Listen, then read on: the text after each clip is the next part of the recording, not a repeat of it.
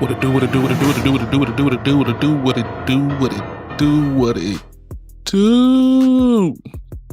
Should play upon the Ziggy2x, man. We back at it getting in. Brand new day, man. Brand new video, man. It's not September anymore. Oops.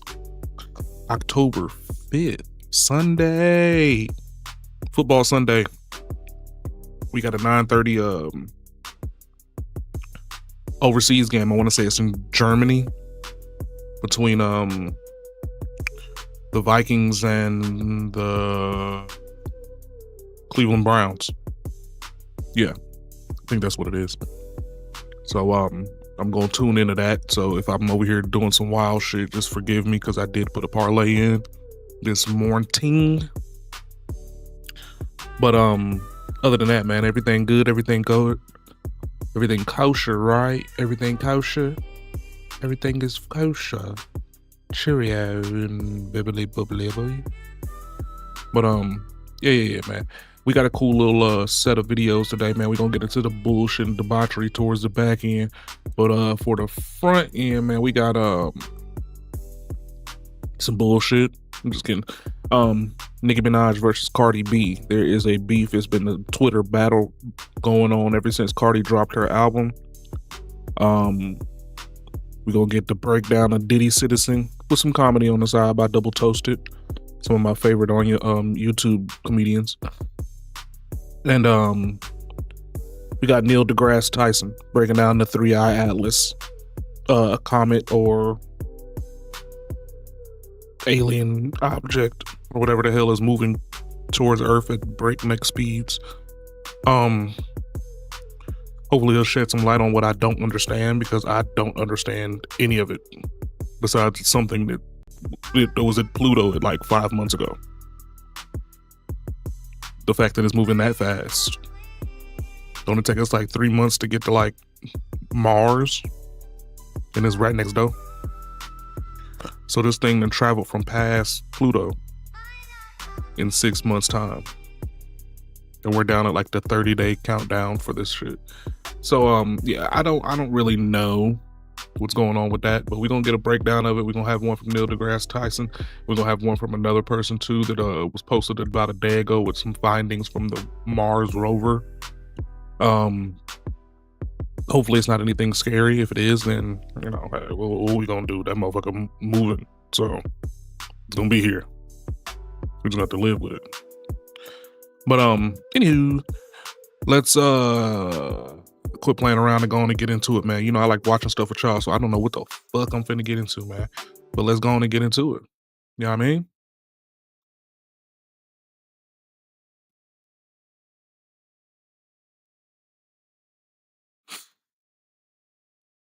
I know this ain't gonna start off with a damn commercial. Okay, no.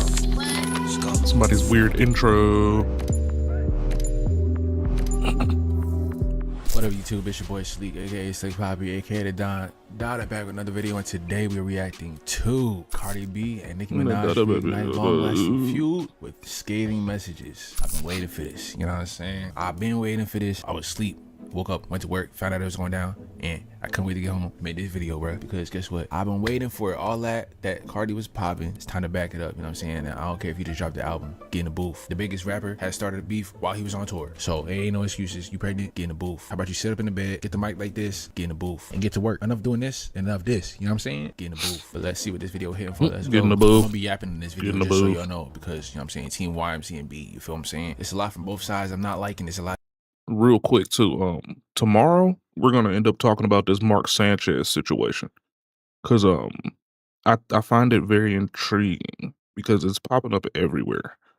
Mark Sanchez, the former quarterback of the New York Giants, and he was an analyst for a little minute too on CBS, I want to say.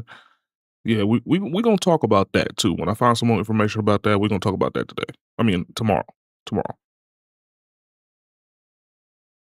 Things I'm seeing from both sides I ain't liking. Nicki Minaj. I had to get the briefest version. They better cover everything in 2 minutes. They're back at it again with their ongoing feud. On September 29th, the rapper started going back and forth in sensitive tweets on X after Nicki mocked Cardi's new album, Am I the Drama? The feud ignited when Nicki took the first shot, writing $4.99, seemingly referencing the promotional price of Am I the Drama on iTunes. She followed up by changing the lyrics to one of Cardi's new songs, Magnet, to take aim at the 32-year-old's recent pregnancy. The original song lyrics say, A, B, C, D, E, F, G, these bitches can't fuck with me. But Nicki changed. Now the crazy thing is they was going back and forth tweeting, writing the old thing. You could tell who really write their own stuff for real.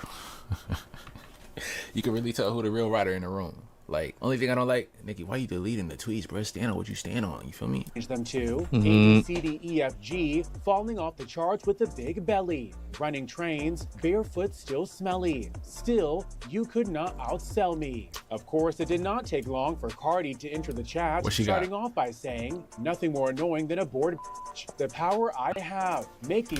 I hate this ego that females be having, like, oh, I really got you this bothered. Shorty, if you don't, clap back. Just come out of rehab every time. Go to your fucking room. The 32-year-old goes on to call you somebody because you were able to get under somebody's skin. Firing back with her own parody of Magnet. I mean, that is a major point. I don't know what he talking about. If I'm able to get under your skin and we having an argument, we feuding with one another, then yeah, I'm winning the battle. Because yeah.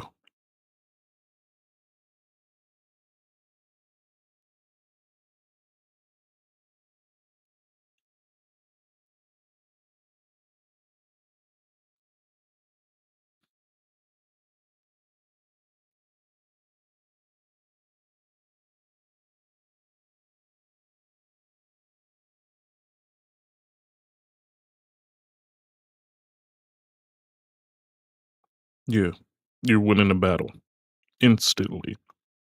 Because if I'm able to get up under your skin to the point where you out of character, then I'm already winning.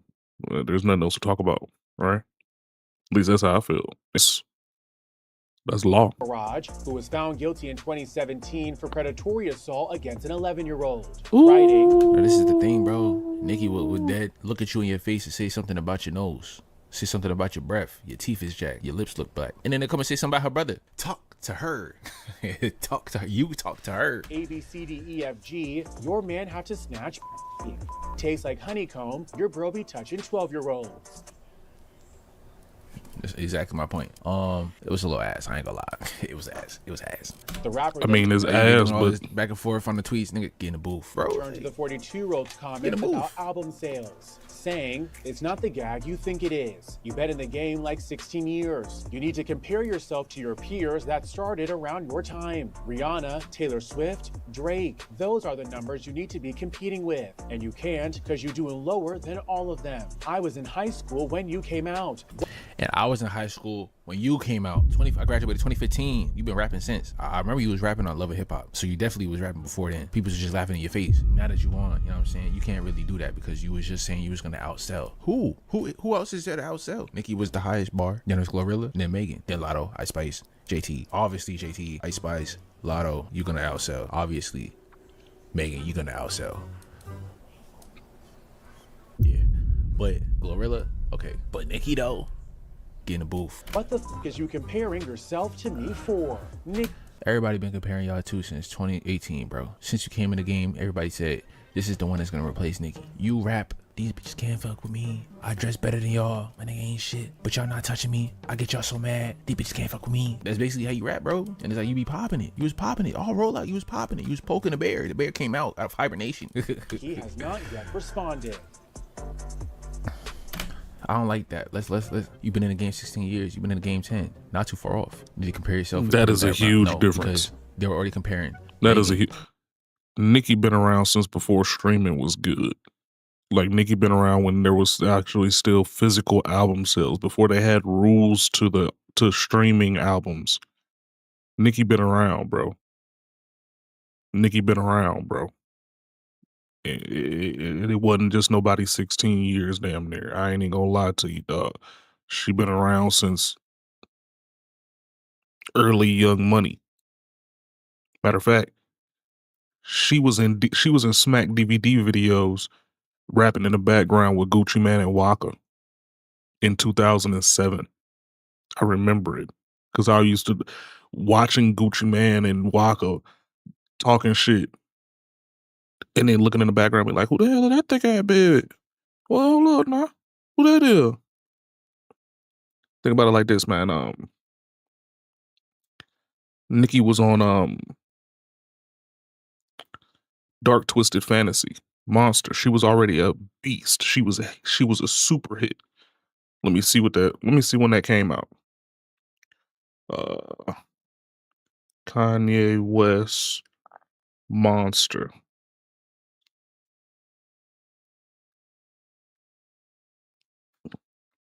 Monster came out in 2010.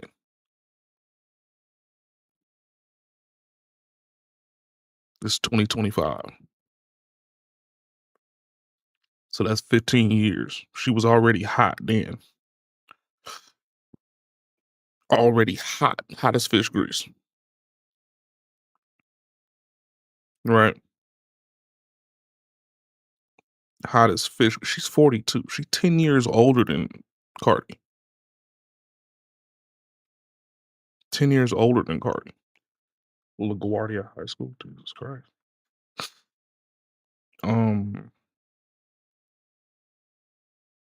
Yeah, she's been around, bro. Like, in music years, that shit is a long ass time, bro. Like a long ass time.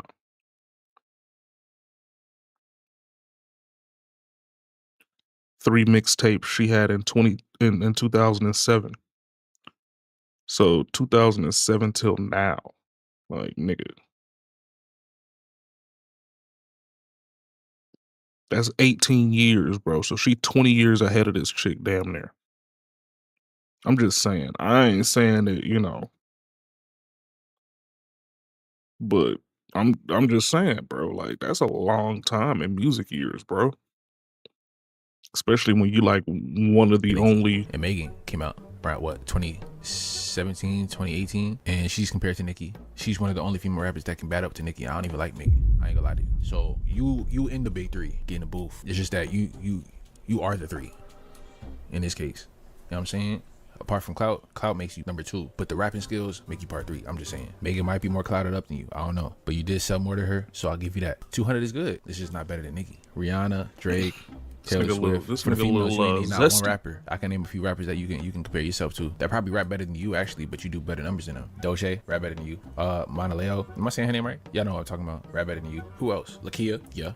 Bia, yeah. Rap better than you. I could keep going. Coi Leray, and trust me, by a thin line. You know what I'm saying? Rap better than you. That's Coi Leray by a thin line. I ain't gonna lie to you. There's one more that's it's on the tip of my tongue, but I can't put my finger on it. You know what I'm saying? But it's definitely some female rappers that you can be comparing to, that you could have put up there, but you didn't. So I don't like. See, you see what I'm saying? How many female rappers were they when Nicki first came out? 2007. It was rapping like she was rapping. So she was unencumbered for over 10 years. Able to do whatever she wanted to do. Drop whatever album whenever she wanted to because she was the only one in the lane. He just named off 6 people. Whether they're underground, more talented or not, she has way more competition. She's still beating all the competition. Nicki had no competition. Her competition with R&B artists. Like I said, I'm not vouching for either one of them because I really could give 2 fucks less. I just want good rappers, period, in the industry. So, I mean, one being better than the other ain't doing nothing for me at all. Are they rapping about shaking ass and popping pussy? 99% of their raps, these 2 aren't. And that's why they getting the love that they get. Stand behind it. Good rap is good rap.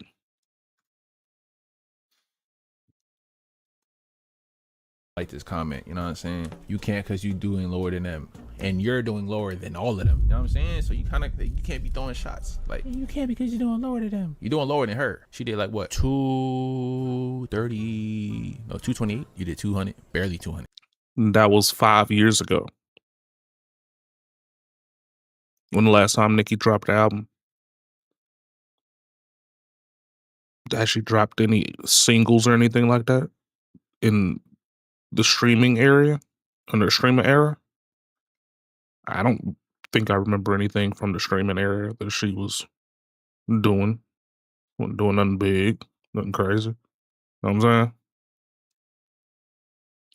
So the comparisons are already 99.6 to be exact. And this isn't even hate. This is just real. You're gonna get to Nicki. You know what I'm saying? Then, I was in high school when you came out. What the is you comparing yourself to me for? Because you are in the conversation of the biggest female rappers right now. The biggest female rappers right now, right? You claim, self-proclaimed by the way, to be the biggest female rapper out right now. You're mad when the biggest female rapper in the game is comparing you to her. I don't know. It don't make sense, bro. So I guess now you're just admitting that you're not on her level. I sound like the DJ head for Nicki. Is this you bowing out? I don't know. How about you get in the studio though? We like to see that. Get in the booth. I don't care if you just drop the album. Maybe this will help the album. Maybe you can make a deluxe and put the disses on the deluxe. Just pay me that 10% for the idea. Word. Nicki has not yet responded. Yeah, I don't like how you responded by deleting them tweets. I know you said it's gonna be a blackout from this point forward, but at this point, you should have left them all up. Should have stood on it. Word, I don't like that. It's not look like you taking everything you said back. I would take back anything that mentioned the kids, but hey, now you got JT and you got what's her name going back and forth. Ice Spice, you should have stayed out of it. I ain't gonna lie to you. You my shorty, but still, chill. If you're not gonna get in the booth and rap back and forth with them, you can't get at Cardi. You probably can, but the clout's not gonna let you. You got to get at the minions too. Anybody that's associated with Cardi B. You just got cool with Lotto, and that's my shorty too. So you need to keep it like that. So leave her out the way. Who can Ice get up with? I don't know. I don't know anybody that's really cool. Yeah, I don't know. But I feel like you should probably stick this one out. Now JT, we need that album. You know what I'm saying? The last one was fire. I ain't gonna hold you. JT one of the ones I could really in the club with. It be looking okay. I be in the club go crazy. I ain't gonna lie. Nah, but JT, she could, you know what I'm saying? And she write her own stuff. Write her own stuff. Get in the booth. She like that. You know what I'm saying? Now, the little Cardi B this, I don't know how I was feeling about that. She could do better because I heard better. You know what I'm saying? But she like that for sure. But it's like a little infinity war going on right now. You know what I'm saying? The same way how it happened with Drake and Kendrick. This is the Drake and Kendrick. I ain't gonna lie. This is Drake and Kendrick. You know what I'm saying? I'm not missing this one. I missed the last one. I am not missing this one. Let's get messy today. And I know what y'all about to say. Some of y'all stands about to be like, you a grown man in women's business. I like hip hop. They're rappers. I like rap. I missed the last beef with Drake and Kendrick. I'm not missing this one. Word. When no promo was on your album. Who is that? Music the first day. That's that Akbar bitch. It just went up on my Saucy Santana. Spotify 9 days ago. With a Megan AI voiceover. We don't hear about the streams. This song wasn't put no billboard, nothing like that. Shit gonna get uglier than Kimbo. Ugh. The fuck was that? She was popping it too. I ain't gonna lie. What she saying? Y'all gonna be gagged. I forgot, but she was popping. You see the money I make on my pitch every day. While my dick out your fit. When my time is over, y'all will see when my time is over. My numbers will be going down. I'm not gonna be on the charts. People will stop on me. You will see it.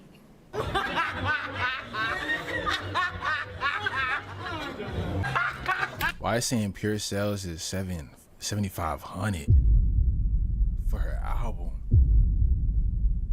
Or is that a typo? Stop playing, bro. What? Stop playing, bro. Talk of the charts, by the way, that's my source. You know what I'm saying? I'm not just talking. I'm not hating. I'm just saying. They corrected it 75,000. How did Billboard mess that up? 75,000 pure sales is crazy. No, 75,000 is not crazy. 7,500 is crazy for Cardi B. Okay, y'all. So the girl. Hopefully this is clear. You know what I'm saying? I just edited out the Saucy boy. He take it too long to get to the point. You know what I'm saying? It's a 20-minute video. I can't do it. I can't. We're gonna get messy, but damn. Get to the point, bro. They already come at me for pausing too much. Girls were going at it last night. Child Cardi and Nicki were going back and forth after Nicki started throwing shots at Cardi B. So we already know that these ladies do not like each other. So basically what has been going on is Cardi B dropped her album, Am I the Drama, on September 19th. Now, ever since then, Nicki Minaj has been subbing her on Twitter. She even announced the date of her album that's coming out on March 27th. Now, people were saying that this was like her being bitter and that she couldn't let Cardi B have her moment. I understand when you having a rollout and then you do this to take the shine away. I understand the night of the album you drop it to kind of step on the album, but this was 4 days after the release, shorty. What are we talking about? She an artist and she already announced that she was gonna drop the album with a tour a year ago. This is next year. This the rollout is starting. You know what I'm saying? You don't like Cardi B announce the album a month before and then do the rollout. Nah, she doing it 6 months in advance. Like, chill. 5 days after Cardi released And it's not even, you know what?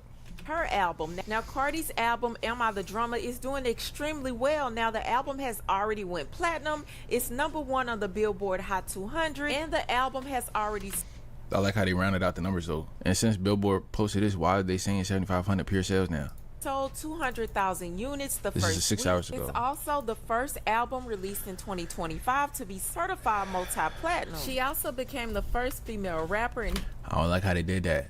They doing it for the headlines. It's only platinum because of the hits that she put on there from years ago. No artist ever did this. Name one. history to debut her first Yeah, I mean, albums. that's true, like to hear but it, still, though. You know what I'm that saying? don't change the fact that this So is the album platinum. has been It's doing done very, by the very well. rules. Now, there was a competition going on between Cardi and Nicki. Everybody was sitting on edge trying to see if Cardi B's sophomore album, Am I the Drummer, chills. was going to outsell Nicki Minaj's sophomore album, Pink Friday. Now, just FYI, Nicki Minaj's Pink Friday album sold 253,000 units. Now, Cardi B did end up falling short in comparison 253,000 units. Now, Cardi B did end up falling short in comparison with sales with Nicki's sophomore album. Now, Am I the Drummer ended up selling 200,000 units the first week, which is really, really good. And Nicki Minaj's Pink Friday, which is her sophomore album, sold 200. So just so y'all not like on my body about this. Talk of the charts. The sales, right? For a Billboard Top 200 for the week.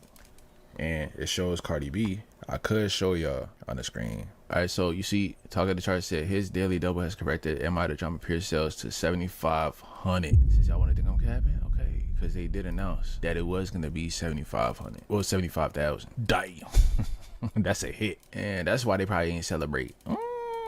53,000 units the first week. And y'all already know the Barbs had a time with this. And they made sure to let Cardi know that she fell short of the sales in comparison with Nicki's sophomore album. Now, this leads to the back and forth between Cardi B and Nicki Minaj because last night, Nicki made sure to let Cardi know that she fell short. So Nicki went on a rant on Twitter and she was going in about Cardi B. Now, I'm going to read these tweets, but y'all need to understand why these tweets are worded the way they are. So Cardi B has a song on her album called Magnet, and in one of her verses she says A, B, C, D, E, F, G, these B's can't F with me. So keep Oh, that's where she got the tweets from. Is Nicki tuned in though? She didn't like it. I don't know, either that or she probably seen the screenshot just like this and it was just like seeing it. that in mind because you're gonna need that for reference because these two are gonna be using that to go back and forth. But anyways, Nicki ended up taking to Twitter and this is what she said. So Nicki said, raw dogging pregnant with the 4th baby, Barney B. A little editing, okay, I see you. You know what I'm saying? and HPV. Raw dogging pregnant with the 4th baby, Barney B, BV, HPV, allegedly. Yo, she is unhinged, bro. Allegedly. This is then crazy. She said A, B, C, D, E, F, G, lied and said mom was Trini. The mom ain't tranny though. I ain't gonna lie, the mom ain't tranny though. She worked in tranny. I heard allegedly. I heard that she worked in tranny. That she not really Trinidadian. She Dominicana. Had worked in Trinidad. You know what I'm saying? But Cardi B is not black. Please stop. She's not black. I'm sorry. She's not. Let it go. Like Frozen. Let it go. Then she said A, B, C, D, E, F, G, surgery to look like me, tell that rat and tell Jay-Z, Rico, fraud, and perjury. Come on, stop tweeting this. You better not put this in a song, because now you're gonna look crazy. You should have put it in the song first, dropped it, then tweeted it. Now you're gonna look like you just putting together tweets, just like the last time, and they gonna get on you. Come on, queen, stop playing, bro. And Cardi responded and said, That was hard, A, B, C, D, E, F, G, your man has to snatch P tastes like honeycomb, your bro be touching 12-year-olds. Like they said, we can tell who wrote it. We can tell who really the writer in the wrong. A, B, C, D, E, F, G, pregnant, play with his pussy. Now she's referring to the Even when you read it, like it flow better. Like I don't know. I'm not glazing. I promise you. I'm on no side for real. alleged gay rumors of I lied. I'm Team Y, MC, and B. I'm sorry. Stefan Yeah, we Diggs, can tell. who is We can Cardi tell. B's Why you looking like that? boyfriend and baby daddy. Then she We added can tell. A, B, C, D, E, F, G, rap like Barney, still ugly. And Cardi posted this picture. She got her little syllable game on lock though. I ain't gonna lie. Like you could read it and it flow. It don't matter what page you say it at. You could read it and get the you know what I'm saying, cadence and shit. That's crazy, ain't it? Damn, Nicki, my bad. I ain't beat game. I'm over here saying I can rap better than you, stuff like that. And I can't do that. Nicki Minaj posted this picture of Cardi B. But Nicki was not done. She then posted A, B, C, D, E, F, G, falling off the charts with a big belly, running trains, barefoot, still smelly, still you could not outsell me. And Cardi B responded and said, all right, now this is the third tweet talking about my pregnancy. Like you wasn't going to different fertility doctors because you couldn't reproduce from all them. You was just like talking crazy like, oh, I really got this one bobbed it. I really brought her out here, you know what I'm saying? And now she really got on your skin with that tweet. She playing around, bro. Nah, it is crazy. Talking about somebody's pregnancy is crazy. I ain't gonna lie. So I'll give you that. Perks, damn, Jody. scrambling your eggs, not allegedly. Lord protect my babies. And then she asked, why you keep bringing up my album? It's not the gag that you think it is. You've been in the game like... You said you was gonna outsell. You was poking at it, you know what I'm saying? And then you said that on live, not on live, on Spaces. You said you was gonna outsell, and you was gonna outsell your favorite rapper. I don't know what is the true, you know what I'm saying, video, screenshot, or whatever, because they was messing with the AI, putting Pink Friday in there. But you did say you was gonna outsell. You didn't outsell. 16 years. You need to compare yourself to your peers that started around your time. Y'all are only 5 years apart. You are her peer that started around her time. Rihanna, Taylor Swift, Drake. Those are the numbers you need to be competing with. Like I said before, you ain't even one rapper though. Come on, and dude. You can't because you're doing lower than all of them. And you're doing lower than all of them. I was in high school when bro. you came out. What the F is you comparing yourself to me for? Child, it was a complete mess, but this isn't the first time that these two ladies have went back and forth. Y'all are literally like a stick off the same tree. You feel me? Y'all. Nicki Minaj had her first mixtape in 2007. Cardi B had her first single, not even a mixtape, in 2015. Y'all, I'm comparing Nicki Minaj to Cardi B. Whoa, my bad. You know what I'm saying? Let me stop. I want to know, what do you think about I this take that back back. and forth that went on between Cardi B and Nicki Minaj? But y'all let me know what you think in the comments below. That's all I have for you, and I'll talk to you later. It's interesting to me how Nicki Minaj is always talking about how Cardi B wants to be her, but it's always Nicki Minaj aligning herself with Cardi B. Never the other way around. I never, ever, ever see Cardi B speak on Nicki Minaj at all. She is always responding, so, like, Nicki Minaj. Never the other way around. Nicki Minaj goes out her way to align herself with Cardi B. This is the type of delusion that you be seeing on Twitter for real. Cardi B, never the other way around. Do we not just see the same rollout? I never, ever, ever see Cardi B grown as hell, just loud and wrong. at Like all. She is always responding, so. Let's just play it back again. I need a. It's interesting to me how Nicki Minaj is always talking about how Cardi B wants to be her, but it's always Nicki Minaj aligning herself with Cardi B. Never the other way around.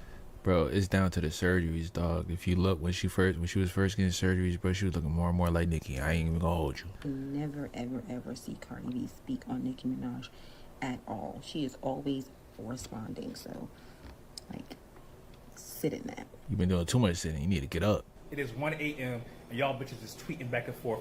The B word, crazy. You're a grown man. Chill. You know what I'm saying? Get in the fucking booth. Get in the booth. Oh, he a saucy boy. That's probably why. Cardi is fighting back. Nicki, Onika, I don't want to hear none of that. Oh, you tweet. No, bitch, get in the fucking booth. I better have a diss track on my Spotify by fucking Wednesday morning at the latest. Y'all bitches been way too. He said, no, we ain't waiting till the afternoon, man. We need that in the morning. Too much time on fucking Twitter. This is the thing. I love rap beef. I need the beef to be in the music. I don't care about. He is telling the truth there. Get in the booth. But the B word though, chill. I don't care about who had. You got grays in your beard, dude. I don't give a fuck about who had a baby. I don't care. Give him more of a reason for him to use the bitch word. I don't care. You are. They acting like bitches. They bitches. I mean, what are you talking about? This man over here censoring folks because he in love with a bitch that he ain't never met. Nicki Minaj and Cardi Shit B weird as is shit. quite entertaining. I love a good Weird as rap. mother. And with these ladies both being from New York, their insults hit hard. Yeah. They go low. Their insults are... I wonder if that clip of Cardi like spazzing, if that's really like recent. It gotta be recent, right? I think she tweeted an apology to Lotto because, you know what I'm saying, she disrespected Bae, as she should. Apologize and stand on it and apologize. Word. Never come at Lotto again like that, bruh. What's he talking about? It might be recent, but that's crazy though. They do not hold back whatsoever. These two have been very consistent. They do not like each other, and I don't think they ever will. And the thing is, I get both sides. One person feels like, hey, I'm the coach, I'm the person who put you on, you need to respect me, blah, blah, blah, blah. But the other person feels like, you're not about to sun me. And that's just very New York on both. So let's talk about that, right? I don't think that Cardi B put Nicki on. No, I don't think that Nicki put Cardi on. But Nicki could definitely sun Cardi. You can't flex rap when you got a writer. You can't flex dressing when you got a stylist. Because you don't be dressing yourself. Be honest. Can't say nigga if you're not black. Y'all can call me messy, but I truthfully feel like this just makes music fun. Because now we're all patiently waiting for March 27th to get here so we can listen to Nicki diss Cardi and... Now her rollout needs to be the diss tracks just like Kendrick. It really do. In between from this point forward to the next, I say next month or two, diss tracks. Then after that, start dropping the singles with the music videos. Come on, Nicki. You and Drake got this habit. Y'all trash at rollouts. Y'all gotta, you know what I'm saying? I need music videos. I need promos. I need interviews. The streaming stuff is cool. Hop on a stream or two, but you gotta get in the booth. Do more, you know what I'm saying? You literally got this pregnant lady walking out, handing out CDs, get in the booth. Like it's 2002. Like, come on, bro. And the rest of her sons. But anyways, thank you to these ladies for entertaining me before I went to bed. Now I walk up to Cardi B and Nicki Minaj stuff tweeting each other. Oh, jeez. You know, Twitter. Oh, jeez. Whatever y'all want to call it. I mean, Cardi B album was out the chain to me, and it did numbers. I don't give a damn if it didn't do more than Nicki's, but it did damn numbers. I mean, they both... Yeah, 200 is valid. Damn thing. It's just, if you hit 200, that would be valid. Like, they both rich as hell. They both in the same... Well, I don't know. I'm going to stay my broke ass up out of it because I ain't even no millionaire. Shit, and I ain't got nothing else, so I'm going to chart. So I'm going to just stay in my lane. Okay? I love situations like this because it showcases y'all fucking double standards. Just last week, everybody was gagging at Cardi B for going at JT. And now that it's Nicki Minaj popping her shit, everybody done found their moral compass that was just deep in the fucking trash last week. And I love when Nicki Minaj does what she does because every time something is done against her, it's just a big coincidence. Prime example. The first day that Nicki Minaj got up talking about Jay-Z, out of the blue, here come Cardi. Go to dinner, go shopping, go to the park, get off the internet, enough. Nicki Minaj ignored the fuck out of her because she understood that Cardi was about to do her album rollout. Then all of a sudden, Cardi B hops up on the Imaginary Dragons beat, and they're pushing it real big that she got Jay-Z's approval. Trying to bait Nicki again. No matter how you flip it, bop it, and pop it, y'all ain't never thought about Cardi B on any fucking Jay-Z song, or even about them in the same sentence. And then to not even use it as just a song on your album, it was your lead single, one of your lead singles, and it fucking flopped. All because she was trying to bait Nicki, and y'all don't want to admit that. Nicki can't win with y'all because y'all don't like her. Cardi will say some shit that's absolutely stupid like she just did, and y'all will eat it up. The man talking so fast, bro. His mouth is not even matching with the words, bro. I know you got a 2x speed, but still. Example, how was you just trying to shame JT last week for having an abortion, and now you're trying to shame Nicki Minaj for going to the clinic supposedly to get pregnant? Bitch, which side do you stand on? Like you was just with Kamala, bro. Bro, it would be bird brains, bro, with the influences. I'm telling you, you was just with Kamala. You know what? Is it a problem to get abortions, or is it a problem to try to have a baby? But see, y'all don't even care how that don't even make no fucking sense just because y'all don't like Nicki. You do got a point, though, you know what I'm saying? And even still, get in the booth. I'm still in the middle, but I'm more towards YMCMB. So that's where I be. You feel me? Get in the booth. But y'all let me know in the comments what y'all think. Yeah, man, I ain't... You know what I'm saying? Y'all can come for me in the comments, too. I ain't feeling what you're saying, dog. You a little too biased. Description box below the bell to the side because you're a little too biased. 10 away, like the video. Let's get it. Get in the booth. I agree. They need to get in the booth, but at the same time,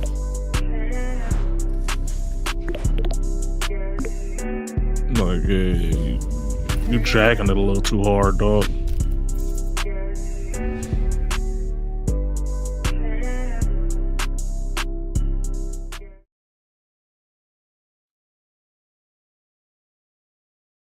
Style starts with the details. The difference between mid and next level, a real gold chain that hits. lifetime guarantee, over 36,000 5-star reviews, and a free chain with every new order.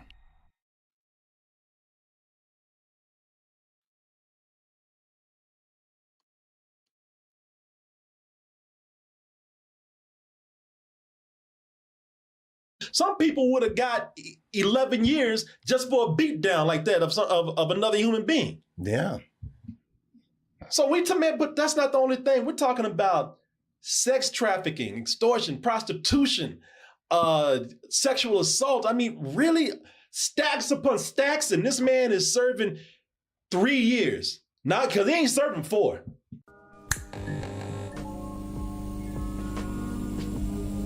Double Toast is going to be doing a little tour. It's going to be hitting 3 cities very soon. Atlanta, Georgia, that's October 11th. Going to be in Santa Monica, California, November 14th. And going to be in Seattle, Washington, December 12th. And you can get your tickets for those by going to x1entertainment.com/doubletoasted. So people, are supposed to start this recording a little bit earlier, and I'd be damned, I got Diddy'd again. Right before I was about to press this button and get everything going, the Diddy sentencing came through. Finally. We've been waiting on this for a long time. We've sat through videos. We've sat through descriptions of things that we never thought we'd hear. Bedrooms full of baby oil and dildos. And also took a break from one of my favorite things out there, those Diddy courtroom sketches, man. The long neck himself. Oh boy, I was missing my Diddy cartoons out there, man. That was my favorite comic strip, the Diddy cartoons. Diddy's courtroom. Yeah, man, I was right up there with Snoopy and Peanuts, man. Diddy, that's what the cartoon's called, Diddy. Good grief. Good God, if you like it. But after all this craziness, man, and we all know that Diddy, he was, there was a lot of things that he was on trial for. He was on trial for abuse, sexual abuse, sex trafficking, prostitution. He was a pimp. All the greatest hits. All of his greatest hits ever. Some of them literally being hits. Yeah. But today, he was sentenced, and my man, he ended up getting, I'm going to tell you this. Let me see here. Yeah, the sentencing was today. They went ahead and dropped his punishment in the courtroom today, which immediately turned him into He talks like he's from Friday. It looks like the Scream. It looked like look at What do you mean by that? Man, Proud Family. Look at him. He got sentenced 4 years. So, folks, I'm gonna tell you something. I was already cynical about this. My cynicism was high with this. I believe I said, I should have bet on this. I should have gone to Kelshi. Yeah, I should have gone to Kelshi and bet on this right here, because I said, I believe my numbers were very close. I said that he's going to get 10 years. Bro, what is my damn neighbors doing? And that's pretty Jesus goddamn Christ. cynical, because he should have got more. And I'd be damned if you didn't come in here and exceed all my negativity. Oh my God. When I heard I looked like that. I'm upstairs. Eyebrows looking like Nike swooshes. Look at that. Yeah, look at this, man. Just do it. I mean, if there's any good thing out of this, I got some fresh courtroom drawings right here. Should make that your profile picture on Facebook. Every picture really is more like a Diddy comic strip. Like look at this right here. Look at Diddy.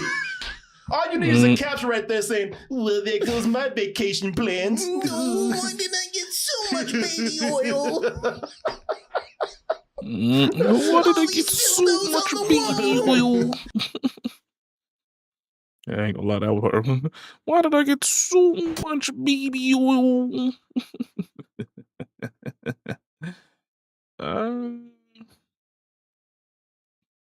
That is funny. That was pretty funny. They gonna make this shit funny as hell. What'll happen to my dildos? I love the drawing of the guy on the far right looking over at him. You see that? Damn, that guy looks up. I like the dude with no face at all. What? I mean, these courtroom sketches are great. Like, I love this dude back here. Dude, don't assume that gender. I don't know what that is. It looks like an alien. I don't know what that is. That's a gray in a costume. Man. Can we please keep these drawings going from jail? Yeah. Can we get a daily cartoon of Diddy in prison? Can they look like this? You might be onto something. What about a comic strip about Diddy that's stylized to be done like this? Yeah, I'm being serious. I want this. The man, give us something good out of this. Because I'm going to tell you, so with Diddy, here's all the rulings that happened. So a judge sentenced Sean Diddy Combs to 50 months in prison, fined him $500,000, and ordered him 5 years of supervised release. So I guess that's some sort of, you put on probation in a way. Like an ankle monitor and type shit? No, I don't know. I don't know what it is. I don't know what the supervision is, but I guess some sort of probation. So the prosecutors had pushed for 11, and they wanted they wanted him in 11 years, man. And the defense, they wanted 14 months. So I guess they made some sort of deal in between. But look, y'all, this man, I mean, all joking aside, I mean, we're laughing and everything, but this was no joking matter. I mean, this man was the ultimate abuser. I mean, we saw the video where he beat, for that alone, he should have served 10 years. For that beat down of Cassie Ventura in that hotel, man, that's some people who, they've served longer for weed charges. And this man, some people would have got 11 years just for a beat down like that of another human being. Yeah. So but that's not the only thing. We're talking about sex trafficking, extortion, prostitution, sexual assault. I mean, really stacks upon stacks. And this man is serving 3 years. Not because he ain't serving 4. I thought he was gonna get 10 and serve 5. And I was just being realistic about it. Apparently I was living on cuckoo fantasy land. Yeah, I mean, human trafficking is one of the most intense charges you can get. And just 3 years for that is beyond a slap on the wrist. This man, he was such an experienced abuser that he ran down that hallway with a towel. That towel never came off. I ain't trying to make a joke, but he beat that girl down. That towel never fell. Yeah, he knew. He is like the personification of that gangster type person you guys were talking about the other day. He's a businessman, but he will f you up. This fool was don't be sitting up here drawing all these damn happy ass cartoons of him. This man was a monster. He is a monster. This man, and I'm not trying to, can he be reformed? Can he stop? Maybe. I'm not one. Hey, look, I'm not one to judge. Hopefully he can be, but that whole thing of giving him a slap on the wrist like this fool's gonna be back at it again. Yeah. Yeah, and listen, he ain't gonna be. I doubt he'll be as abusive as he was, but some of those bad habits are gonna stay because this man beat the system. He's talking about now. He's trying to come out talking about I'm saved. Yeah, I'm a different person. Oh my God. He's doing this thing I was a bad boy. Records. This man, he met this dude. He's talking about I'm reformed now, I'm bad. I hope he is. I do believe in rehabilitation. I do believe in second chances. But when you get a slap, this was a slap on the wrist. This man did some horrible in all things which people who have done technicalities, less have served more for. And the reason why this is such wow, man. If morale wasn't already down in America as it is, just another example of how justice is bought, is never really earned, is never really given out of fairness. If you do get it, you're lucky somehow. But money buys justice, man. Money because he got this because he had the finest lawyers that money could buy. Oh yeah. Money does buy justice. You're right about that. But for me, money can also buy my forgiveness in this case. You want to be forgiven, he's going to need to do a whole lot of good work. And he's going to need to help a lot of people. And I don't see that happening. $500,000 fine, please. Hey, it's chump. That is chump change is what they're saying. They're saying $500,000 is chump change to a man that's been in jail for about 3 years already and hasn't been able to make any money. He's technically under a RICO statute, so he hasn't had any new money coming in, and he hasn't been able to use any old money. The lawyers that he's had has been on pro bono until the RICO charge was lifted into whatever it is now, just the regular sex trafficking, which in all technicalities, I mean, he's flying willing participants from one place to another, which is still pretty bad, but willing participants nonetheless, right? Now, don't get me wrong. Yeah, there have been abusers that have gotten a lot less time than, or a lot more time than he, just beating up on bitches. But like on the G, he flew 2 different hoes, one male and one woman, from New York to Miami that were willing participants. And the only reason why they're using a sex trafficking statute is because they couldn't get them on anything else in the RICO. That's like me flirting on the phone with a chick. And she wants to come from New York to Atlanta. And I facilitate the ticket. And all we've ever done was sext. You know what I'm saying? And she come down here, she wants to bust down. That's not really sex trafficking. She's coming out here as a willing participant to participate in sexual acts. And I'm just facilitating the ability to travel. You know what I'm saying? I don't know.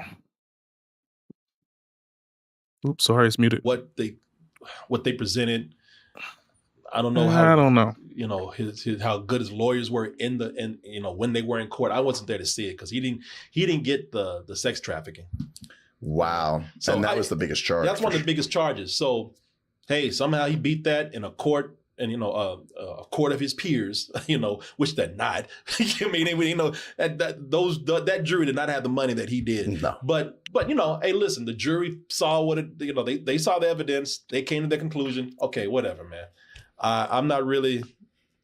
This is sex trafficking. Like said, this is something where fly out to Puerto Rico and just bust down whatever I see. His money was able to get a really because technically I'm transporting in lieu of there was some shit talked about sexual Diddy gratification. Years. I mean, right? Oh yeah, it's so much so there's been movies where like he was playing an exaggerated form of himself, where it turned out that was just him. Hey everyone, excuse me. We have to give a quick word out to our sponsor right now, which is Shopify. And you know what? People send me their works of art and things that they do for us all the time. I look at them and I say, you know what? Those people can start their own online businesses, be their own entrepreneurs, and the best place to start. Wow, I wonder how they would do that. You know what? Shopify. You know what I was about to say. Shopify is the commerce platform behind millions of businesses around the world. I'm speeding it up, y'all. Easy. Shopify helps you build a beautiful online store to match your brand style with hundreds of easy-to-use templates, no coding skills required, and Shopify is packed with helpful AI tools that help you write product descriptions, page headlines, and it'll even help you with not your helpful product at all photography. right now. This is they still presented out there. It is what it is.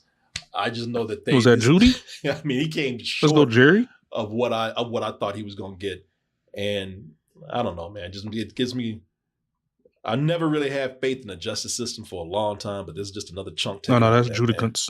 Yeah, I don't know. So is he like in the next week or so he's going to be taken to prison? Yeah, and I think he'll serve some time. I mean, listen, the way things are going, I would not be surprised. Let me ask you something, chat, because I don't know anything about the law. This is just, again, my cynicism talking right now. But can he? He's gone. I don't think he's going to do 4. He'll do 3 if anything. But can he? A year and a half. If I was, can he get out in a year and a half with good behavior? Can that happen? And then they extend his probation. The thing is that they're going to try to get him with a time served too. Me not knowing unless the law, unless they had time served already added into Google what's the as soon as someone with a 4-year sentence can be released from jail. But you know, with money, that is a lot of power. And wasn't he the guy who was like waving and smiling at the jury and shit? Yeah. Yeah, it was in the court draws. He said it was in the court drawings. Jesus. Some states allow for what up, release YouTube, man? after Make sure y'all hit the serving like, only comment, and 1/4 subscribe to button. 1/2 of the sentence. That's what. See, this man will be out in a year and a half. I'm gonna guess. I'm just gonna, and that's me with no experience or anything. That's just me saying he has money, and me just, look, my guess was pretty close last time, and again, he beat that. So, and you know what's bad about that? If he gets out in a year and a half, we're not gonna have as many Diddy cartoons. You're gonna have to do it yourself. Somebody said he'll be jobless. I believe that he'll get around it somehow. Are you kidding me? A guy who is seen as a legend? You think that R. Kelly is struggling right now? No. Guys, Granted, R. Kelly is doing $300 cameo requests right now from prison. Will he ever get a record deal? Hell no. Will he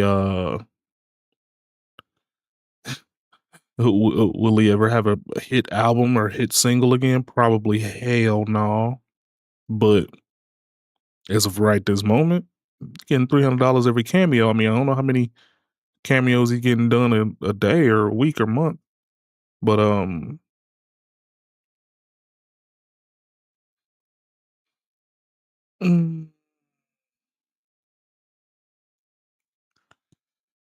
oh, this little 10 just called me daddy. Oh God. Okay, daddy, I'll be waiting. Oh my jeez. McDonald's Uber Eats to his house every day. It's R. Kelly's in jail, right? Yeah, I'm sure in jail he's getting it there too. I don't know what he's getting, but all I know is if Diddy gets out, the Diddleizer, Diddy still has a lot of money. Diddler. Yeah. It's Diddy. Diddy still is Diddy. It's Diddy. People love celebrity. It's Diddy. We treat them like gods. We kiss their ass. We have short-term memories. He'll have unfortunately, no matter what kind of, sometimes the more notoriety you have or infamy you have, sometimes the more infamy you have, the more people, even more people you have that want to glom onto you and support you. Especially not even the lie to you. Diddy's probably gonna have a whole lot of speaking engagements for a while. Third Reich, bunch of Kanye interviews. West. He's probably gonna ask that people guy to pay should for be it. done, and people can't stop listening. No. If he gets out, people say he served his time. That's what I would say.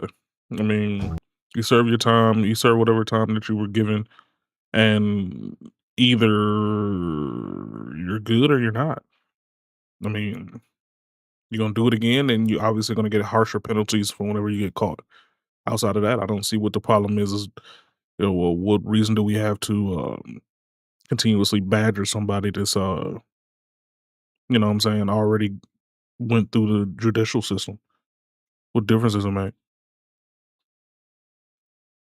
Why do it? Why even hold on to it enough to actually do all that? His sentence is done. He's still on probation. People say, "Hey, justice was served." And what are we supposed to do? And then they'll keep supporting him. So this dude ain't going nowhere. Yeah, and even if he doesn't release an album, I could see like a big thing being like produced by Sean Combs, and people like, hear about this new guy? Diddy is producing him. He'll still, he'll be able to. His notoriety will even be higher after this. Shit, he'll even be more gangster after this, he went to jail. Yeah. Junior, what was it? Junior Mafia, whatever. Yeah, he'll be a real gangster now. He went to jail, served time, came out. Yeah, man, he'll be fine. I ain't saying that's the way it should be. I'm just telling you that's what it is. He'll find a way to. Don't worry about him. He'll be fine. He'll be too well off. He'll come out and produce a Kanye record. That's what I'm saying. Yeah. Yeah. You have two of the craziest dudes in music. It'll be Kanye. It'll be a new track by Kanye that's dropped, produced by Diddy. Featuring R. Kelly in jail. Featuring R. Kelly. Background vocals by Bill Cosby. Oh, hell. Another That would flag. be kind of awesome, though. I'm not gonna lie. Kanye remixing mouth noises from Cosby. You'll get a track Mouth noises. that's featuring Kanye, produced Nah, I ain't by gonna lie, that's Sean funny as Diddy fuck, man. Combs, featuring background vocals by Cosby.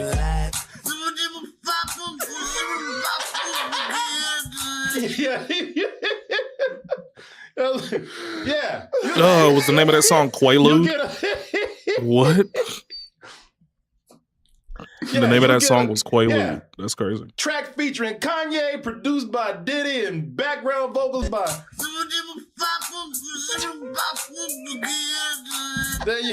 love that the picture's like kind of shaking. Yeah, boy. I'll be the first one to get it. I want that now. Load up iTunes, 99 cents. Click. Damn. Well, you were old. Nobody pay for no goddamn iTunes anymore. Well, you were the one who said you were going to buy the song. What, are you going to go to a store? No, I said I'll get it. Okay. I didn't say I'll buy it. Well, we went back to 2005. 99 cents on iTunes. Yeah. God damn. Yeah, man. All right, let's get to something a little bit more serious, man. We're looking at that 3-eye atlas craft that's moving through space.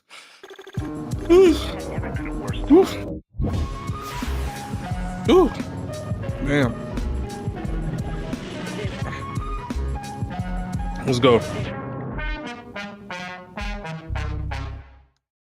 Claude. Aliens paying us a visit from another star system? Let's go. What's up with that?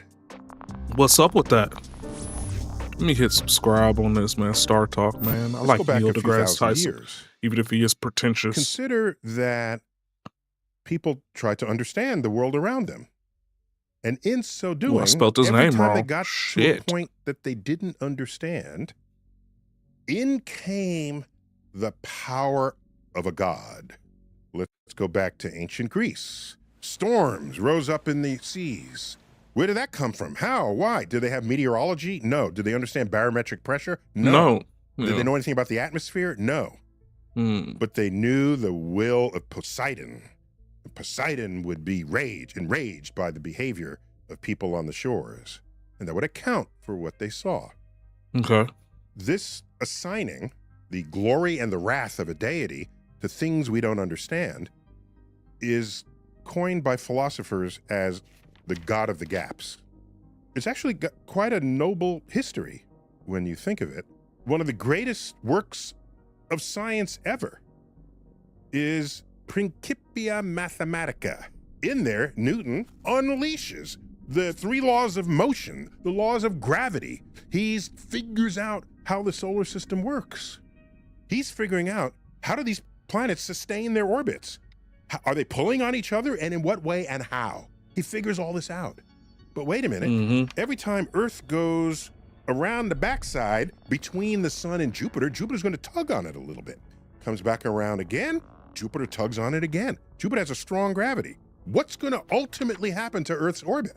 In this scenario, Earth's orbit will become more and more elongated. The gravitational tug of war between the sun and Jupiter will yank Earth out of its orbit, destabilizing the solar system. Not only Earth, the other planets as well. He said, oh my gosh, this will take time, but clearly the solar system is stable.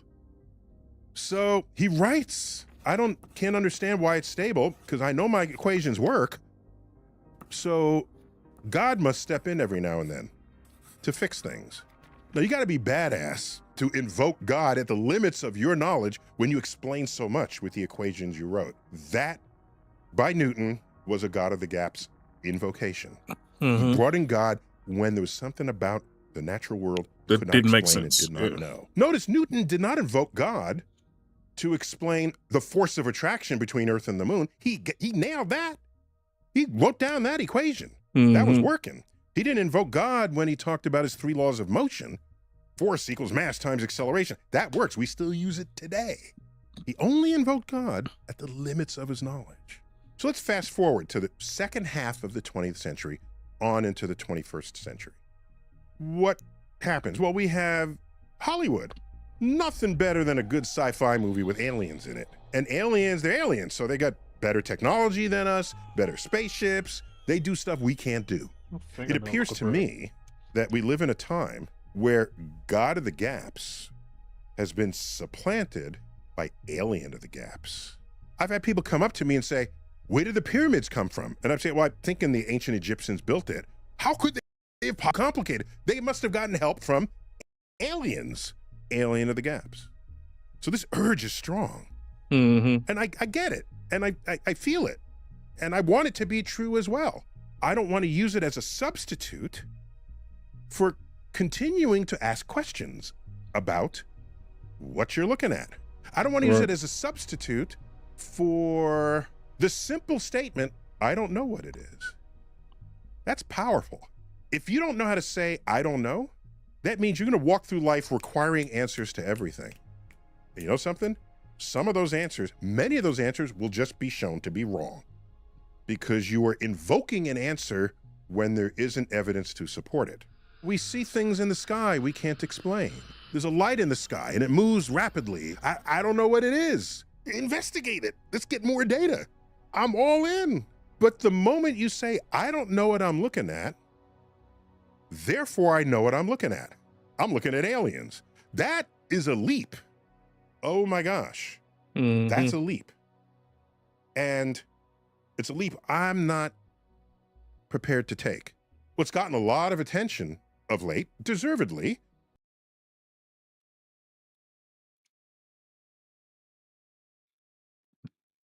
I can respect where he's sitting there with that as a scientist and not just a plebeian out here just on the side, just looking at everything and not having any kind of scientific knowledge or know-how or anything like that. I can see where he's coming from with that. There's no reason to just automatically jump to, oh, it's aliens. But also, we haven't seen anything move that fast in an aimed in a situation that looks like it's aimed and directed a certain way, coming towards us from outside of our solar system. Never. Now, I can see how one could be the other, and I can see how it could also not be the other. But, you know, we've had now 3 we've visitors never seen from that. interstellar space. Love it. We've been looking for these puppies for decades, by the way. Everything in the solar system, the planets, the moons, the comets, the asteroids, all of it. If you calculate how much energy it has, it is contained within the solar system. None of these objects have enough energy to escape the gravitational pull of the sun. The sun owns them. That's our family. It's the solar system. So we learn about the planets, we go there, we land on them, we land on the moons, we land on the asteroids, we landed on comets, we get data, so we get a sense of what these objects are. Right. That goes into our catalogs, we form our hypotheses, we have some theories that get tested. Yeah. That's how science works. Now we have a visitor from another star system. Again, we've been looking for these for decades. We expected it to show up at some point. Here's the solar system in orbit around the center of the galaxy, drifting through space. Something's bound to visit us that escaped another star system. By the way, models for the formation of our solar system suggest that we might have been born with many more planets than 8. Upwards of a dozen, 15, 20, possibly as many as 30 planets started in this solar system, many of which had unstable orbits, crashed into Jupiter, crashed in the sun, or got ejected. You get ejected with higher speed that could be contained by the sun. They're out there somewhere. We think that happens in every star system that formed. So some of that junk at some point is likely to pass through our star system, the solar system. Okay, so 3 objects have been found in the last decade, okay? 3 of them. And they've had some anomalous features. Fun, I love it. The first of these, Oumuamua, discovered with telescopes in Hawaii. That's a Hawaiian word for first scout, basically. So that, as it came through the solar system, we said, all right, we know what trajectory an object with that speed and that direction coming in should take as it rounds the sun. Then there was the actual trajectory, which was different. Like, whoa, whoa. Well, comets have a way of outgassing when they get near the sun, and that puts an extra little sort of force on their arc of motion that has them move in ways that are not purely gravitational. And that's true for all comets. So we thought maybe that's outgassing. But suppose you look and there's no outgassing. So what's going on? Well, that's fun. We don't understand it. Not initially. So what's your first thought? Is it aliens? That could be. Like I said, it's not my first thought. I promise you, it will be my last thought. But it's not in the list. It's in the list. It's just way down based on the history of trying to understand things that we don't understand.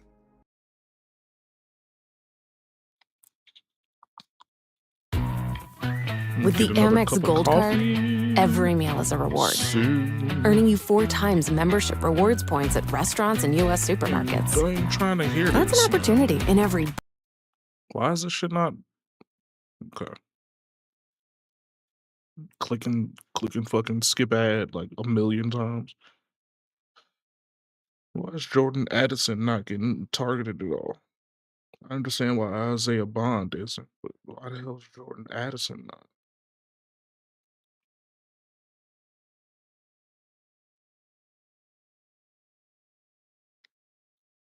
Look, now we froze. What's going on? We have 2 more objects that have come through, and they have some weird properties. The brightness, the rotation rate, and so they don't match some of our models for what comets and asteroids should do. Whatever anomalous behavior these objects exhibit, I'm delighted that they're finally in the catalog, and we'll figure it out one day, maybe. And while my first thought is not that it's aliens. Right. I promise you that is one of my thoughts, but it'll be last on the list. It's easier for me to recognize that interstellar objects are fundamentally different from anything we've studied in the solar system before. So we have to derive a new understanding of what an object can be as it moves from one star system to the next. It's easier for me to think this is a new kind of object that requires way more study than we've given it thus far, than to say, aliens did it. Aliens. Based on my read of history, and I do a lot of reading of history, I have a certain resistance to swapping out God of the Gaps and replacing it with Alien of the Gaps. Mm-hmm. That's just me. Regardless, in science, you always want more data. Always. You need more data. You want better data. You want different kinds of data, different kinds of telescopes, different kinds of observations, different people observing it. Often a person might have a bias that can influence how they interpret what they see or how they even measured what they see. The good thing about science is we have built-in error-checking mechanisms. One of them is peer review. That's one of them. Someone looks over your shoulder and say, "What are you doing?" That's one kind of peer review. Street peer review. What the hell are you doing? No, it's more formal than that, obviously. But you get someone else to sort of check up on you. They're really checking for your biases. Because as science, we know we are humans just like anybody else, and we carry biases. So you don't want your bias creeping into either your acquisition of data, your analysis of the data, or your interpretation of the data, because some other scientists will call that out. You want it to be sort of as straight as you can. And once you did all your homework, sure, you can speculate, go ahead. But the speculation should trigger more observations. Good speculations will do that. You want to know what's up with that? Aliens coming to visit Earth? Maybe, but based on my read of history, unlikely. And that's another edition of Star Talks. What's up with that? Till next time, keep looking up. I respect it. I respect it.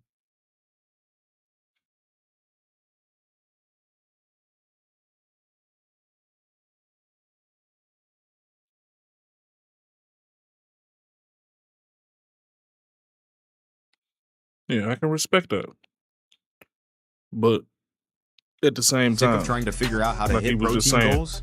there's a whole lot of unknowns in this situation, and all the unknowns are completely outside of this world of what we understand. Atlas, this strange interstellar visitor is not just a comet, not just a frozen rock from another star system. October 2025 was supposed to be the month of clarity. For months, every organization with spacecrafts around Mars had pointed their instruments towards a single mysterious object, 3i Atlas, the third recognized interstellar body ever to enter our solar system. Scientists hoped Mars would finally give them answers. From Earth, 3i Atlas was already slipping toward the sun, soon to vanish behind its glare until December. But Mars was perfectly placed. ESA's Mars Express and ExoMars orbiters, NASA's Mars Reconnaissance Orbiter, even the Perseverance rover on the surface, all were primed to turn their instruments outward between October 1 and 7, when the object would pass just 29 million kilometers away. The high-rise camera on board MRO, capable of resolving features as small as 30 kilometers per pixel, was expected to deliver the sharpest images ever taken of an interstellar visitor. For comparison, Hubble's best image back in July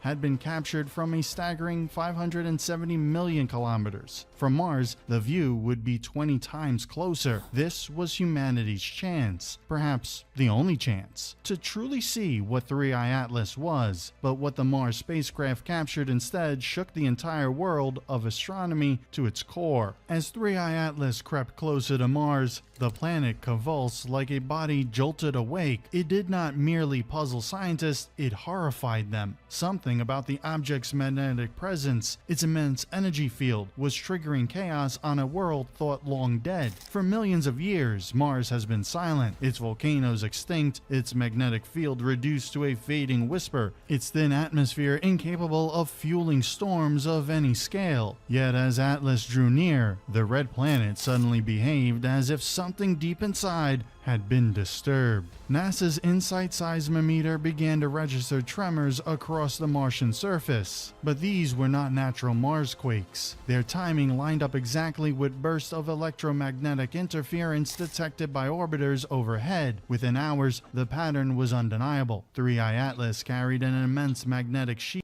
Hold up, y'all. I'm gonna be right back. Hold on. Right before we get into this too deep.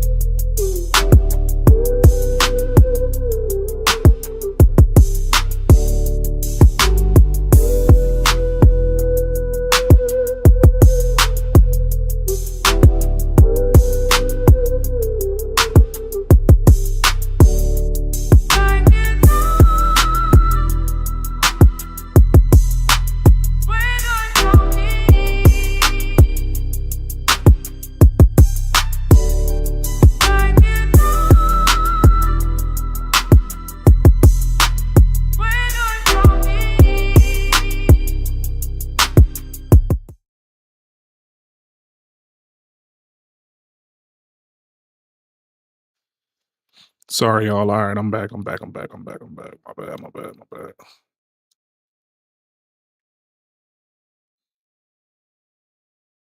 A plasma bubble tens of thousands of kilometers wide, generated by the nuclear-like core pulsing at its center. As that charged field swept across Mars, it injected raw energy directly into the crust. The result was not titanic movement, but quakes forced by electromagnetic stress. Mars was shuddering, not from within, but from an external hand pressing down, the invisible grip of 3i Atlas. Then, the planet itself began to breathe again. Volcanic vents, long thought extinct, release faint plumes of sulfur dioxide, as though ancient channels had been forced open by electrical currents ripping through the rock. Plasma physicists compared it to Earth's auroras, but this was no gentle light show. On Mars, the charged energy was violent enough to shake the ground itself. And then came the storm. Normally, Martian dust storms are slow, taking weeks to build. This one bloomed in hours. A surge of charged particles ripped into the upper atmosphere, destabilizing it instantly. Maven's instruments went haywire, detecting ionized spikes thousands of times above baseline. Each peak timed perfectly to pulses streaming off 3i Atlas's plasma sheet as it brushed Mars's fragile magnetosphere. The effect was catastrophic. A wall of dust 400 kilometers high erupted along the equator, racing outward until, in less than 6 hours, a third of the planet was buried beneath a red haze. Above it all, Mars's weak magnetic field spiked into chaos, violent readings of a kind scientists normally expect only near pulsars and magnetars, never on a dead world like Mars. And every surge aligned perfectly with the pulses coming off 3i Atlas. It wasn't just passing by, it was interacting with the planet. But it was not confined to Mars itself. The disruption spread to every spacecraft we had orbiting the planet. As Mars convulsed under the influence of 3i Atlas, the spacecraft circling it began to falter. Maven, designed to read the thin upper atmosphere, was suddenly drowned in noise. The violent dust storm below and the magnetic surges above pushed its plasma sensors into saturation. Telemetry that had once flowed cleanly now arrived in broken fragments. Entire data packets lost to interference. The ExoMars Trace Gas Orbiter and TON-1 struggled to hold its bearings as well. The storm's haze scattered light, confusing its star trackers and forcing repeated switches into safe mode. Its spectrometers, meant to trace faint gases, showed nothing but static as the atmosphere crackled with ionization. Even the Mars Reconnaissance Orbiter, the most dependable of them all, faltered. Its high-rise camera, a lens that had photographed the Martian surface in stunning detail for nearly 2 decades, began to return only streaks and snow. Mid-pass, the orbiter rebooted itself, a safety reflex against surges its systems had never been designed to face. In control rooms across Pasadena, Darmstadt, and Beijing, engineers stared at screens filling with snow and silence. For 6 long hours, Mars disappeared from human view. Every satellite, every probe, every artificial eye orbiting the red planet had been blinded, and yet one rover endured. Out on the surface, far from orbit's violent interference, shielded by dust and distance, Perseverance kept its eyes open. Its circuits sputtered, its antenna jittered, but it did not fail. And in that narrow window of chaos, when the rest of our machines were silenced, it raised its camera to the sky. And there, through the storm and interference, it captured a single photograph. A photograph unlike anything humanity had ever seen before. At first, the image looked meaningless, a blur of silver across the red of the Martian sky. But as the infrared scan was applied, shapes began to emerge. The surface of 3i Atlas was not the jagged, irregular crust of rock and ice we expected. It was smooth, too smooth. It gleamed like metal under sunlight, reflecting evenly across kilometers of surface. And it was not random. The reflectivity formed patterns, ridges, straight and unbroken, cutting across its body in parallel lines. Some crossed at precise right angles, forming grids. Others curved smoothly into hexagonal tiling, like a honeycomb of armored plates. No natural process makes such geometry. This was not chance. This was design. Then comes a bizarre tail glow. When 3i Atlas was first seen on the outskirts of the solar system, its glow carried a strange yellow-red tint. At the time, many assumed it was dust scattering sunlight, but Hubble's spectrometer told a different story. The wavelengths didn't match the usual gases of a comet. Something unusual was burning in its coma. Then, as it crossed into the inner solar system, the glow changed. The yellow faded, replaced by a sharp green sheath. Instruments on Earth and space-based observatories picked up strong lines of ionized nickel and other heavy metals. That was impossible under normal conditions. The only way to explain it was that something inside Atlas was heating and ionizing those atoms, trapping them in a controlled plasma envelope. For months, it held that green state, stable and steady, almost like a ship cruising on a fixed setting. Now near Mars, the change has come again. The green has drained back into yellow-red, brighter and hotter than before. Mars orbiters and Perseverance's spectrometer confirmed the shift wasn't cosmetic. It was an energetic change in the plasma itself, flipping into a higher power state. The timing lined up perfectly with a new anomaly. Atlas's speed had increased. When Hubble tracked 3I Atlas in July, it was steady, about 60 kilometers per second, fast but natural. By October, Mars orbiters measured it at nearly 72 kilometers per second, a rise of over 10 kilometers a second for an object weighing billions of tons is not chance. The acceleration was smooth, deliberate, not the chaotic shuddering of a natural object shedding gas. And then came the strangest discovery of all. As 3I Atlas loomed near Mars, radio telescopes on Earth began to register a bizarre pulse from its direction, a beat repeating every 0.003 seconds, steady as a machine. For Ave Loeb of Harvard, it was more than strange. It was familiar. Nearly 50 years earlier, on the night of August 15, 1977, the Big Ear telescope in Ohio had captured a sudden narrow band signal at the hydrogen line. It lasted 72 seconds, so intense that astronomer Jerry Eppman scrolled a single word on the printout. Wow, that one signal became legend, the closest thing SETI ever had to proof of alien contact, and then it was gone. But when Loeb traced the path of 3I Atlas backward through the solar neighborhood, the connection leapt out. On August 12, 1977, just 3 days before the WOW signal, 3I Atlas would have been about 6 astronomical units from Earth, roughly 3 light days away. And at that exact time, its sky position was in the same area of space where the WOW signal, and so it's called the WOW signal from 1977.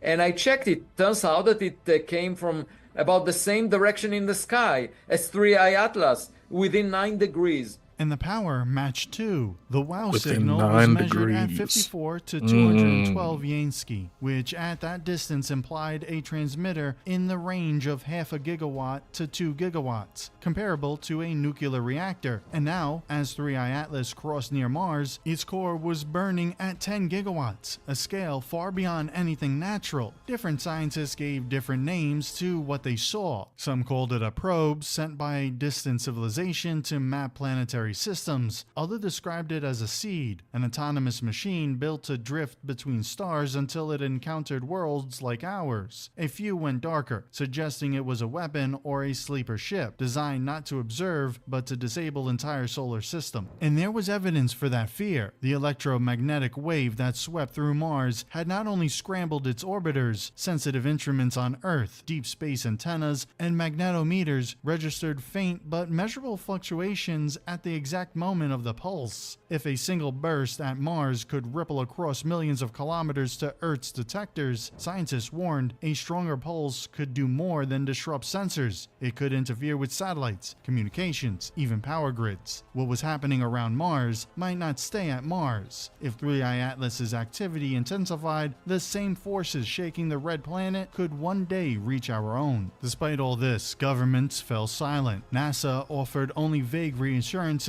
of ongoing analysis, while ESA spoke cautiously of further study. Yet leaked memos told a different story. Defense agencies in Washington, Brussels, and Beijing were already updating threat protocols, drawing up contingency plans in case the disturbance spread beyond Mars. But getting the data of 3I Atlas was proving almost impossible. Every time a window opened for observation, Mars's atmosphere convulsed again. Storms, magnetic spikes, and radiation bursts shredding signals before they could be sent home. So what do you think? Is 3I Atlas an alien probe quietly crossing our solar system, or is it something darker, a silent warning, a presence reminding us that we are not beyond if it's reach? that close to Share your the thoughts in WOW the signal, comments below, and don't forget 9 to degree like and difference, subscribe so you never miss an update as we follow the then unfolding story of 3I Atlas. I don't know what to say at this point. Like, I mean, I don't want to, like you said, I don't, like Neil deGrasse said, man, you can't just automatically say, you know, in lieu of scientific proof that it has to be God or an alien or something like that. I ain't gonna say that, but at the same time, it's like, this is different than what we've ever actually seen happening before, at least in our lifetime. we've never been able to see this kind of stuff with this kind of accuracy. So the idea that it's actually happening right now in this lifetime while we have the technology to observe it correctly is very, very, very exciting, to say the least. And that's just a lack of words, you know. But it is exciting because you don't know what this means. You don't know if this is a bad thing or a good thing. It could be Independence Day. It could be fucking Prometheus for all we know. You know what I'm saying? So it's extremely, extremely exciting for somebody like me that's a nerd. They fired me. All right. Anton Daniels with I got fired. Now I'm broke after making 6 figures. Failed the piss test.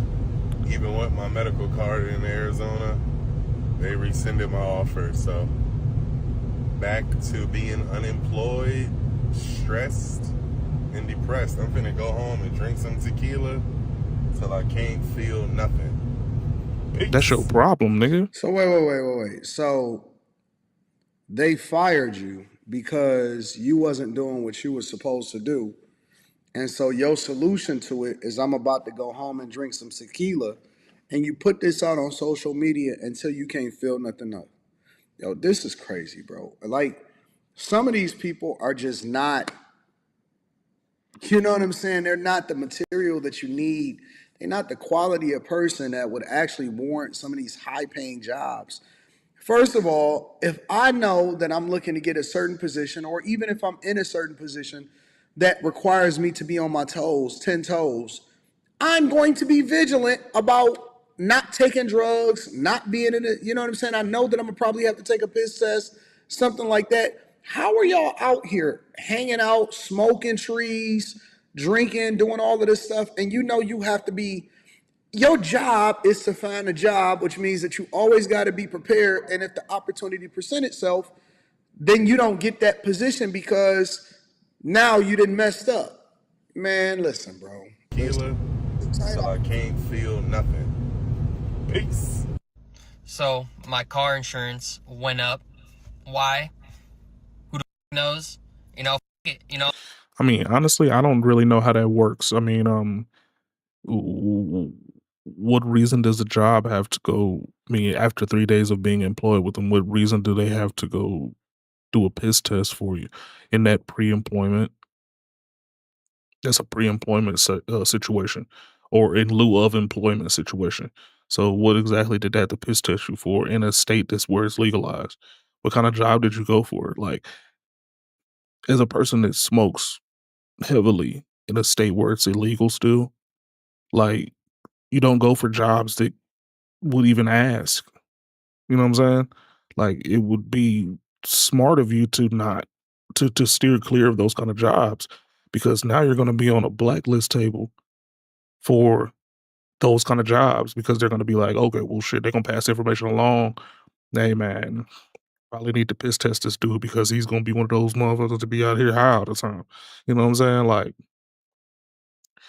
it seems like that you would be, thoughtful about that kind of stuff. You would be, predisposed to the idea that maybe I don't need to be going to a job that's going to piss test me if I'm out here smoking and shit. Or if you didn't, you know what I'm saying? Like, time the dates up right, so you don't have to worry about that. I mean, unless you're a heavy smoker too. But I mean, he looked like a heavier set dude. So I mean, cannabis economics and know how about the medical part of cannabis and how it works is that you're a bigger dude. I mean, shit, it's going to be a 3 to 4 week process if you want to get completely clean, because cannabinoids attached to your fat cells. Go work out. Go get some creatine. Piss that shit out. If you a heavy smoker like me and it takes a full entire month and some change for it to get out of your system, then plan on that. If you're looking for a job, there's no reason for you to be out here smoking. You feel me? Like, when I feel like my job situation is getting to a point where I need to start looking, I'm probably going to cut down on my smoking. Like, come on. Folks can't be out here they can't be that dense. I'm already paying over $200. It just keep increasing. Bro, I just don't care. Like, I honestly just don't give a anymore. I've been planning to go to Texas as a little vacation, also to see my friend. And I haven't had the money to go, but I might just, dude, I might just go. Like, I honestly just, like, you know, I'm so worried about saving money. I'm so worried about the future, bro. I don't see a future, so I don't care. Like, I keep seeing more and more TikToks about people who are just giving up, bro. And I have never been the person to, like, give up. But at this point,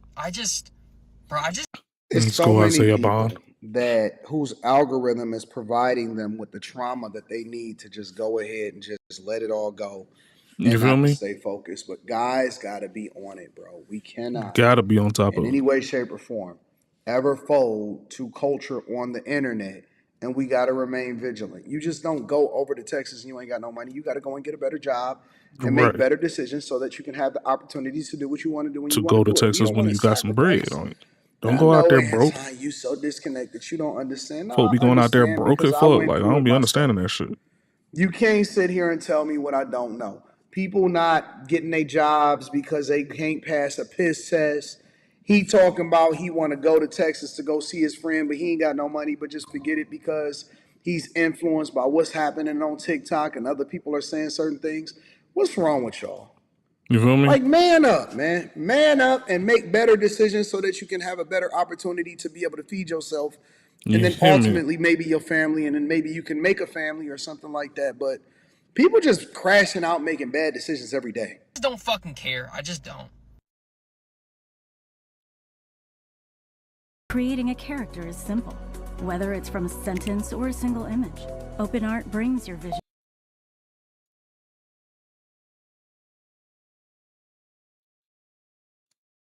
I'm going to the free food pantry. I have been unemployed since the end of March and have not been able to find a job. My rent is going up. Since the end of March.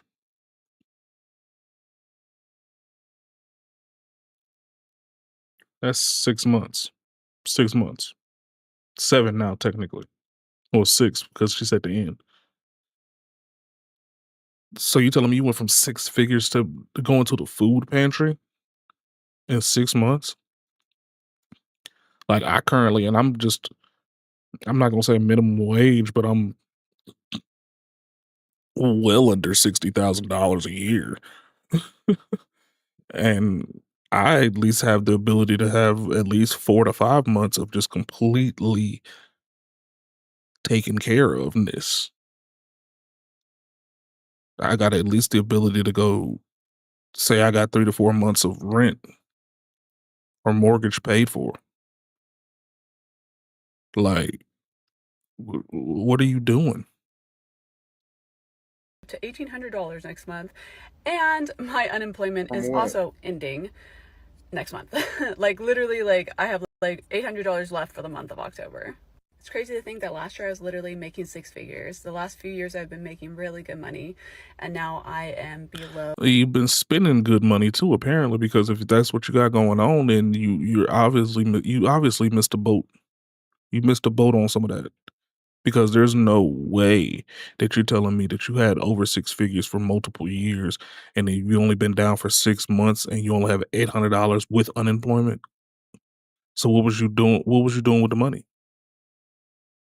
The poverty line. What was you doing It's really with just, the it money? feels like such a Job season to me, where I'm really just finding time to lean into God, lean into what He wants me to do. What was and you just doing with the trusting and money? hoping and praying that He comes through, that all the bills get paid, that everything works out, and that He provides. I grew up dirt ass poor, and my biggest fear my whole entire life was going back to being poor again. Like, I Well, did you did everything it. in my power You did to it. not get back to that place. Like, Well, you didn't so do poor, enough in you your know, power we to were not do homeless it. for a while. We were living in the women's shelter, rats in the house, poor. And here I am living out my biggest fear. And that's okay, because I have God It's by my not side. okay. Everything's going to work out. And It's not okay. God, whatever He takes away, He restores times 2. So this is going to be one hell of a testimony. Where'd y'all get that number from? Where's this ×2 thing In the Bible, coming back right. from? Double from your trouble? Is that what we getting from the rhythms that we were singing in church and stuff like that? I think that people Hey, have to man. be more proactive when they have a job to where they're Mm-hmm. making a significant amount of money. Agreed. And I can't criticize somebody for losing their Let's go, job. That's Njoku. just what it is. I've been laid off before in my lifetime. I've lost Right. jobs before in my lifetime. So I get it. I understand it, especially for a woman. I couldn't imagine what a woman is going through with all of her super emotions and all of the Man, twice in my life, my entire job that I had just got hired to, that was a good opportunity for me, where I was dirt ass broke and couldn't do nothing at all. The entire job site shut down. It wasn't like I got laid off. It wasn't like I got fired. It wasn't like I had any other prospects waiting in the wings because I was looking for a job or anything like that at the time. No, literally get hired within a week. The entire job site shot down, just shut down. It happened to me once in the restaurant business. Restaurant business. It happened to me once where the company got bought out and they no longer want to deal with the restaurant. They want to sell it, and I had to wait 4 to 5 months for them to rebuild the interior of the building and open it back up.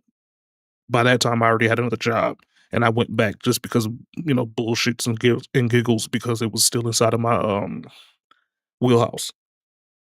Another time, I did contract work, got hired full time, and that full time, within a month, the entire IT department got shut down. Nothing I could do about that. But you know what I had? Bread, waiting for something like this to happen. True enough, at those times, both times, I was still pretty young, fresh out of college. My 1 year in college, I was like 22, 20, something like that, 21, 20 to 21. And I was still living with my folks. So, I mean, it wasn't like I was just sitting around confused and lost or nothing, but at the same time, it was just like, I have no money to pay for my, gas, my insurance, my food to live, you know what I'm saying? So, no, I mean, I understand, but it's like, when you're making 6 figures, why are you spending that much money to where you're spending 6 figures? I don't understand that. this stuff because men are more And it may apt be to because go I into what never they had gotta 6 do. They figures get before, an but overnight job working at Home Depot. That's what I did. I was working at Home Depot overnight in addition to the other jobs that I was doing. We'll shovel rubber dog doo-doo to go and get a bag or whatever. Whatever it takes to feed your family right. is what we'll do. But, I would imagine that for women it's a lot more dire because they're emotional, and then society sold them on the idea that they didn't need a community, they didn't need a man, they could do it on their own, and I'm bad all by my own, and what do I need you for, and all of this other stuff. But Right. they're finding out that it's a dog eat dog world, and you eat what you kill, and everybody just don't have an opportunity for you to make the same amount of money. And so now she's in fear.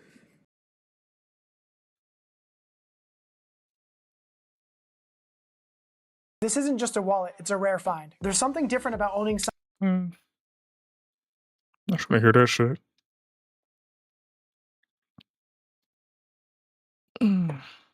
Oh, Jesus. Both my knees popped. That shit hurts so bad. But that fear, I think a lot of times was supposed to drive people to make a smarter decision on what they was doing with their resources before they got laid off, and not to increase their lifestyle to reflect Exactly. that, right? So I don't know, man. It's a interesting time. He restores times 2. So this is See, that's what the problem is that folks get these checks and then they start mentally buying shit before they even get the check, which in turn turns you into the person that has $95,000 worth of things to purchase with $100,000 check. And then, oopsies, something happens and I need to spend the other $5,000. So now you at your brink, and now you living off credit cards for the rest of your time until you get paid again with your next check or something like that. You know what I'm saying? Like, you can't do that. There's a reason why they have those statistics and they have those numbers break down the percentages of how much you should spend and how much you should save. when you're purchasing things, that's the suggested, you know what I'm saying, numbers. There's a reason why when you're buying a home, they don't want you to go over 33%. There's a reason why they don't want you to go over 30% in your credit card spending. There's a reason why when you buy a car, they don't want you to go over 40 some odd percent of your monthly payment. You know what I'm saying? It's not just because they just suggesting it. It's because it makes sense to do it that way, because you're going to be able to hold more money. You'll be able to have more whoopsie money. You can't have whoopsie money if you sitting over here just spending it all balls to the wall. One hell of a testimony. About a month ago, I made a video talking about how 300,000 Black women have recently been laid off from their jobs, myself included. And one of the main questions and critiques under that video was, well, what about X group of people? Everyone's getting laid off right now. It's not disproportionately affecting Black women. And I'm here to report to you that that is actually false. There was just an article that came out from the New York Times that gave the labor statistics of how employment's affected for other groups of people. And let me read it to you. So white women over the same time period have seen an increase of over 100,000 jobs. Same with Hispanic women, and wait for this, white men have seen the largest increase among groups, over 300,000 in the same time period. So yeah, breaking news, Black women are being disproportionately affected, and it is now proven. It's really sad, and honestly just makes me want to shop for more Black-owned businesses and be way more intentional about that. So yeah. You're laid off. Why are you worrying about shopping? What are we talking about? Go support other Black-owned businesses and consider starting your own, and definitely just prepare yourself for layoffs. I know no one wants to think about worst-case scenarios for stuff, but being financially... I don't think people target people. Hold on, y'all. Uh-oh. Not that one. This one. Hold on. I'll be right back, y'all. Right back. Gotta make this call, man.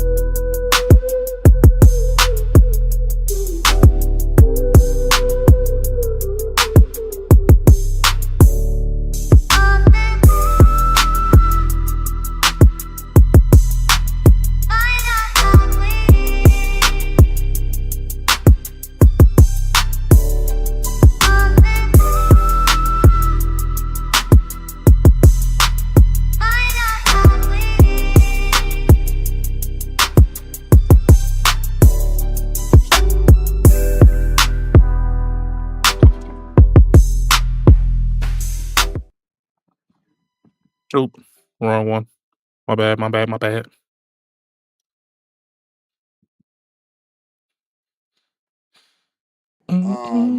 Based off of their race.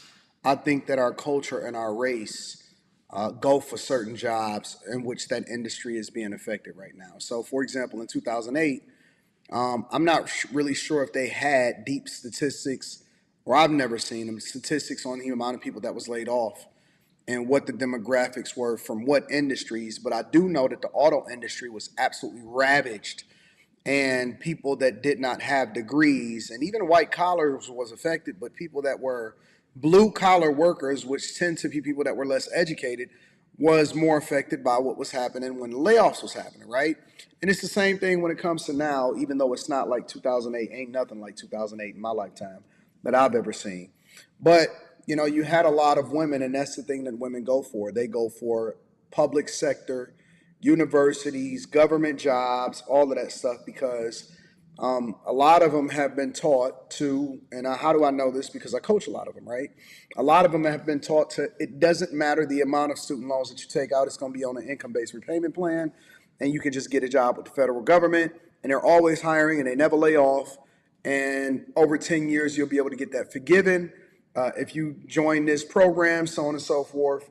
And so a lot of them did that. And so when you had a lot of layoffs inside of certain industries, especially industries that are being upended from AI and all of that other stuff, a lot of these people were affected as a result of it. So when you say, well, white men, and then you compare white men to black women and all of that stuff, you have to pay attention to the type of industries that they decided to get their degree in, that they wanted to make sure that they tapped into.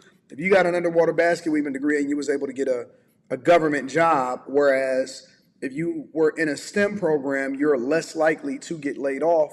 But then at the same time, when I was going through classes, and I was just talking to a young man today, I didn't see any black women in my classes for software engineering and anything like that, computer science.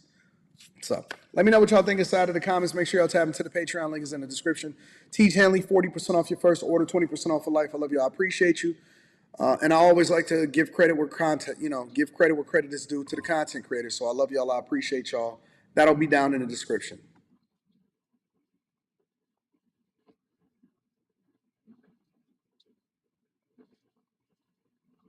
Style starts with the details. The difference between mid and next level, a real gold chain that hits. Lifetime guarantee. Over 30. Fuck out of here. I forgot Carson Beck was in Miami. I'm gonna lie to y'all, man. I'm gonna keep it a stack, bro. I wasn't purposely trying to become a loser or anything along those lines, but I wasn't purposely trying to become a loser. Not in the sense that, you know, I'm unproductive or don't do anything useful in my life. You know, I still work a full-time job as of right now. Financially savvy, smart. You know what I'm saying? My finances are in order. So I saw this video, watched a minute of it, and then stopped. So, you know, I could pop it in together. Pause. No. Two niggas popping together? That's gay. I don't really have hobbies, man. I ain't gonna lie, man. I just found out I'm romantically cooked as far as my SMV goes because of immutable characteristics. Keyword, height. Okay, if you guys don't know what SMV is, people say it's red pill. It's not. It comes from pickup artists. Yeah, sexual market value. Place value. Yeah. And it's basically how desirable you are to the opposite. Oh, they got a new room. I don't know. That kind of me feel like you should never be complacent in life. Because once you're complacent, I feel like that's when death comes earlier. Like, bruh. I kind of do want to. So you're short. You got string bean ass arms. And you're bald with ugly teeth and thick glasses. Yeah, you're fucking cooked, bruh. You're fucking cooked.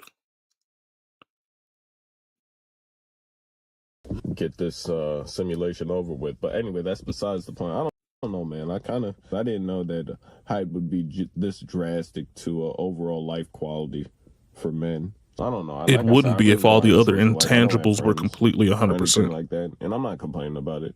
I actually don't mind it. You know, I'm fine with it. You know, it's called being self-actualized, self-realized. I'm not fully opposed to having friends. I don't really care for relationships or friendships like that. Okay, I'm very confused watching this. Thank you. Okay, what are you confused about? Where he's like, I don't care, bro. I don't care if I got. And then he's like, bro, I'm a loser, man. Yeah. Like, how are you I'm both gonna at the be same very time? charitable and say, yes. A lot of people in bad situations or situations they don't like do a lot of coping. It's like when I watched this one video of this woman. You ever seen it? It's her in a car with her partner, her boyfriend. They're in high school. What's that sign?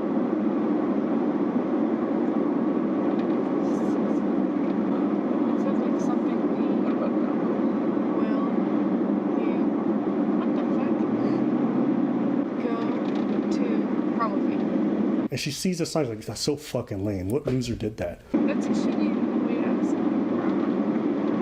That's shitty. What? Okay.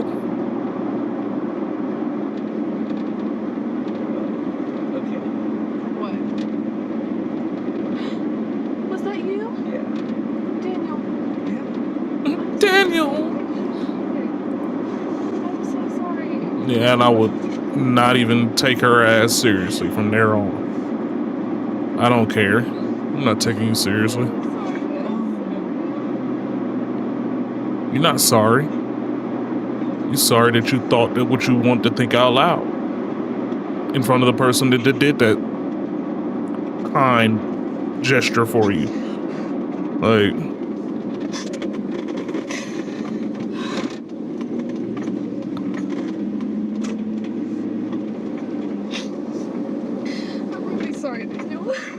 And the reason why I say is very similar to this to me. She didn't actually think that shit was lame. She just thought it would never happen to her.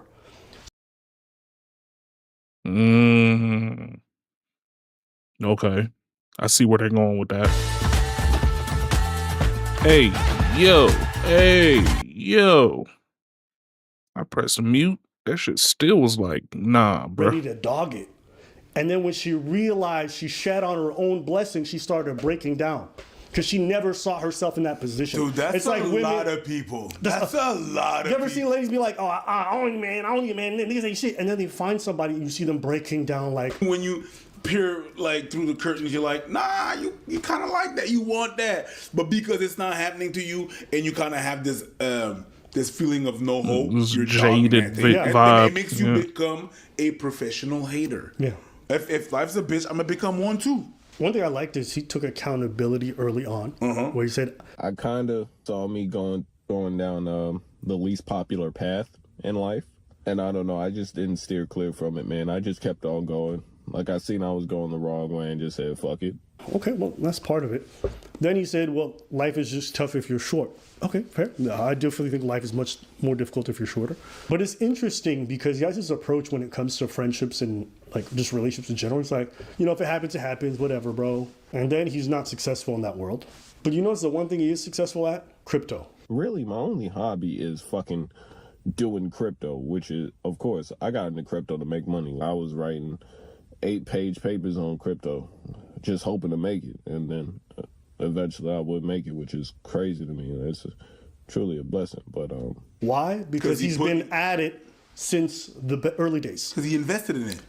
And you guys remember what I said before about this male loneliness epidemic? It ain't even really about ladies. It's that we don't prioritize our relationships and our friendships. But this whole like, I'm not even gonna try. People think friendships, relationships are just supposed to happen. I'm just supposed to fall in love. People that say that it's fine don't ask the question, why? Yeah. Why am I like this? I don't care. Something is contradicting. Yeah. Very much so. Yeah. The thing that happens sometimes is that, well, not sometimes, what happened in life is that in school, you go there and you learn about a lot of stuff. I was bad in math and I put some work on it and I'm actually better. I understand things I didn't understand back then, but I put time in it. You know what I mean? Oh, the way that you should learn this is how this and that. And then comes recess and they just go play. They don't teach you how to be friends or how to become friends or how to sustain relationship. it's supposed to happen, right? It looks easy for them. Why it's not easy for me? Your friends, you have to call them. Yeah. You have to entertain that. You have to water a plant in order for it to grow. So if you don't water your relationship, it is gonna fall. If you close yourself to all the people and just be like, yeah, this money and this crypto is gonna be nice, you end up realizing that money is not the only thing in life. You're gonna have to have some hobbies. You're gonna have to entertain some things, or you're gonna end up alone. That's the thing. I'm definitely down to meet new women, have sex with them, and see where it goes from there. But I mean, as far as same-sex platonic relationships, I don't really give a fuck, bro. I ain't gonna lie to you. What don't you give a fuck about? You give a fuck not giving the effort? My dude said, meet women, have sex with them, and see what happens from there. Like, dog. If your entire aspiration behind meeting people is having sexual encounters with them, then why don't you just go pay for them? Because like, if that's what your goal is, they gonna smell that shit a million miles away before you even get a chance to open your mouth. Throw some money at them, get that shit and get it out the way, and then go find somebody that you like. How about you find somebody that you like, somebody that's worth interacting with? Like, because it feels like you want the result, but you don't give a fuck about the effort. I think another reason why I was led down this path is lack of female companionship throughout life. Like I said, I've gone like 8, 9, 10-year droughts with no contact from women. I know what it's like to not have hoes. I know what it's like to be womanless. I want y'all to just listen to this part where he talks about women and companionship. He says, I want companionship. I want to be with women. I want to have sex. Hoes. And he's like, I know what it's like to just go through a drought. I don't have no holes, no women. Sometimes a lot of that is like two completely different worlds that he talking about. Like, what?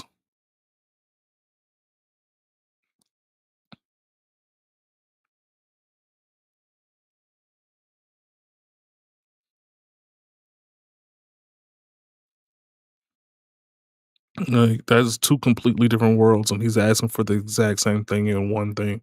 Like, don't get me wrong, there are women out there that you would love that would be able to be considered companions that you can go down the aisle with, ride into the sunset with, that will give you sex. But the thing is that if you're looking for both at the same time and you haven't had any experience with either one of them in long durations of time, then you probably need to be looking for the former instead of the latter. Go on and get that nut out the way. Go build your roster of some hoes. Get tired of that and then want to go find love. That's what every man does. Money or no money. Do it like everybody else do. The fuck? a lot of things are gleaned from what people don't say. Right. Like, if I'm a woman watching this video, and I'm looking for some hoes. Slightly appealing. The only nothing about that you've referred to women as is holes in sex. It's akin to women talking about men and be like, I'm an ad man, I'm a man, pay my bills. And then you talk about, I don't care if I don't have a social life. Most women you're gonna meet want you to have a social life. And you look like you need some socializing because you look maladaptive to social situations. Yep. Right. The way you're talking, if I'm any man and it's my sister and you trying to date her, I'm like, stay the fuck away from this weirdo. And I don't even think you're malintentioned. You sound very disrespectful. That's not a good thing. You sound very antisocial.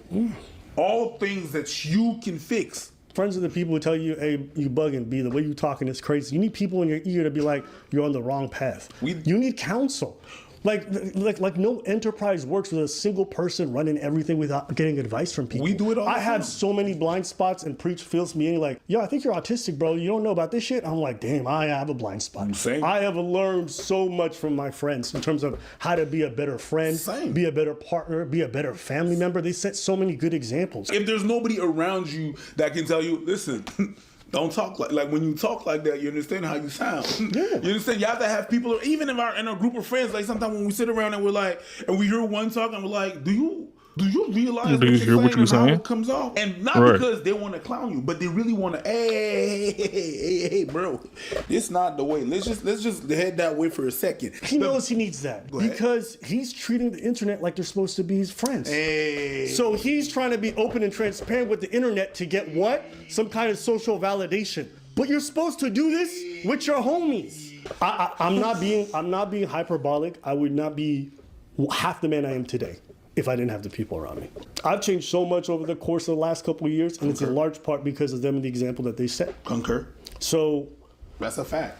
You know, I am empathetic to the fact that it's lonely out there, and when you have the wrong friends, niggas who don't show up for you, it sucks. I agree. I think as men, as much as you might love your partner, as much as she might be your best friend and she might cover so many things, and maybe she's enough. You know, I'm not gonna say this to everybody. A lot of us still need to feel seen. And our partners can't always see us in the way that another man can. This is gonna sound odd, but I guarantee you his relationship problems with women would go away if he learned how to foster relationships with other men. Boys being boys.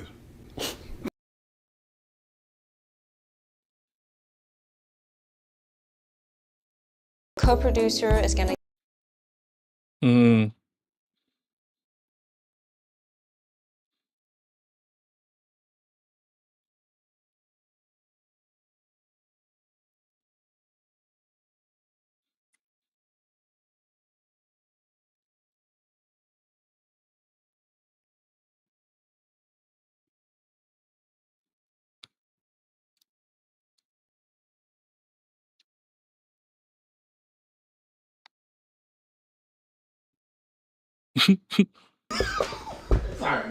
We can be A little sometimes screen. very brash and not consider. Friendships require you to engage in that to a degree. They require you to engage in things that women generally find very attractive. How many times have my homies gone through something and I had to sit down and be incredibly empathetic and listen? Like, I get reminders all the time. Hey, it's time for me to call my mom. It's time for me to call my cousin. It's time for me to call my friends. It's time to remind this person, hey, I appreciate you. Oh, it's fine. They know I love them. Did you remind them? How many times, yo, listen, my dad, I knew he's proud of me. The one time he told me, bro, I broke down crying. I knew it, but it's different hearing it.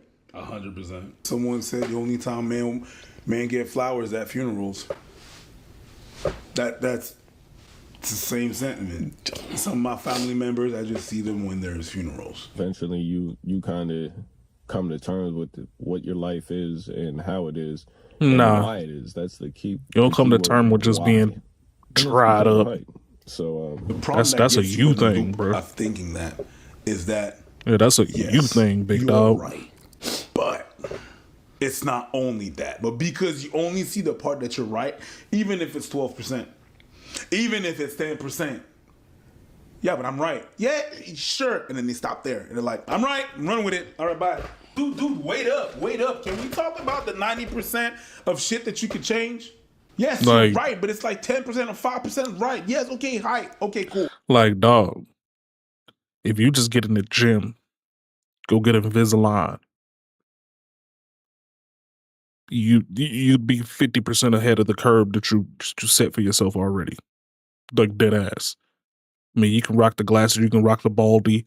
It's all right as long as you got like some swag about it, man. Because I mean, I didn't start wearing glasses until my 30s, like everyday glasses, until my 30s. By then, I had a little swag about it, man. You know what I'm saying? It wasn't like I'm out here just blindly walking around into some shit or nothing like that, man. Like these every set of glasses that I got is a compliment to my face. You know what I'm saying? And I mean, yeah, I might be a little fat, but I fill out a shirt pretty good in the shoulders and chest part. So it's like I got something that women would at least like to, be around. I have a decent personality. You know what I'm saying? If you work on the small things that are tangible, things that you can actually fix, then all the intangibles seem to go into the background a little bit more because it's not a big deal. You know what I'm saying? Like, nobody cares about you being short if you're funny. Nobody cares about you being bald if you're fit.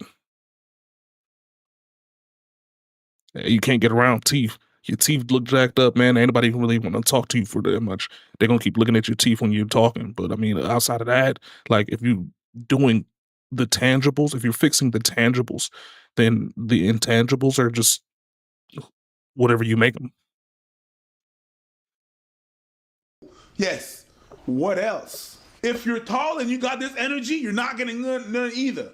The trap, that thinking like that. Oh my God, you know how tall he is? 5'4". God, I thought damn. this guy was like 5 feet or something. Yeah, but 5'4" is not tall. It's not tall. 5'4" is niggas terrible. shorter than him who's still getting it all the time. 100%. Mexicans exist. And them niggas reproduce every day. I know because I see more and more of them. God bless them. This motherfucker said Mexicans exist. They're sureños. Filipinos exist. Love my Pinoys. Love my Pinayos, okay? Short jeans are not going out of stock. This motherfucker said. Hey, you know what? He ain't All my lying. short He ain't kids lying. in the comments right now, let me know that y'all fucking. All right, y'all might need a stool to hit it from the back in some places, but it's okay. I want my 7th baby. I'm like, God damn, Hector, you be fucking, hey, ya tú sabes, órale, wait. That's it. Come to terms with what your life is and how it is and why it is. That's the key word there. Why it is. I don't know, man. It just kind of it swayed my whole worldview. I'm not gonna lie, it's kind of funny. He said my height swayed my worldview. It's like, yeah, I'm sure down there there's a different perspective. Yeah, the atmosphere is a little different, bro. You probably gotta think different down there. I mean, shit. You're like ants think different when they run into us. They like, oh shit, wait, hold up, let me move around. Oh my God. That's what the internet says. I'm 5'6". I like It is, yeah. It is. I'm obese. The non-morbid time. The non-morbid kind. Just completely obese. Yeah. It's round. It's partly the shape of my head. You know what I'm saying? There's a difference between being alone and lonely. And now I'm just like alone. Send me your Instagram. What do you look like? Lone wolf mentality, there's literally nothing in our evolution that agrees with you. You made up this narrative of this lone wolf. It has never existed. Throughout civilization, men have always relied on each other. Even when they went hunting, they went as groups. But even after that, we always built villages in civilization. Why? Because outside threats always came, so we always needed other people around us. Like, is it movies? Yes, but also movies, yes. Is it movies? There you go. I was about to say, It's trendy right now. That lonely thing. That lone wolf? That lone wolf thing. Never forget. Body positivity, man. Body positivity. The bitches were just high on damn, what's her name? Gabby, whatever the hell her name was from Precious. It was just high on the flute playing bitch.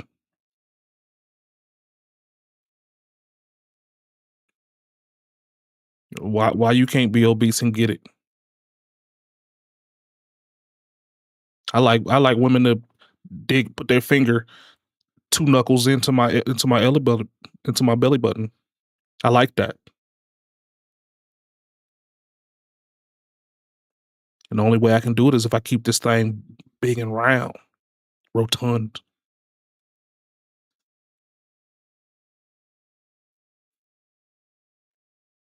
We romanticize it the same way that women romanticize all that Roman shit. That he's gonna sweep me off my feet, and it's really toxic. Well, men have the same counterpart, but it's not in the romance. Is the romance that we have is, yeah, I was able to kill that person alone or do this alone, like the Taken. Yeah, I'm gonna go alone against all this, me against everybody. Yes, But the lone wolf, you know what's the irony of that? What's that? Wolves always function in packs. Yes, that's not true. Right. When you're a lone wolf, it's because your pack died or you got ostracized, and lone wolves die. Yes. Mm-hmm. They don't survive in nature. Yeah, that's so not even this like thing that we've created, it's not true. In This nature, ain't it's not true. real. It doesn't work. Basically, what they say is really what they say. Like, if you want to go fast, go alone. Let's go, if you wanna Judicants. far, go in group.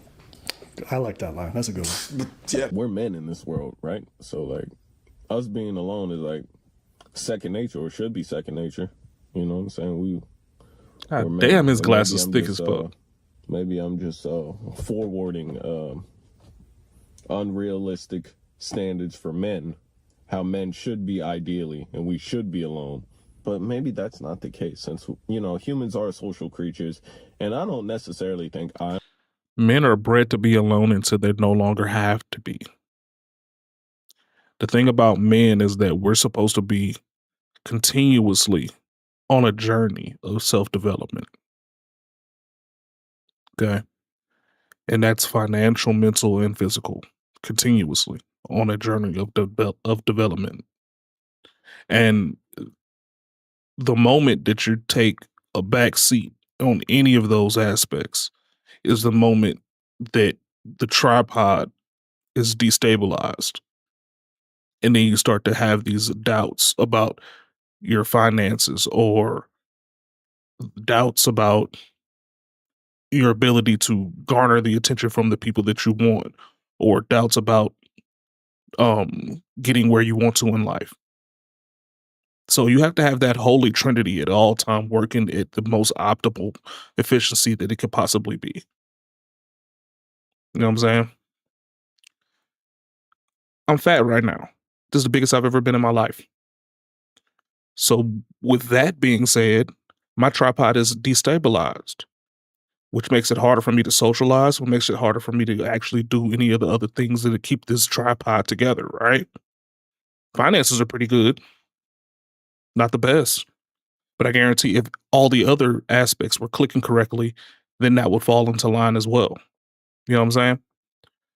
Now, when you're down on yourself and you're not doing anything to actually better the situation, then you're going to continuously put yourself in situations where you're never going to get better than what you did yesterday. And you want to continuously be getting better than what you were yesterday. And that's the entire fight and the entire goal and plight of the man. Okay? That's what it is. And that also ties into his acumen and his idealism about women and the companionship that he can get from them. The fact that he brings up women in only sexual aspects lets you know that he doesn't have the ability to feel like he's worth anything outside of that. And that's the downfall of where he's going to end up going. He's going to continue to travel down this lane where he's just looking for enjoyment and pleasure out of these women instead of companionship, and a complete, honest companionship where he can give two fucks whether or not she's fucking or not, or whether or not she's paying for him or not, or anything like that.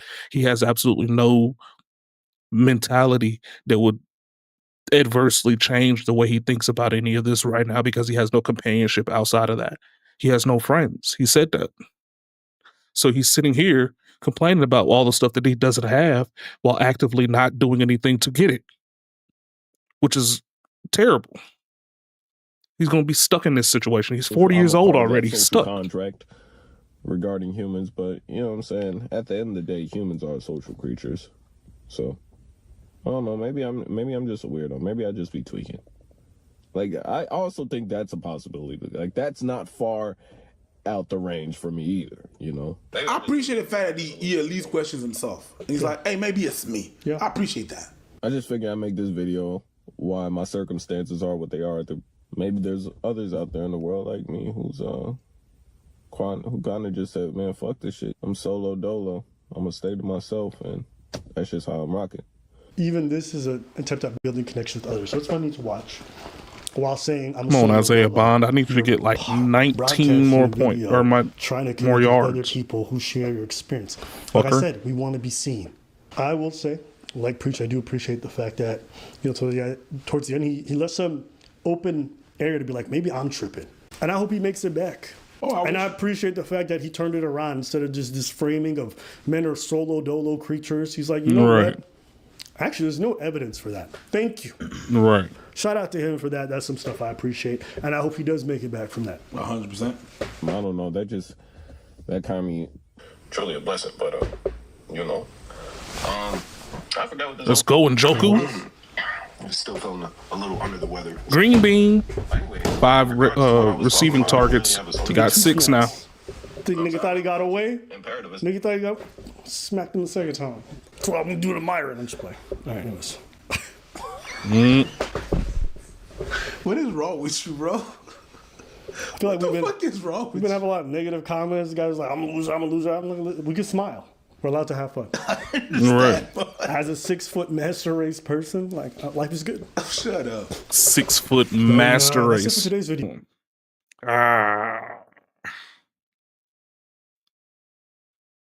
Do one of these.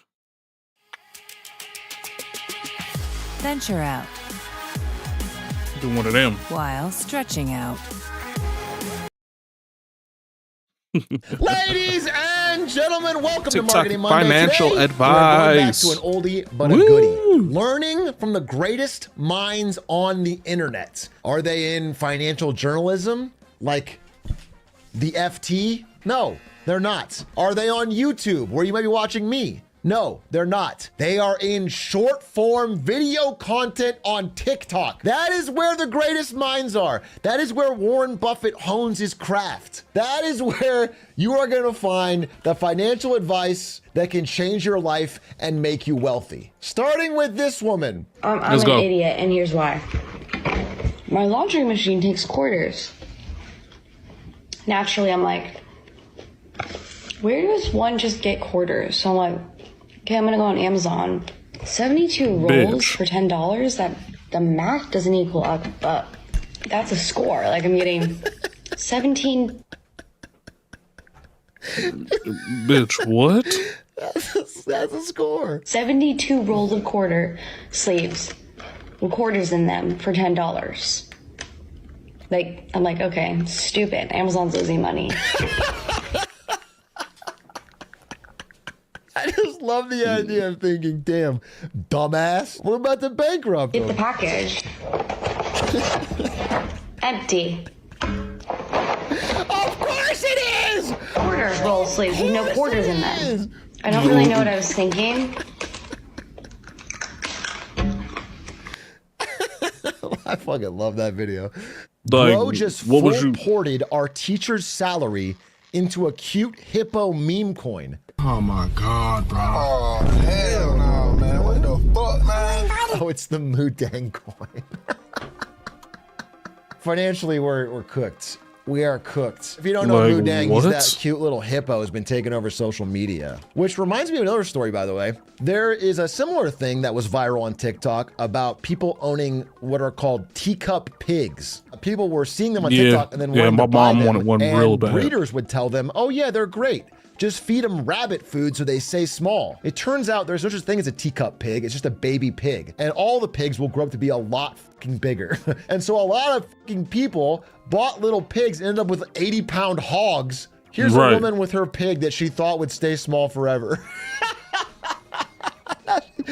She's got this fucking full-on hog in her living room. Wasting Forex scammers' time. This might be actual advice. So I saw your post online about. One second. Let me just close my window. I'm in Dubai right now. 1 second. I have actually a couple of spots open, it looks like, for the millionaire mentor. Do you have any broke friends? If you don't mind me asking.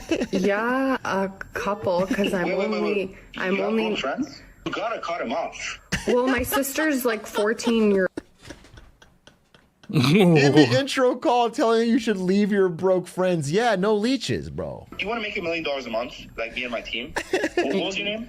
Fatima. Fatima, do you want to make $1 million a month? Yes. $1 million a month. You ready? You're gonna say, I want to make $1 million a month. Chat, say it with them. I want to make $1 million a month. A month. Again. I want to make $1 million a month. When your friends start trading together. Don't get out! Wait! Get rid of the stop loss!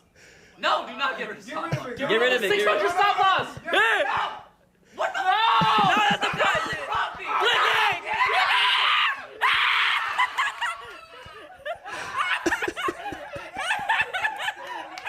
These people should be playing League of Legends, bro. What happened? And just like This is League of Legends, insane. the vibe of this room is going to be fucking atrocious once one of these goes wrong. It's going Right. to be so toxic, so quick.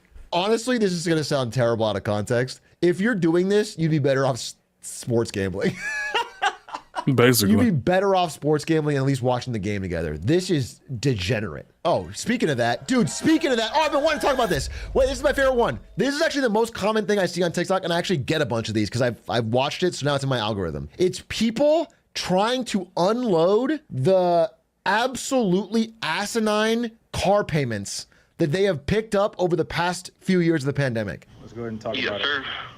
All right, you are upside down big time. Man, just a little bit. Just a little bit. Only $100,000, right? Exactly. How many miles are on it? It's like a mortgage payment. You said you owe $168,000, and right now MMR and wholesale is right around 70. Dude.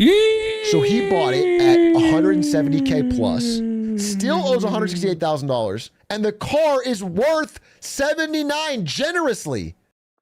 And that's in what, 2 years? I mean, he probably bought this in 2022. People, and he does not know.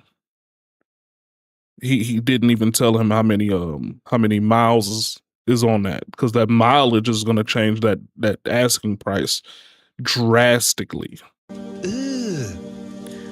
Drastically. Let him be anything over 50,000 in a Hummer. What's that, EV. brother?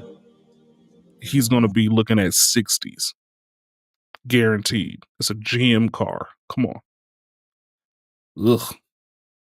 gone crazy with car payments. So like I said, I bought the vehicle, you know, when they were marked up over 200,000, especially when gas prices were really high last year, and some for about last year. Dude.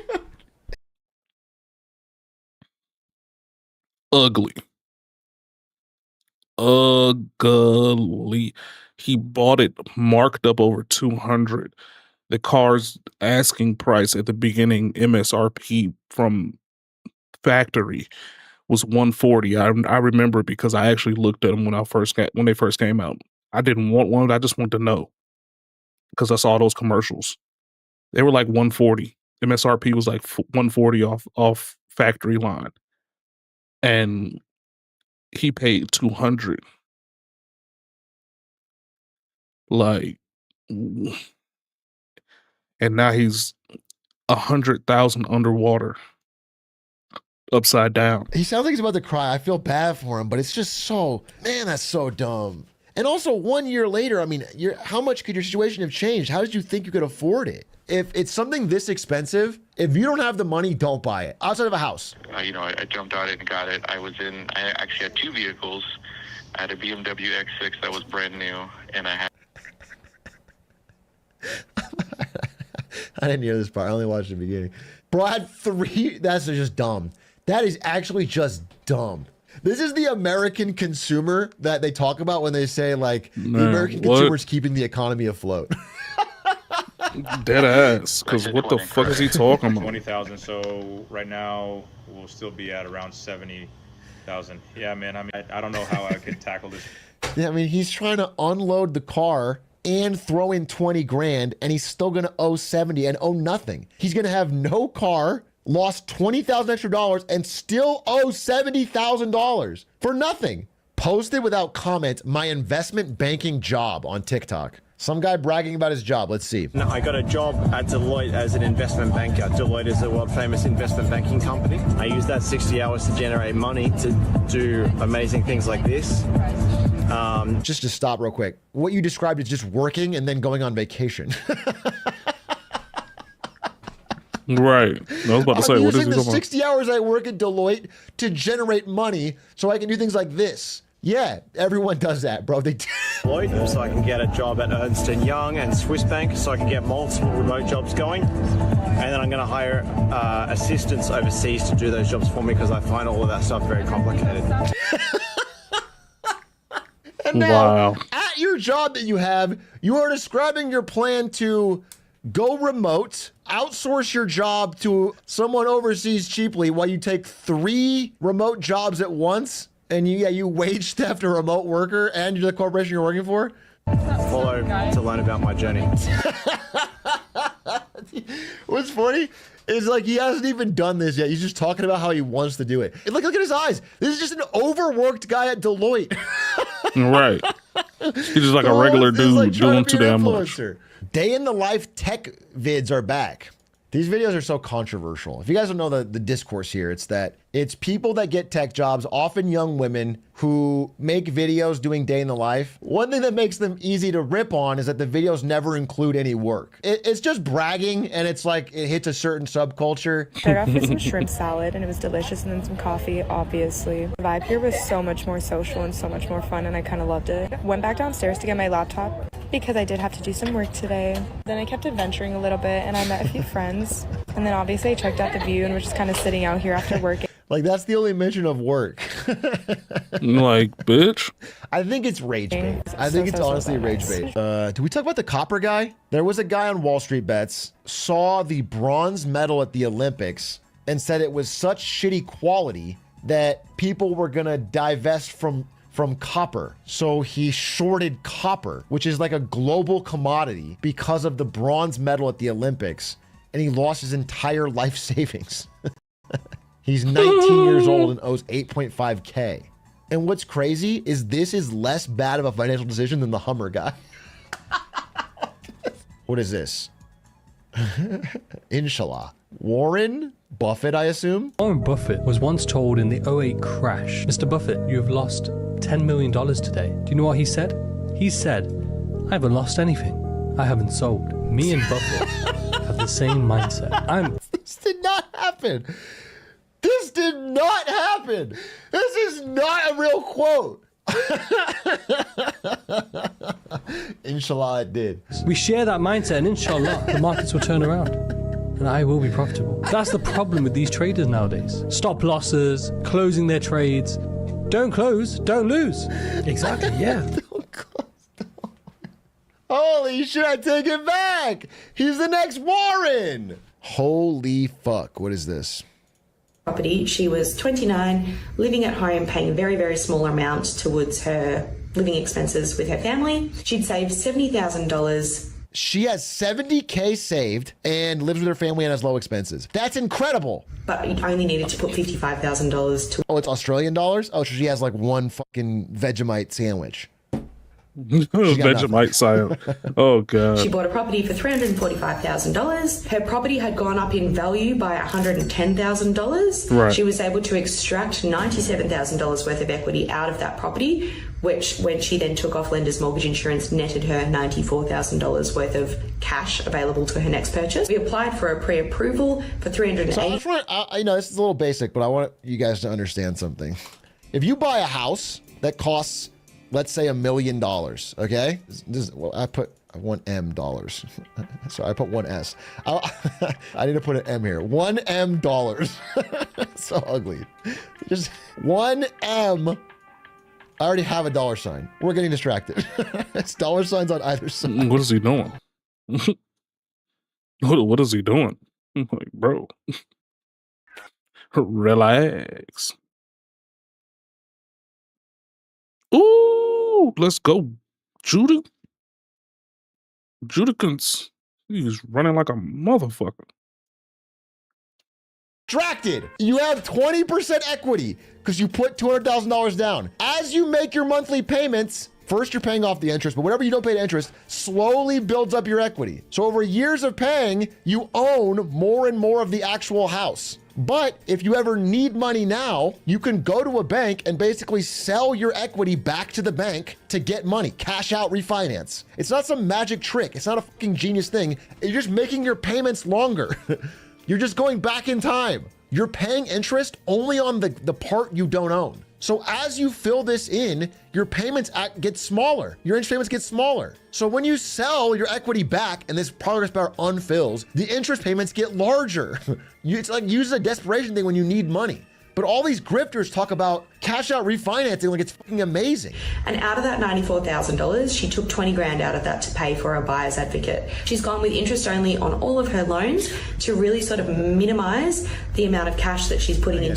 So interest only means all of her loans are interest only, meaning she is only paying the interest and never growing her ownership, which means they're forever. If you're paying interest only, you will never pay off the loan. It is forever. The only goal is to hopefully sell it for a higher price later. If the house ever goes down in value, you are completely underwater. You're completely fucked. You own nothing. It's so risky. It's so highly leveraged and highly risky and highly indebted. And they make it sound like it's guaranteed. This young woman had 70K saved and no living expenses. And now after talking to this fucking advisor is like life-ruining amount of debt. She could have been above board, no worries, no debt. Buddy is cooked. I just got this in the mail. It says updated payment information, skip up to 3 payments. In the letter, it basically says that I can refinance my loan somehow, which means buying it again. I don't know. But it did say I could skip 3 payments, so I might have to do it. Now, instead of having 22%, they are offering me 18%. Now, I don't know the national averages or anything like that, but I think 18% should be good. My credit card is 30, so this might be better. I know it sounds crazy, but if I could skip 3 payments, I'll definitely do it. If I could skip the payments, that means I can get a new sound system in the Toyota. For some reason, the speaker... That's gotta be bait. That's gotta be bait. I was with you. I believed it until that. There's no way. That's gotta be bait. Nice try. Me not having 3 months of payments, I actually gonna have a lot more money to spend on the truck, new wheels, new rims, and I might hit up D-Tronics for a new light bar and sound system. bro. Let me know what y'all think down below. Yeah. I know I just got to sound Hey, man, stupid. brother. Yes, sir. Because obviously you don't want to be in the broke boy Tacoma. You know what I'm saying? You need to have the lights. You need to have the sound system. Day 18 of building a private equity company from scratch. Right now, we've got a platform company. We've got some capital saved up and a few investors picked out. But anyway, on to today. We started by working out at Andy Elliott's facility. Pretty grueling, but a great way to start the day. Helped us really get ramped up. Then we headed back for an event they were having. He was a really great speaker. I learned a lot. Then aside from working on a little bit of content, honestly spent most of the day pretty chill, hanging with the entrepreneurs that I'm here with, and just making some connections, strengthening relationships, and altogether just having a good time. It's the dude version of the day in the life TikTok. Right. Yeah, bro just has a friend group that he spends time with. Dude, that's so guy coded to try and turn hanging out with your friends into like a private equity group that you're growing. like these kids in my TikTok DMs, I swear to God. Also, doesn't matter if someone is pumping stocks. There is literally nothing wrong with doing this, and it can make you money if you get in. Pumping stocks is illegal. I have a feeling you're 13. I'm actually 10, but that... I'm actually 10. Speaking of kids, Jesus. A 13-year-old kid is telling you to lock in. Saw Donald Trump get shot, and he still got up from that. And some of you can't even get up from that comfortable bed you're sitting in. When are you going to understand that you need to lock in? You need to stop wasting time for no reason. Need to lock in. So fucked. This is actually so jarring. A kid so brain rotted on TikToks that he's becoming a Sigma grindset influencer by the age of 13. This kid should be playing with his friends, dude. He should be outside. This is unironically sad. If you're still not making at least 100K a month, what are you doing with your life? How proud your mom, your dad are going to be that they raised you. There's no way this guy has a normal family life at home. This is sad. This is so sad. Like, kid, are you making $100,000 a month? Distracted. Why are you still consuming content in 2024? Stop getting distracted. You're making content. You're making content. Right. For now, all you need is my help. Just comment. Dude, so much worse than just making a Sigma grindset TikTok is the implication that the person listening just needs his help. Oh no. Yes. Oh no. Sir. My name's Francis Cook. So I'm a small fish in a big pond. I have a mindset question. So I took out 2 loans to get here today. I don't even have. Whoa. Whoa. Whoa. I'm Luke. Dog, how was that smart move? Good God. Help me, nigga. That's what he need to be saying. Like, what the fuck? Grant Cardone is a finance scammer, well known.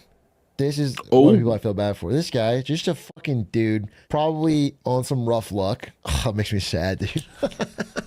Taking out loans to go to a conference like this. Oh, God. Just fucking... Took out 2 loans to get here today. I don't even have money for a hotel. Slept in my car. Give him a big hand, guys.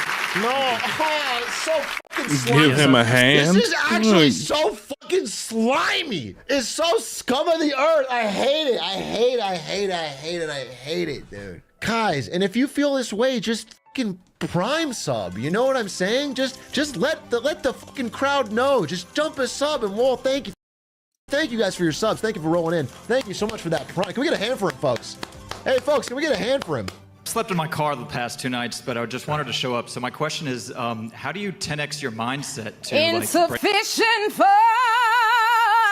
You ain't got no money. break through that fear of just like getting to the next point? Well, it seems to me like you've already done that. You need to pick up a check. Like, I would tell you, before today is over, you should get somebody to give you $500. And how? How would I do that, Mr. Grant Cardone? Like, the fuck you mean? I actually don't. I don't know. What I mean, that sounds great, but like, how? This is a real fucking guy. He's well known. Telling some dude who took out 2 loans to come and see your course. This is his one moment. Everything's riding on this advice. Telling him, yeah, you should probably get someone to give you $500. I can't. Yeah, you need to. Rage-inducing. Will that work? So somebody asked, what do I do? Hold on. I'm sorry. Did he give him $500? Okay. There we go. What happened? All right. Will that work? So somebody asked, what do I do? Hold on, bro. Bro, do not talk through the close.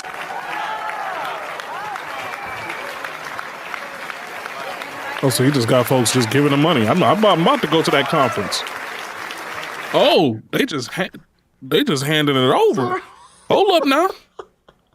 Oh, fuck. Whoa. So everybody around him just. So I need to. No, it's not. I don't think it's a plant. I need to go to the conference. Together to just donate to this guy who's fucking in a sad spot. I didn't promise him I would do it. I never met him, don't know him, and I just gave him the most valuable thing in the world, dude. Attention. Oh my god, I have to quit my job. I can't do this anymore. I can't give somebody a 10 from Prime sub after he said that fucking line. It makes me feel fucking slimy. Everyone on sub, taking out 2 loans to fly out to a fucking conference. Just to get like $800 handed to you? Wait, we actually got 2 more. We got one about a 12-year-old landlord. I gotta see this. We had a workshop called How to Manage an Airbnb. Wow. Are students like you the ones that are responding back and forth to inquiries? Right. So our leader for the workshop, Jamal, we would all look at a message from someone together. We were all working together to decide on it.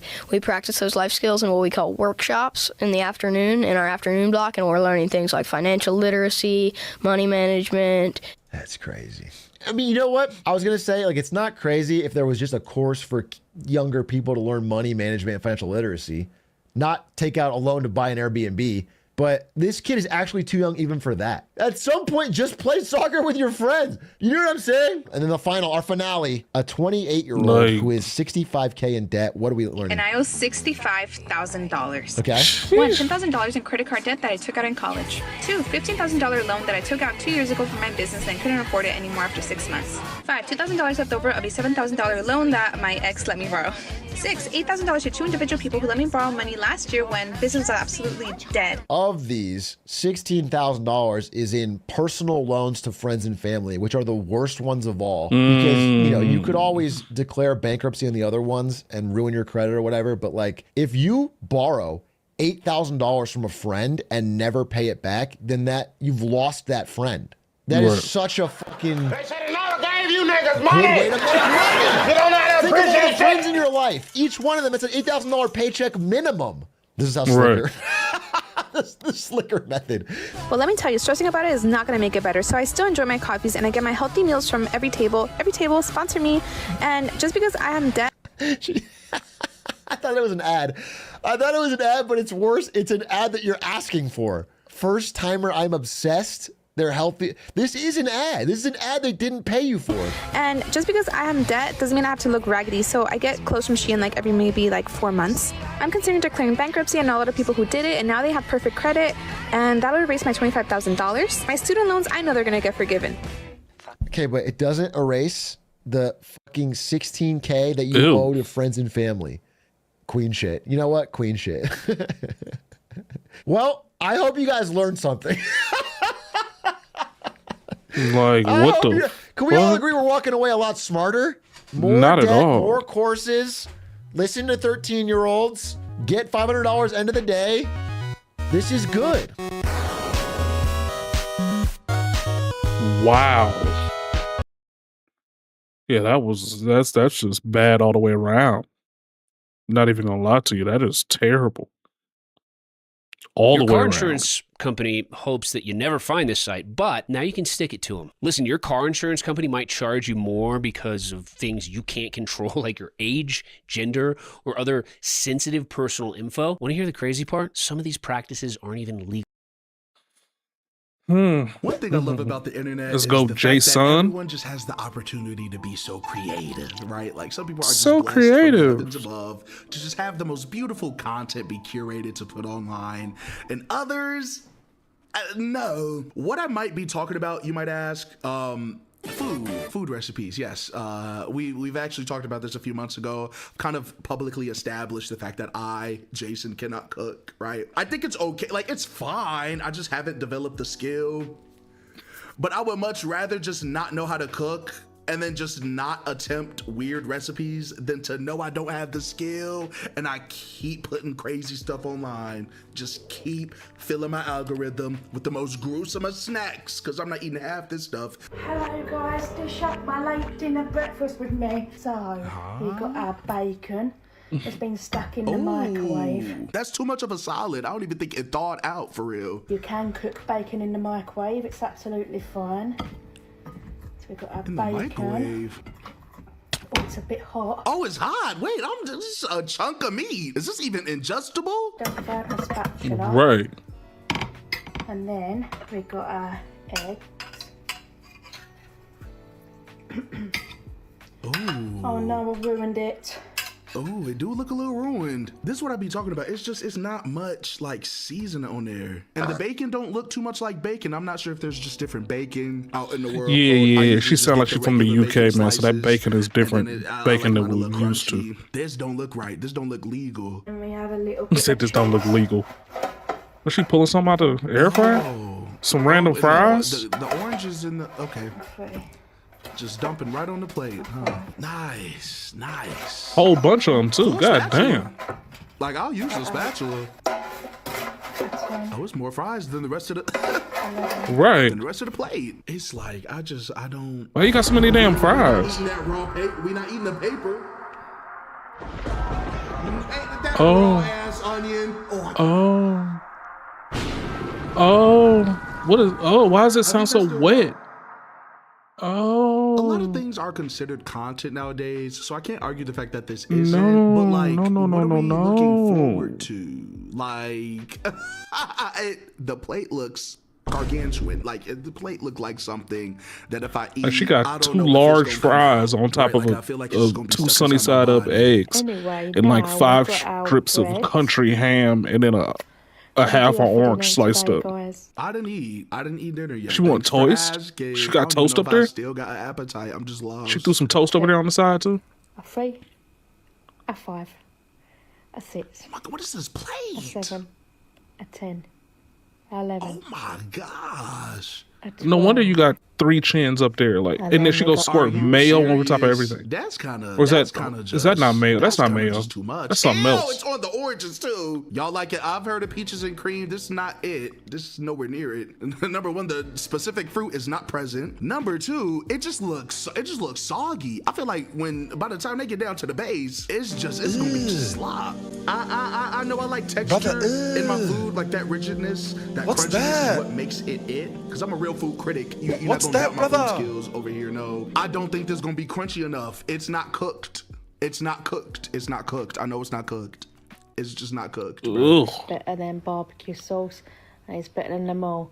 Add a little bit of salt.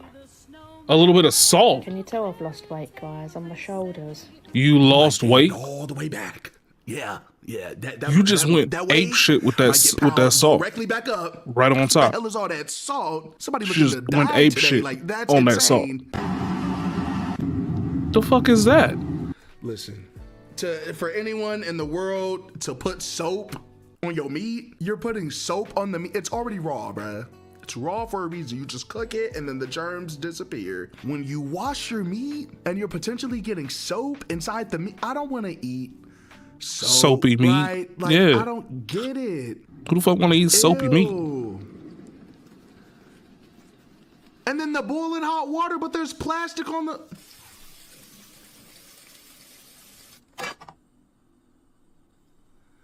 Oh. This is Oh. not... It's still it's frozen. It's... Oh. Y'all, there's just no talent Oh. here.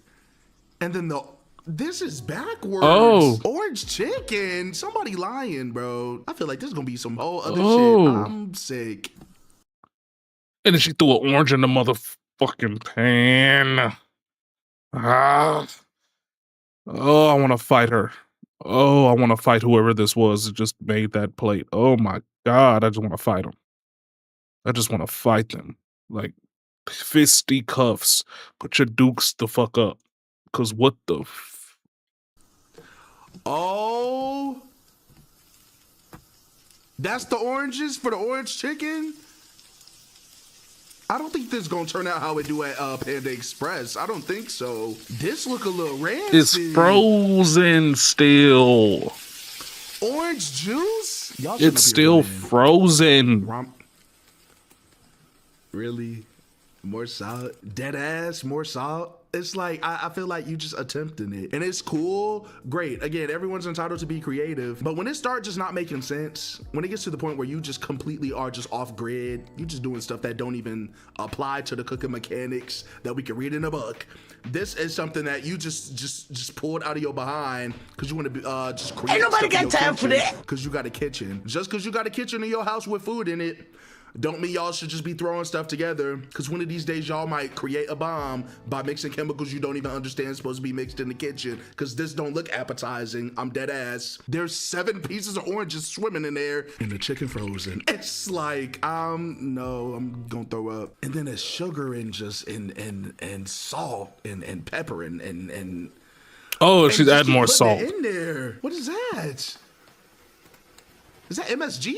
No, come on, bro. Come on. Because in my head, it's like, if I just simply don't know how to do something, y'all, I'm just not going to put it out personally. Like, you can post whatever you want. Cool, great.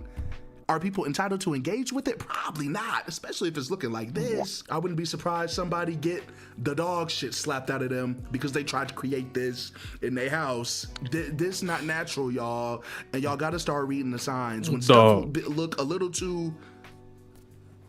just a little too imagination. You ain't gotta do it. Because no. Imagination. This is really appalling. What the fuck is that? The chicken just dead. And they not even going. They not even It going. ain't got no crisp, no crunch, no seasoning, no flavor. Nah. I would have threw that right back up. Nah.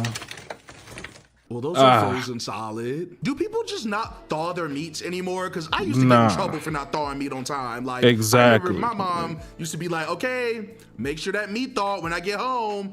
And then you forget to thaw the meat and shit. And then you get an ironing board thrown at your ass. Like a brick. You feel me? This is kind of different because if you're gonna create a video out of it, can't you technically leave the opportunity open for like the meat to thaw a little bit? Like, there's no way you were in a rush to create it with a video. Like, it was different in my case. I was at home being rushed. I promise you, if this meat cooked and is frozen, I can't do this no more. These things never gonna get done. Absolutely not. Look at them. Oh, this is Josh. Frozen solid. Exactly. And his As a mom. brick. Ain't nobody eating that. Wait, hold on. What is she doing? She's skipping a lot of steps. Is this just going bare in there frozen like that? Yeah, bareback. No seasoning, no thaw, no nothing. Does this timer work? I don't know if I've ever used this timer before. I don't think today's the day to experiment with attempting to use the timer. The meeting, I thought. So where the meat going? It's just gonna sit in there. It's like, I mean, that's the question. Okay. Like, okay, if I do get frozen wings, which rarely ever happen, you get frozen wings, you can do that. You cook them halfway, cook them all the way, then you season them, then cook them again, right? To finish them off. But like, if you just gonna just throw them in there raw dog and that's it, then you kind of, you fucking up.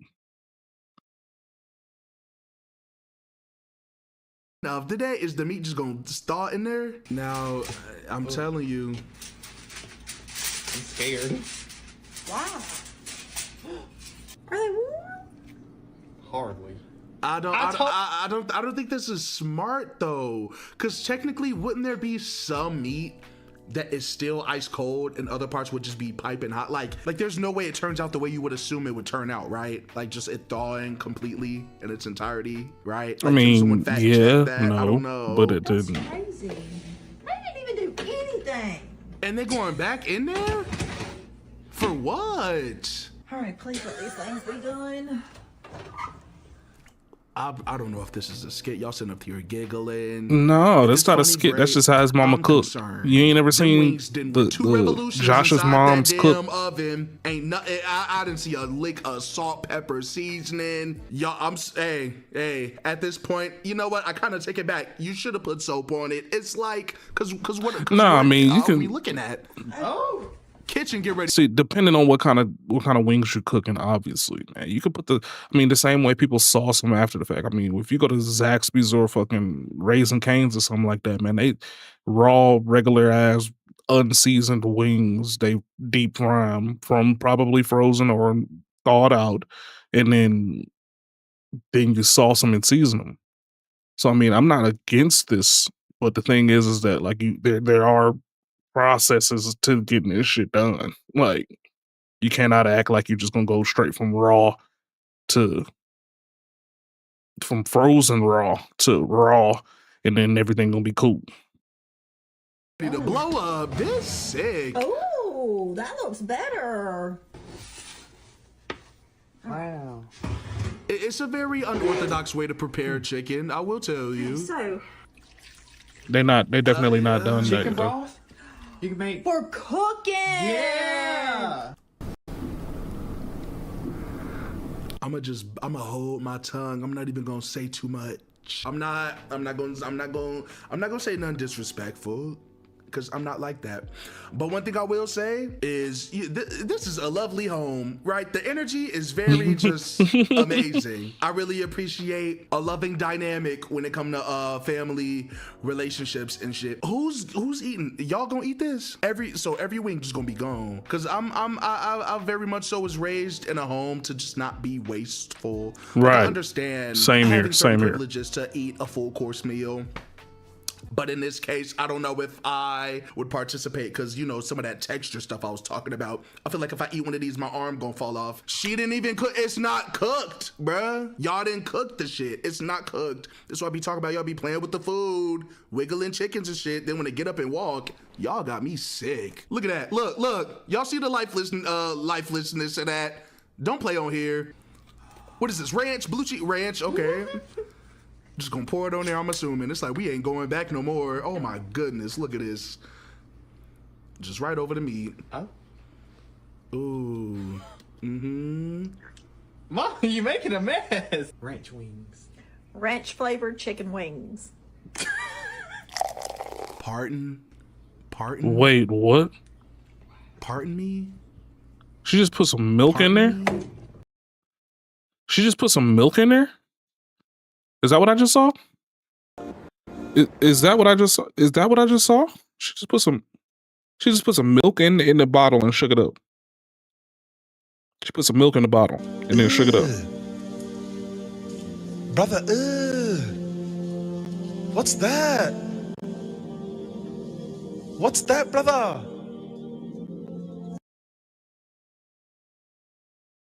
She put some milk in the bottle and shook it up. Is that what I just saw? Like, seriously? Like, dead ass. That's what we doing? Yo. Look, now if this works. Pardon me? Is it a new thing? Bro, all this what be so funny? What are y'all giggling about? Is this rage bait? Did I just get finessed? Cause I'm not giggling. Again, I'm more so concerned. Cause let somebody catch salmonella. Best believe you better not hit me up first. I don't care if I'm reacting to it or what. If somebody gets sick off this chicken jump, do not call my phone, bro. Cause I be sitting up here trying to help people and tell people. Then y'all wanna look at me sideways like I done lost. That motherfucker just put some milk into the ranch bottle, shook it up, and continued to squirt ranch all over these halfway cooked wings. That's what I just saw, right? My mind, I'm sitting up here trying to help you because you eating food that don't hit. It's not hitting. It's not hitting. She's shaking bruh. that motherfucker up, man. She's shaking the motherfuckers Just look up. at it. Look at that. It's dead. It's just swimming in that sauce. That don't even look like ranch no more. That look like that other substance. And I'm not gonna say it on It's like here. white Bro, gravy. It's just It's too white much gravy going on, like a bro. motherfucker. I'm That's like white actually gravy. really irritated now. This is crazy. Just look. Y'all like y'all wings wet like that? I just feel like it's not cooked. It worked. I just feel like it's not cooked. Look at that. That's good. To you? Really? Yes. That's the funny part. It's good to you. It might not be good for the mass majority of people. Now, am I gonna eat it? No. You can't obligate me to eat that wet, non-crunchy ass wing. You're not gonna tell me to eat no wing when I just said I didn't want to eat it because it don't look cooked. Bro, y'all, oh my gosh, bro. I don't know why I'm so irritated, bro. I need some water.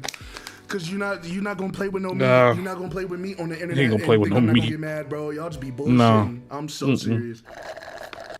This don't make an ounce of sense on here. This is really insane. Because I ain't never seen this at a restaurant. I haven't either. Ain't that crazy? Wow. Chili's don't do this. Yeah. No Wow. wings. Wingstop don't do this. I ain't never seen no wings drown and smother themselves in a bowl of liquid. I ain't never seen that before. Personally, I'm done. I'm done talking.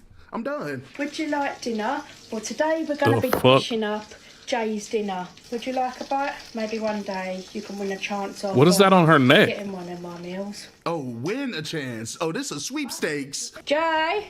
Yeah? I've just cooked your fish and chocolate.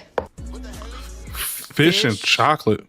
Like fish and chocolate? Oh, nah, it still don't sound good in the head. Let's see. I've just spent 10 minutes cooking that. What? Oh, why she look so concerned? Amazing. Thank you. Now eat it. The internet really funny because look, I'm not eating that. Jay, you got scammed. Y'all see how easily people get I'm finessed? Y'all just scared. eating it up because it's labeled content. I think he just Peter, got finessed. I'm 'Cause scared. Can't you get you could go to the Like hospital the- for that. I feel like those not even two correlating recipes. Right. Call me a hater. It's not gonna fly. Like, okay, like chocolate and pork of some sort. Maybe. Chocolate and beef. I've seen chocolate and beef before. Maybe. But chocolate and chicken and or fish? The fuck is wrong with you? Straight to jail. You gotta go to jail. Go to jail right now. Cause what the hell is that? Like for real, what the hell? Take all of these pieces of watermelon right on out of there. Why would you gut Leave it some juices to put behind, chicken but in we it? want to be nice and empty, just like that. Whoa! All right, let's set aside our watermelon and bring in our chicken here. Let's start with our mint sprigs. Season, yes. Before she even say it, seasoning should just automatically be first. If you refuse to season, you shouldn't eat food. Like you need to leave. Take that back. Some people don't like seasoning. I know a guy right this very moment. I'm not gonna say his name because I feel like he might gas it. He don't like seasoning his food. I just found this out 2 months ago over dinner. He don't even season his food at all. I said, what about salt and pepper? He said negative. I can't sit here and say that every single piece of food technically is in need of seasoning. I do understand. Sometimes you could just lay off and it can naturally taste good. Like grapes don't need seasoning. Hey pal, you just blowing from Stupid Town? Again, I'm sorry, I'm a bit frustrated, so I'll lay off. But hey, seasoning does exist, folks. I just wanted to, you know, like Nobody likes a dry chicken. What about the bottom, Let's bring though? back in our watermelon. What is Just this? Gonna add a couple onions to the bottom here. No. And of course, some fresh cucumbers. Just slice these into Why do you- quarters. They're the perfect bite size. And our favorites, some black olives. Now we're not. This what we talking about, bro. Gonna use all of them. Okay, like if you're gonna put something inside of a watermelon chicken, because I mean I understand what she's trying to do. Why don't you put the aromatic stuff on the inside besides the mint? Like put the onions on the inside, the olives on the inside. So once the chicken is heating up from the inside out, the aromatics go from the outside. Go from the inside out. You know what I'm saying? Like it's literally that simple. If you just want to do it like that, it's literally that simple. Just like put the shit that has taste on the inside of the chicken, because you got seasoning on there on the outside, and then the watermelon is going to obviously try to infuse itself on the outside of the chicken. You want to get as many of these random flavors that you're throwing into the bottom of this damn watermelon. Why would you put cucumbers, a tasteless vegetable, into no. Just yet. We are gonna go in with our chicken guy here. Let's just launch that right Juice is just inside. dripping all off It's of gonna be a perfect fit. So it should look like that. Wow. We are just gonna go and add some watermelon juices. This is going to make the most moist chicken you ever see. Who is lying to your ass? Somebody is lying to you. Clear is like somebody genuinely has to be lying to some of these people. What? You're you can't. What? You're just wasting a watermelon. You just squeezed in the juice in there. That chicken already dead. That's not gonna bring them back to life. I don't think. Why is the? Get in there as well. This watermelon needs to be stuffed to the brim. Ew. With fresh cucumbers. And Why- when they're cooked, they're kind of like zucchini, I guess. And now we can use the rest of these black olives. It's confusing. All right, let's get this big mama into the oven. Girl. We're gonna put this in at 400 degrees for about. Gee, you might blow your kitchen up. Let's get This this is thing insanity. Out of here. It's been in the oven for what feels like forever. Let's get this thing cut open. Time to pop off this watermelon lid. What would a Greek salad be without some feta? Whoa, whoa, whoa, whoa, whoa, whoa, whoa, whoa, whoa, whoa, whoa, whoa, whoa. Mini feta cubes, and just top it off with some fig glaze. Let's just go straight down the middle, I think. Why would you not want to like at least check to see if the chicken is done? Combined. What? Look at Y'all lying clear as day on my platform. If you comment, Why would you not anything try to see if the past, chicken was she done not eating first? it. Cause I'm not gonna lie. Come on. Be for real. Come on. Y'all eating this? Y'all gonna eat that? Y'all eating that? Like dead ass? Y'all eating that over the internet live? If you want to. Y'all eating that? There's no shot. Look at this. The watermelon even look like an olive now. This pitiful. This a corpse. I'm over the internet. pull our chicken right on out of there. Oh, look at that poor chicken. You get some fresh pieces of You ain't gonna cut it to see if it's done? You can't tell me you wouldn't bring this to a nice summer party. Oh, who's she talking to? To try this chicken. I'm not bringing that nowhere. Nice and cooked. Wow. Well, hold on. Okay, the chicken a little cooked. Okay, the meat white, right? Is it still good to eat? Not really. No, I don't care if the meat properly was cooked. That does not mean the entirety of the dish is sanitary. What if I told you Carson this dish was Wentz out actually here struggling. Carson Wentz is struggling. It's a struggle bus.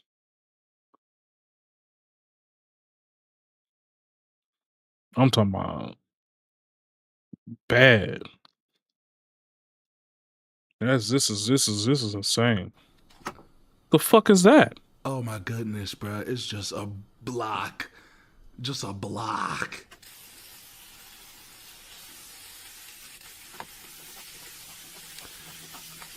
I mean, I guess that's one way to code it.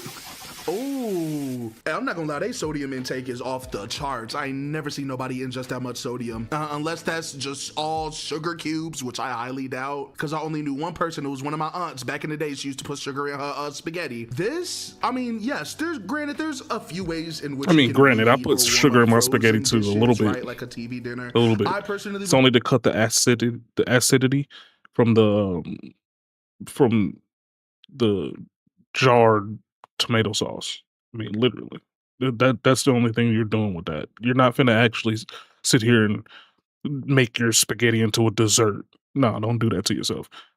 Like, it's literally there to emulsify and cut the acidity out of the tomato sauce that you're using. And most of the time I use a Prego, whatever that shit's called. So, it's pretty acidity. Has a lot of acidity in it. You cut that a little bit and, yeah. throw it in the microwave, call it quits. Or the oven, filling a pot with grease and just slapping it over the stove. I just don't think that's my world, personally. Again, that's just me, though. Like, no. Just look at it. That's too much grease. Ain't nobody eating that.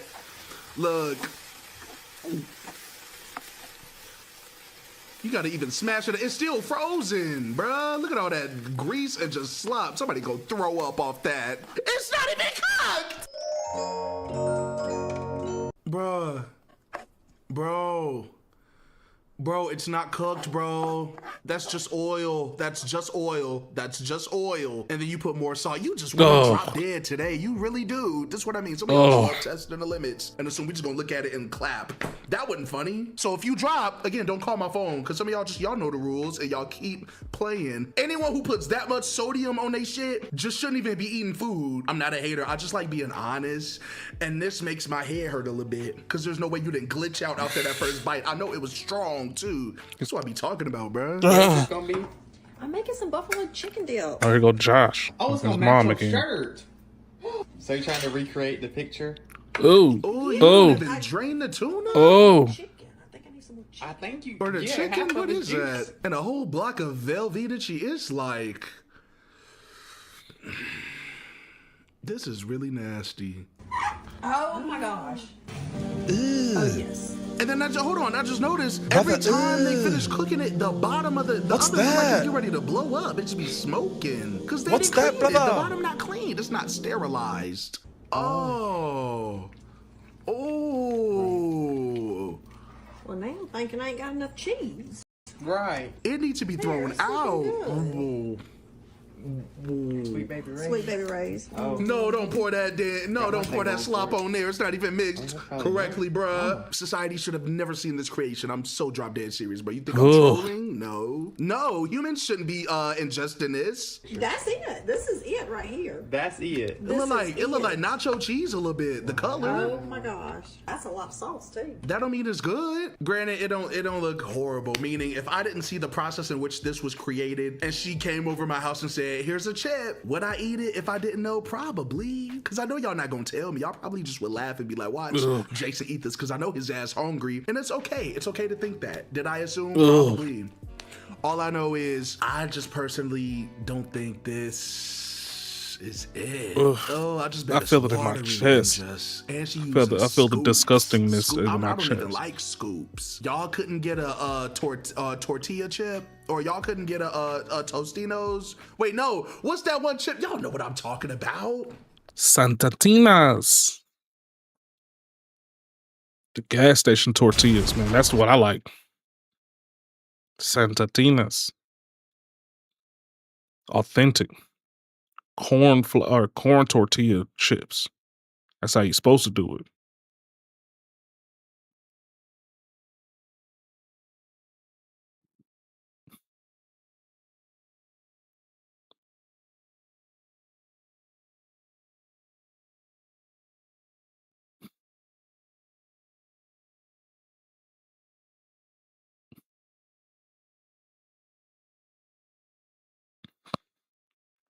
Yeah, that's insane. This is insane work.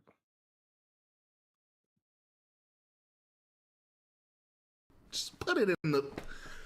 into our hot pan. Ugh. Grab our egg and place that right in the center. We're just gonna drizzle on some of this Vegemite sauce. Vegemite sauce. Such a nice thick marinade for our steak, and just make Marinade. sure it's fully coated. It kind of looks like Nutella. Nutella on steak. That's a story for another day. No, that would be an illegal one. Don't try and fake gas it up like this might be a future recipe, bitch. Don't cook it. How are you trying to use a marinade while you're actively cooking the shit that you're trying to marinate? Like, I don't understand. What do you mean this is a marinade? You're already cooking it. Why didn't you marinate it before? What the fuck? That's the nasty part. Y'all even consider it? Just trying to be jolly over there. Y'all don't eat this. Grab a bag of Cheezels. Pop those open. Whoa, whoa, whoa, whoa, whoa, whoa, whoa, whoa, whoa, whoa, whoa, whoa, whoa, Make our side dish. That way whoa. everything is done at the exact same time. Cheezels are a little dry, so let's Is that get milk? into cooking. We're gonna add in some oat milk. They don't have to be in there with it though. Like you can eat chips on the side. You imagine it as a part of the dish. This is brand new. Sprinkle in some of this white cheddar. This is gonna melt down and give it that nice. You ain't even flipped the steak one time yet. Except way better. This is just not like natural. Enough, you can always use a little extra sea salt. Hold on. Where'd she get that from? I might buy that. That looked like a nice little Amazon gift to somebody. Y'all don't care. Your kids are gonna love this. Oh, this is for the kids? This is for the kids? The kids are gonna die. Like literally, I'm not trying to be weird. I don't They're think finna get kids they're should gonna even be get eating murdered. this. I would much rather give them a fruit roll up and some applesauce. I don't want to be the Miss first one to bring Naylor, it to you. I need The kids Jordan might drop Addison to dead get if they 3 more consume this. fucking I'm serious. targets, It gets to a point. There's no way you can finagle me over the internet with this recipe, ma'am. I'm so sorry. It's not gonna work on my platform. Somebody might drop dead. It's making my stomach come on, feel some kind of way, man. Kids can't eat this. Perfectly. That looks nasty. Grab our little egg guy back. And that damn egg. Look, they ain't not even cracked. You just want to keep it alive and warm in something. I am really going crazy. Cause hell nah, this don't even know. So it needs to stay in a little bit longer. No. Of course, we can't leave this side out. It just needs a little drizzle of Vegemite. And one last time, just give that a little sweep around. These Cheezels turn into the perfect mashed potatoes. That was the plan, to turn them dehydrated ass chips into mashed potatoes? You couldn't just make mashed potatoes on the side? Right. Oh. Whoa, whoa. Oh.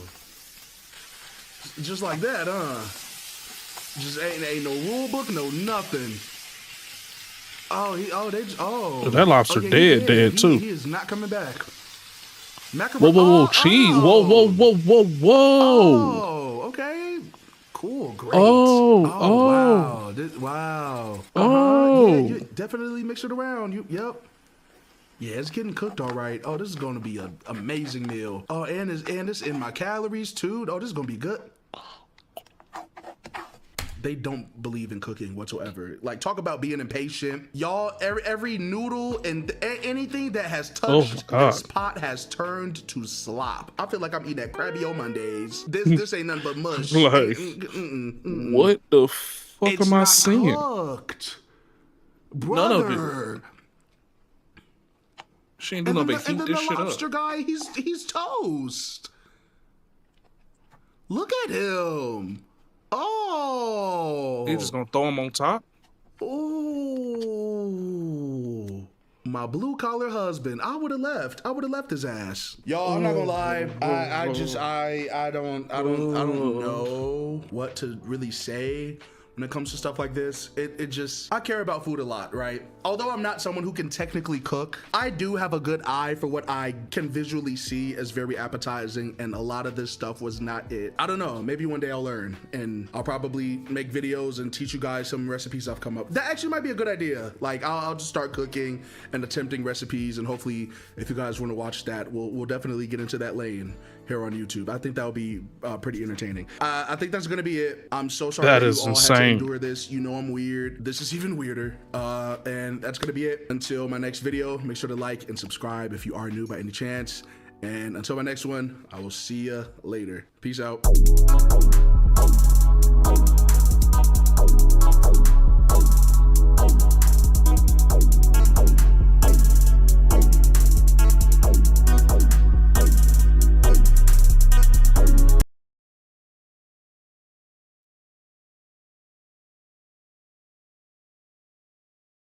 Say it's like having another producer in the room that knows exactly what your song needs. This is co-producer, the fastest way to find samples that fit your track. It listens to your track and pulls in samples.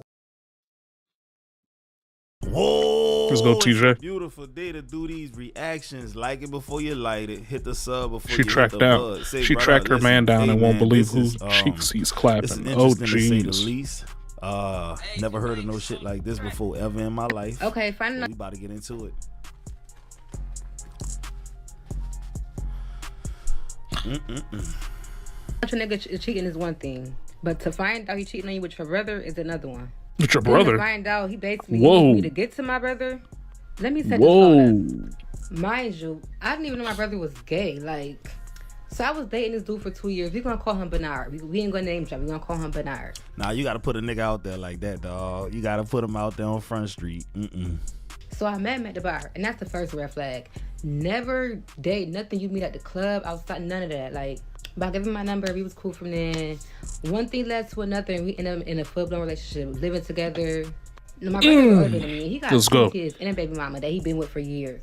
Y'all just And need to I'm get cool with her, Isaiah so a lot of times Bond we get together going. with all 4 of us, we would cook dinner, we'll go Huh. out. It'd be nothing but good vibes. But a lot of the times, they would split up and go do things separately and just leave me and the girlfriend by herself. Which I didn't mind, you know, like girls, like, you know, they do them, we gonna do us. But it got to the point where it started to be extreme. Like, these niggas was going out together every night, staying out all night, not coming home till 6 o'clock in the morning. And it was happening way too much. So, of course, I'm thinking he cheating, but I'm not thinking he cheating with my brother. I'm thinking both of them niggas is out cheating. Like, with other bitches, they cheating. I want to know, is this your blood brother or is this like a step brother or like what the This is- hell, bro? On us. This is And my disgusting. brother baby mom felt the same way. She like, what's going on? Like, Brother, and mind you, like, this went on for months. I could say What's for that? about 3 to 4 months this was going on. Until we found What's out the that, truth. brother? So eventually I get to investigating. Like, no, at first I'm not finding nothing because I'm looking for a female. Like, I'm thinking he cheating with a girl, so I'm looking for females in his phone. I'm not seeing nothing. But it was just one night I was over. I couldn't take it no more. The nigga did not come home. It was going on 7:30 a.m. So I called my brother, baby mama. I'm like, where is my brother there? Like, did he ever come home? And she said he ain't come home either. I go to blowing both of their phones up, yo. I get to no answer at all. Like, so yeah, we share a car. And you know what's crazy? The whole time she blowing up her brother and her boyfriend phone number, she probably never thinking that they clapping cheeks with each other, bro. Why would that cross your mind? Your blood brother, I'm assuming, and your boyfriend. Why would that ever cross your mind? And I noticed that the car was in the front. Yeah. I go to the car door, and y'all not gonna believe what the fuck I seen. Please don't Yeah, tell me both what I of these think niggas in the car laid up. My brother and my boyfriend. Both of their pants down. They drunk as fuck, laid the fuck out. So I'm like, what the fuck? I wait both of them like, what the fuck is going on? Why y'all niggas in the car laid up naked like this? Maybe she thought that they had like a little female in there and they was tag teaming her. Cause even still, bro, like your brother and your boyfriend, you would never think that that's what's going on, bro. At this point, they both out of their mind. I'm talking about drunk. I don't know what the fuck they was on, but they was not functionable. So I called my brother baby mama. I told her like basically what's going on, that I was functionable. So it was on, but they was not functionable. Wait, y'all make sure I ain't tripping. Hold on, what she said just now? But they was not functionable. So I called my brother baby mama. I told her like basically what's going on, that I seen him in the car naked. She comes to come get him because they both is out of their mind. So he go home and he get in the bed and he goes to sleep. So yeah. Isaiah, let's go. No, I believe in boundaries and in privacy. So like, I never really thought to go through him and my brother messages because I'm like, whatever, they cool. Who am I to be looking into their business? If not a female, I don't need to know what they got going on. But at this point, I ain't give a fuck about none of that. I go through their messages. I'm scrolling because it's so much. So many messages. Like, it's nothing new. This is a lot. Yeah, they're in a full-blown relationship. Literally in a full-blown relationship and playing the fuck out of it. Ew. I ain't never cried so hard in my life. Yo, like, I could say that was my first heartbreak. Like, I cried so hard. Ew. He in the bed, still knocked out. I immediately put my stuff on and I drove to my brother's house. Go to the explore page at this point. Now, Training Crowder says that Russell Wilson is a lame, will always be a lame, got that lame shit running through his body. How would you trade in Future for Russell Wilson? I know them guys in Atlanta, them boys in Atlanta never fuck with Russell Wilson. Now, you spend the whole interview asking Mike Tyson about his Johnson. Terrible. Real quick. Green bean the fuck out of that goddamn ticket, boy. Green bean the fuck out of that shit. Give me my last little throw, man. Isaiah Bond just got a 19-yard throw the last second. Fucking right. Fucking right. IQ Lens with Zenny ID Guard. Fucking right. Where's my practice uniform? Allows our days to go fucking right. To protect it. Fucking right. Green bean demons. Give a fuck what you think about the trenches, nigga? Give a fuck about what you think cool and not cool? Man, keep it a bean. Niggas ain't know you until the Pivot Podcast, nigga. Ain't nobody never in the history of any fucking thing before the Pivot Podcast ever typed in on YouTube, Channing Crowder highlights. Now, we'll watch Ryan Clark knock a nigga head off. Yeah, for sure. I had a picture of Fred Taylor on my wall when I was a kid. Facts. Don't nobody know your ass, nigga. You telling me? You telling me? You telling me this nigga? Hey, dog, that's the type of nigga you don't trust around no kids, man. You God, let that face. dang. Would you let this nigga babysit your daughter, bro? Fuck no, son. That boy got a face like Rodney. That was his name from Players Club, the one that followed Diamond home, bro. Would have been in the I'm So Hood video? God damn, son. You telling me this is the cool guy? This what the trench is gonna fuck with? Freaky ass nigga. 40-something years old talking about who cool and who ain't.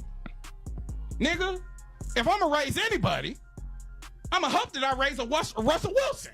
Facts. Hey, can we keep it a bean like he said, bro? Would you rather your son come out like Future or Russell? Let's be real, bro. I'd rather the Russell. Honestly, any day I know he not gonna be in no trouble. You know what I'm saying? He ain't running around with a whole bunch of kids, making babies over here, making babies over there. He ain't disrespectful.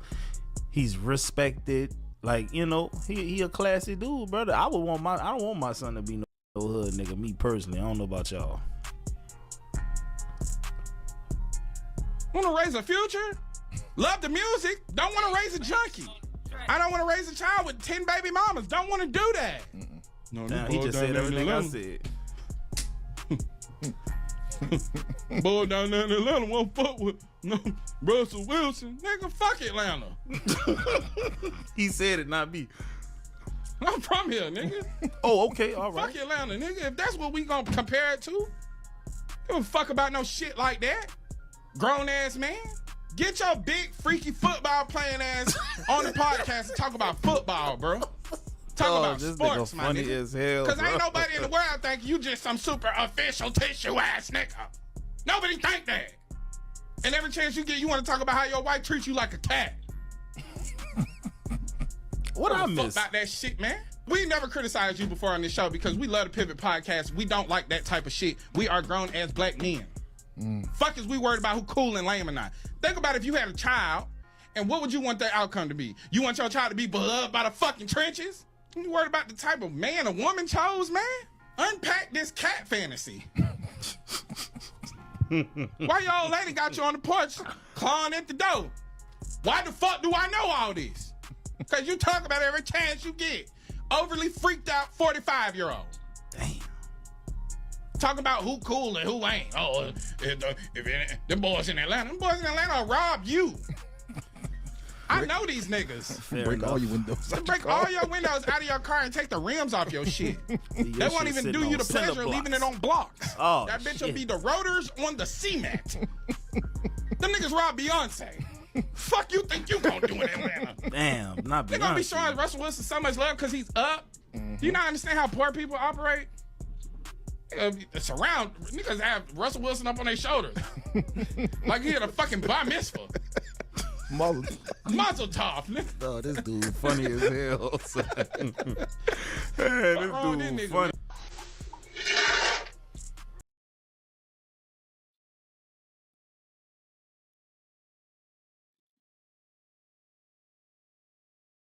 Style starts with the details. The difference between mid and next level, a real gold chain that hits. Lifetime guaranteed. Over 36,000 five.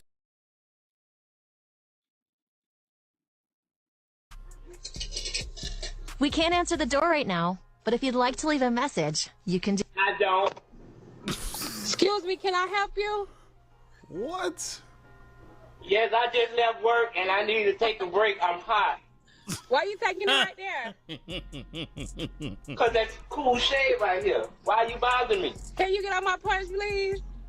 I cannot. I'm hot. I'm burning up. And this car police, they'll trespass me when they get here.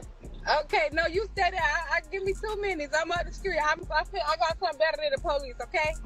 Okay, great. Get him back. Gotta run. Okay. No, I'm on my way. You just sit right there, okay? Bro, Stay right stay there. right here. Okay, King. Stay right there. I got a good. Okay, don't lie now and tell them I'm trying to break in the house now. Don't do that. I might tell you a joke, but I'd never tell you a lie. I think you better Stay leave, right bro. there, bitch. I'm on Do the you way. know me? Yeah, do you know me though? Because you don't know what's going on. That's how people get fucked up. You don't know what's going on. No, do you know me? Do you know me? Do you know her? Do you know me? No, do you know her? Do you know her, man? Can you please leave me alone? Huh? No, stay right there. No, you ain't got to.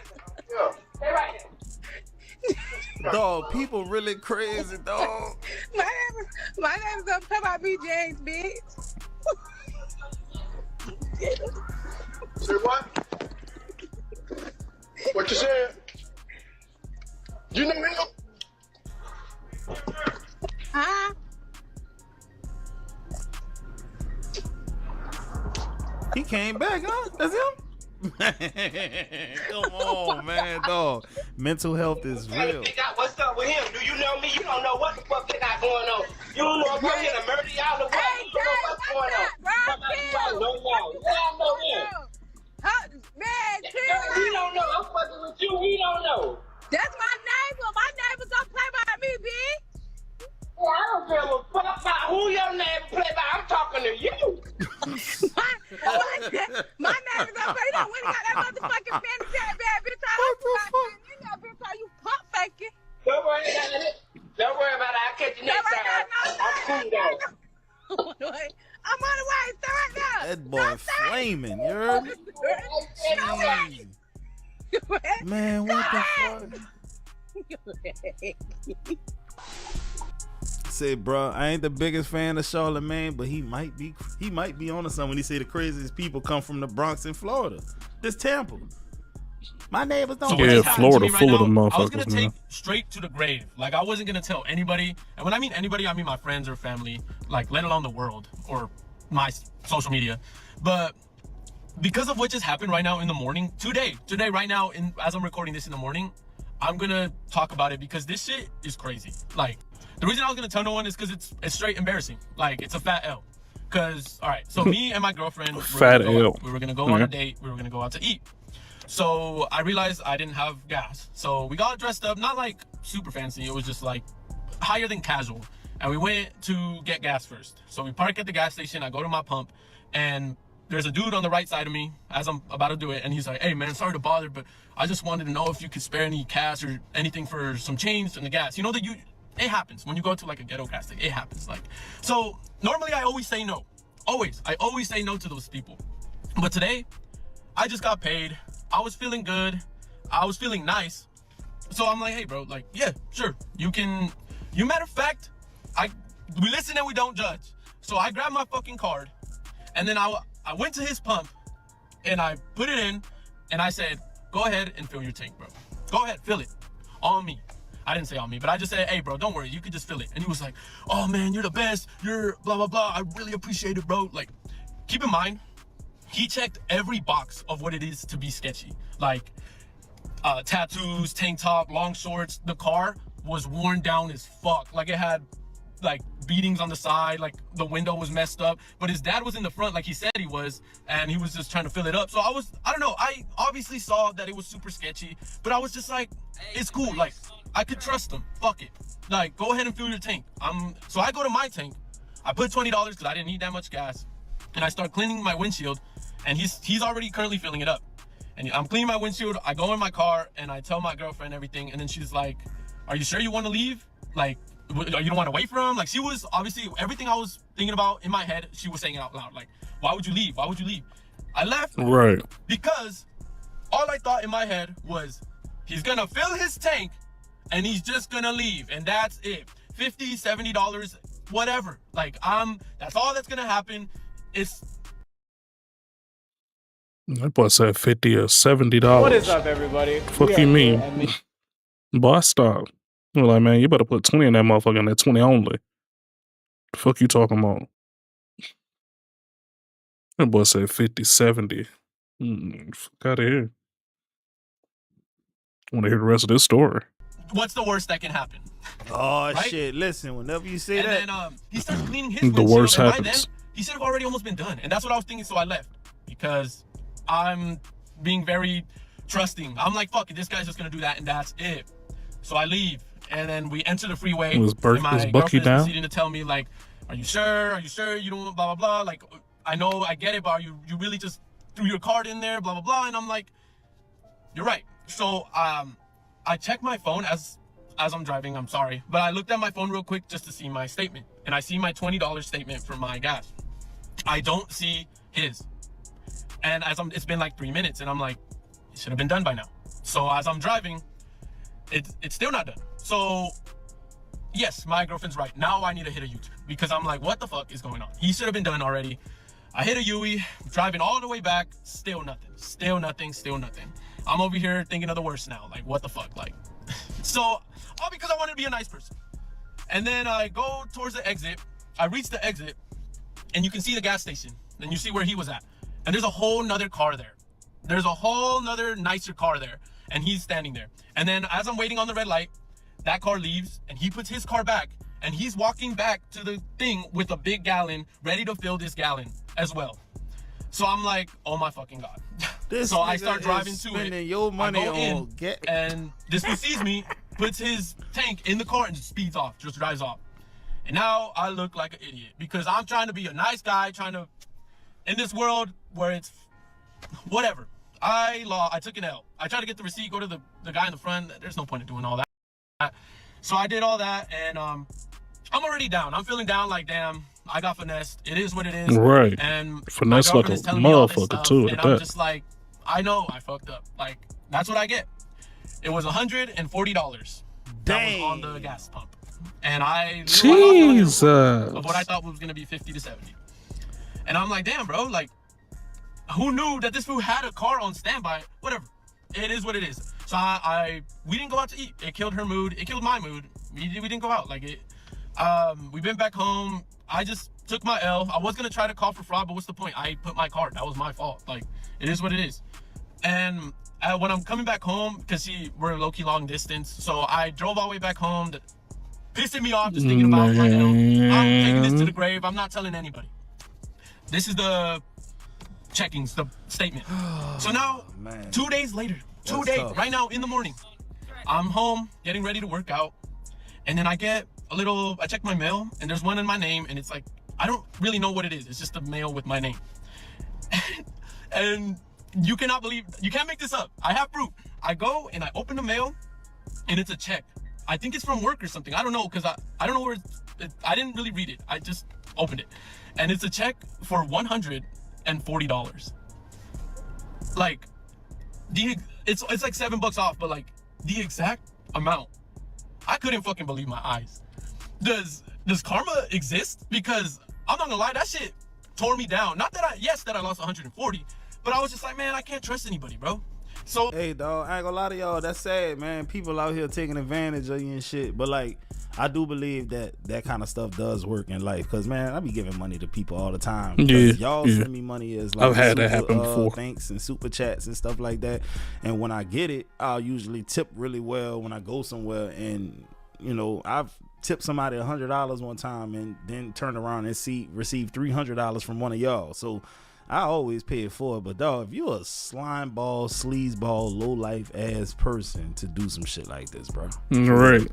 If you go to a wall like this and you slide down to a wall sit like this and you slowly lift up your heels like this and you do this 10 times, you will increase the stability in your knees and you will decrease your knee pain. And if you lay down on the floor like this and you lift up your upper body like this and you hold this for 30 seconds, you will decompress your spine and decrease that pain in your lower back. If you grab a band like this and you loop the band on a railing like this and you take a few steps back and you rotate only your arm back and forth like this and you do this 10 times on each arm, you will improve your shoulder mobility and decrease that pain in your rotator cuff. And if you set up the bar like this and you lift one leg up and over the bar like this and you do this 10 times on each leg, you will improve your hip mobility and decrease the tightness in your hips. And if you just save this video and do these daily, you won't wake up complaining about your body hurting every day.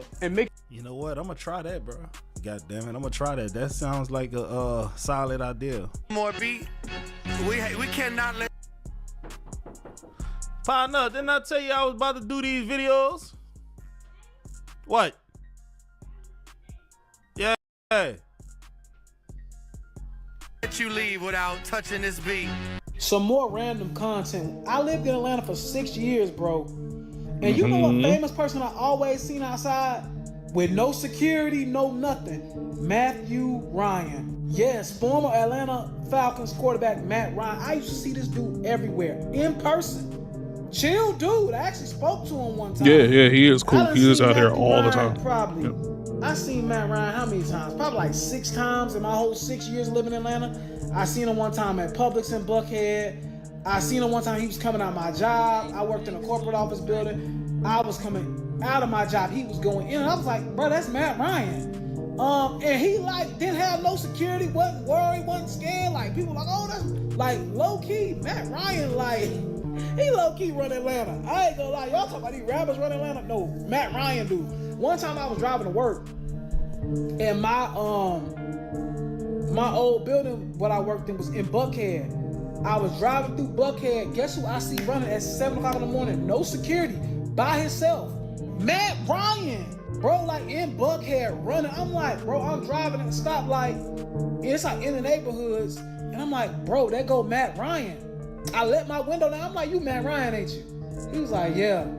I was like, what's up, bro? I'm a Panthers fan, but like, you be like, it's like my 3rd time seeing him at this point. I'm like, I be seeing you all the time. Like, he's like, yeah, man, I be outside, man. He was cool, bro. Like, Matt Ryan was super cool. I hated him as like a Panthers fan, but I've met him and spoke to him on several different occasions. And low-key, he was one of the most chillest celebrities I've ever met. I'm not even gonna hold you. But yeah, Matt Ryan, he be outside in Atlanta. I ain't even. Say, bro, I only ran into one asshole celebrity, dog. Fucking Anthony Mackie, asshole, bro. You could tell him I said it too, goddammit. But I didn't met a lot of other celebrities. I met Debo. I don't know his real name. I met Ice Cube. I met Omar Gooding from Tiny Lester. Baby Boy. He played in A Smart Guy. I met him. All kind of people. Cam Jordan. I've met Drew Brees. Fun fact about Drew Brees, dog. I think that those are the biggest hands I've ever shook in my life, dog. That man, Drew Brees, the same height as me, bro. Hands. He got Michael Jordan hands, bro. I ain't gonna lie to you, dog. Huge. But yeah, bro. People like Matt Ryan and Drew Brees, dog, they royalty. Where we from? Like, ain't nobody finna mess with them. For real.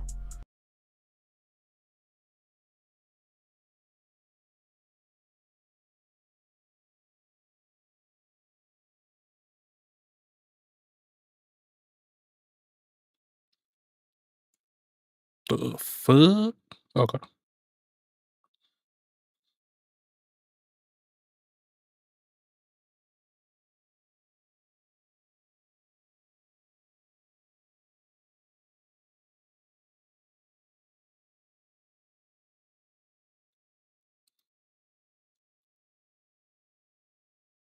There are many aspirational places that people want to live in the world. Los Angeles, New York, and Atlanta. But the place that's really different is Miami. Miami is a place where all things combine. Rich people, great weather, awesome entertainment, beautiful women, and of course with opportunities in almost any industry. And people want to be there. Unfortunately, Miami isn't always what it seems. There was a recent report that said that more than 50% were struggling to make ends meet under typical cost of living conditions. I know that most of you can say that that's happening almost everywhere, but in Miami, it's really, really bad. Even with the state of Florida not having state income tax, it's still difficult. People in Miami-Dade County fall below the survival budget. That's over 54% of them. And when you look on social media, that's a different story, especially when you look at the beautiful women that are online. I swear when I look at Miami, I never see a person that's broke. And you always look at all of these beautiful women that are there, especially in the Black community. Not all of them are Black American. You have some ladies that are Haitian, some ladies that are Afro-Latina, but not only are they not doing very well, they're also facing certain levels of racism. So, talk to dude, whatever. And so basically after that, he said, yeah, it's a no for me. Basically because, you're a little thicker than what we like, and you have stretch marks, and that you have a lot of visible tattoos. All right, cool. I was okay with it's a no first, but you went into detail. I was like, wait a second, I ain't never had nobody tell me no shit like that, but it's cool. It's a majority white club, so I really wasn't banking on getting that job, but I was just like, let me just go. Now, in this case, this was a chick that was, what the clapper sounds? Yeah, she's a dancer and she's trying to apply to get to work. But in Miami, because you have so many people out there that are rich and non-Black, she couldn't get the job.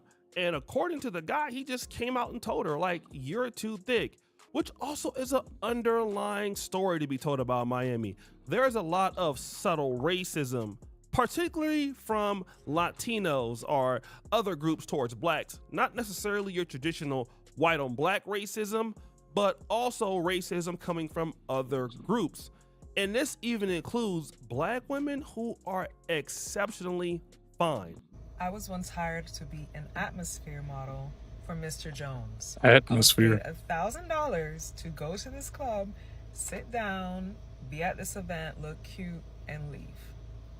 Now, in the room, I was one of 3 Black women in a space that had maybe 500 people. So we were there to meet the quota, the right ratio of Black women that was okay for that night. Now, I was getting paid. I was not really part of the event. I was just there. About 2 weeks later, I met with a promoter, and he's like, hey, let's hang out, and then afterwards we're gonna go out to the club, blah, blah, blah. I was outside at the time. I said, all right, cool. So I'm with myself and another one of my girls. We pull up to Mr. Jones, and I see him talking back and forth with the promoter. I'm really cool with him. And he comes back and he's like, yeah, he says there's too many Black girls in our crew. Now, in this case, you have this beautiful lady who was hired by a venue that, only had 3 ladies. So if they're getting into the clubs, it's okay if you're like 5 or less, right? But then she came back a few weeks later with more Black women. Anyone know what happened? So outside of myself, there was about 5 other Black women I didn't know, but they were attractive Black women, different sizes, different complexions, etc. We were denied entry. Okay, so this is the part of Miami where I say, I'm the same person that was paid to be in the establishment to meet a requirement of people that was turned away weeks later because there was too many Black people in my crew. Too many Black women in the crew. That's crazy. But it's not only for Black women in Miami. This is also happening to Black women who are just visiting Miami. So I'm from New York, and I just got back from Miami like a week ago. And I was just sitting back and reflecting on the cultural differences between New York and Miami. And one of the things that I was just thinking about, which nobody really talks about, is this weird underlying obsession with girls being like exotic and foreign. Now, this sister is a very beautiful Haitian American lady. She lives in New York City, was going to party in New York, and she makes it clear in New York City, everybody's proud to be black. Everybody's proud to be who they are, or Afro-Latino. Like, people are not really tripping that much in New York. But Miami is a little different, and she continues to explain why. I really hate using those terms because they just like, they ick me out. Like, I feel like it dehumanizes people so much when you say, oh my God, you're exotic. I'm not a fucking bird, but for the sake of the video, I'm using those terms because that is word for word what I was hearing other people saying there. I noticed that there was this very strange obsession with being like mixed with something, which I'm really not used to in New York, because I feel like in New York, it's like you are what you are and you're very proud of that. Like, if you're black, and you say that and you're proud of that. Like, if you're Latino, you say that you're proud of that. If you're Asian, you're Asian. It's like everything, because it's very diverse. People are very accepting. What if I told you this dish was actually healthy? Let's be real, Factor's menu is way healthier than the competition. Their chefs actually know.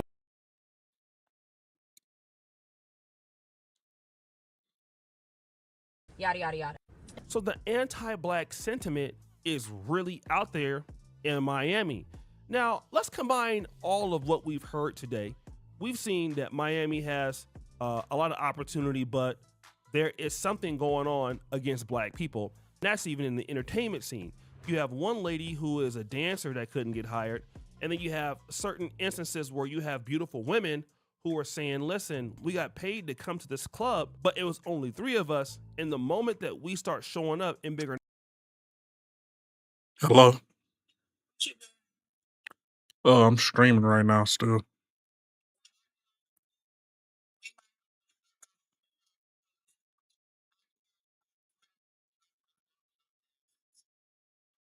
All right, that's cool.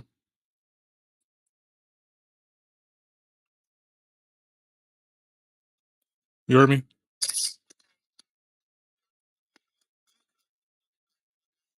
All right.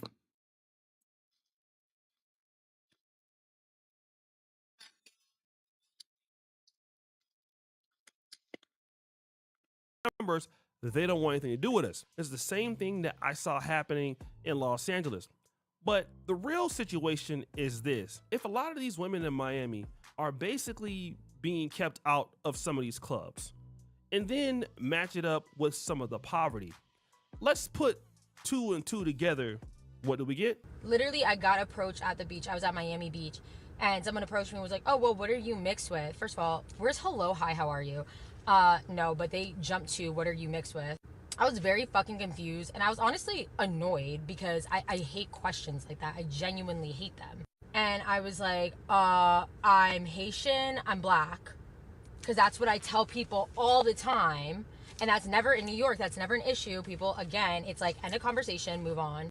He was like, no, that can't be possible. There has to be more. You have to be mixed with other things. And he went on and proceeded to tell me how in Colombia, there's women who look exactly like me, but they're not black, and they would never identify with being black. I'm like, that sounds like a personal issue, and I don't really know what to tell you. Now, this is interesting because when you Was that a see 50 a ball? lot of Instagram models, 30 and ball. trust me, Dang. I've seen a lot of them too. And I'm like, damn, this lady is just too bad, too fine.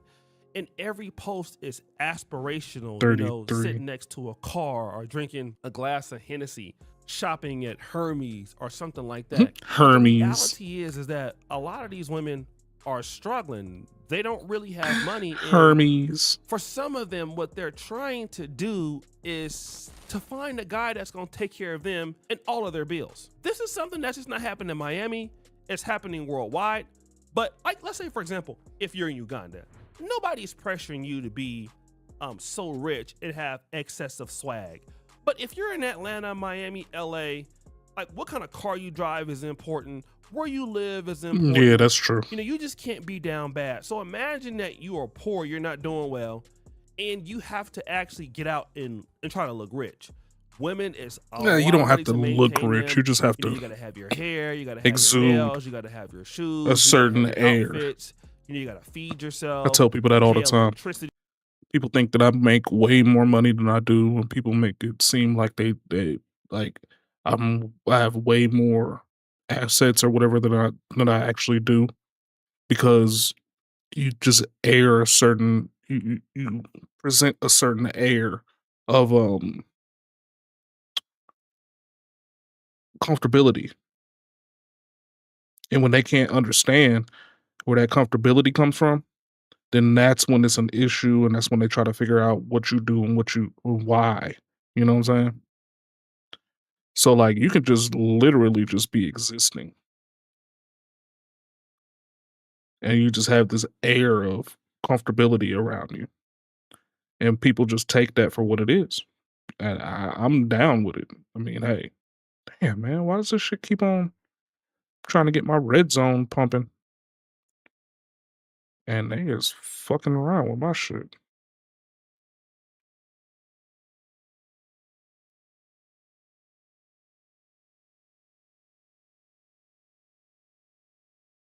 Put that bitch right out.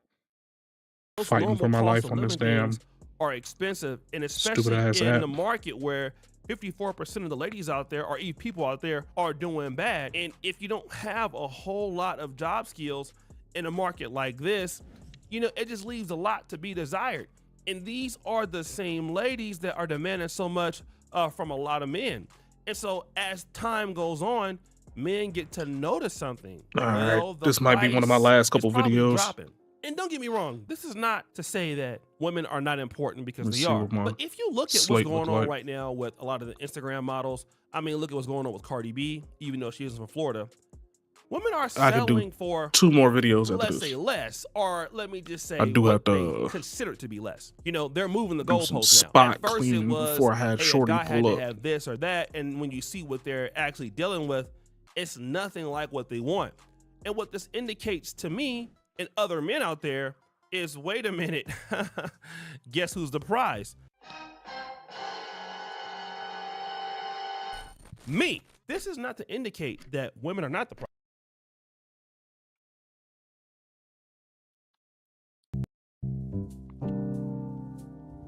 This fucking ad is so cool, man. I ain't gonna lie. I done watched that ad so many times all the way through. But it does show that women need to be very 4th and 21. concerned about damn. what men think. That boy, 2 Now, is couple the terrible. fact that, you know, some women out there are not doing very well.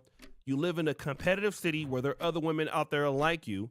You live in a city in which the cost of living is high, and you're unwilling to, you know, compromise on what a man may need from you. And you're in a situation where you're in the nightclubs every night. You're probably not meeting quality You fucking guys. Where does that need- leave you? It doesn't leave you in a situation where there's strong leverage there. And so what men can do is say, you know, I know she's saying she want that from me, but I can just wait it out. You know, it's no big deal. And typically if you wait it out, you deal with you. It's just what happens as long as you keep developing as a man. What I do is I ice out people all the time. And icing out, I mean by I keep it dry. I hit them back when I feel like it, type shit, all the time. Especially if they're on the scale from 1 to 10 and they're anything over an 8, I'll ice them. I don't care. Either you're gonna do what I feel like or when I feel like, or you're gonna move on to the next one because you weren't interested in the first place. If you like me, then you're gonna chill out. You're gonna calm down and you're gonna deal with whatever comes with me. And a lot of times what comes with me is a lot of I ain't gonna say non-committal, but a lot of times what comes with me is a lot of times I like to be by myself. I'm by myself a lot. I like to be in my space and my time doing what I like to do. So I ice people out. And sometimes that works, sometimes it don't. It is what it is. This is not to put down women. This is just to be honest. Men are starting to see their value more and more each day. Mhm. You know, I run a platform called the Pan-African Dating Show. And, you know, sometimes we do speed dating events. We're facing the same issues that many speed dating creators or event creators are Mhm. facing worldwide. men are just not interested in coming to events to try to spend money on women. They're just not. Right. They would rather not deal with a woman's financial issues when they feel like they're What getting y'all a going little on with this upside. here? All right, this is happening in the nightclub industry. This is happening everywhere. It's just too many good-looking women now, and guys can just pick and say, yes, okay, I don't really need that right now. I could just focus on something else. And of course, you're gonna get the dudes out there that's willing to trick it off. No doubt. Even your boy O'Shea Duke Jackson. But the reality is, you can wait. You don't really have to get into a situation where you think you're missing out. I mean, the Dubais of the world are still gonna have the bad chicks. The Miamis are still gonna have the bad chicks. The Houstons, the LAs, the New York Cities. You're not really missing out on a lot. And a lot of these women are struggling and probably don't have a whole lot to offer you anyway. This is not every woman, but it is a lot of women, okay? And so if you don't really want to inherit a lot of that dry bagging and some of those bills and, you know, uncompromising attitudes, you just don't have to deal with it. And this is better than criticizing them, wanting them to change, asking them why they feel like that. No, we just gonna let your ass sit over there and do it moving. And it's just so easier for guys to just take a flight all the way to the Dominican Republic and get somebody at, like, you know, a fifth of the cost that look just as good. Okay. That look just as good. Guys, it's your boy O'Shea Duke Jackson. Back That's at it the again whole thing. with another episode of The Celebrity John. Appreciate you for all that you do. Subscribe to the bell. We're out.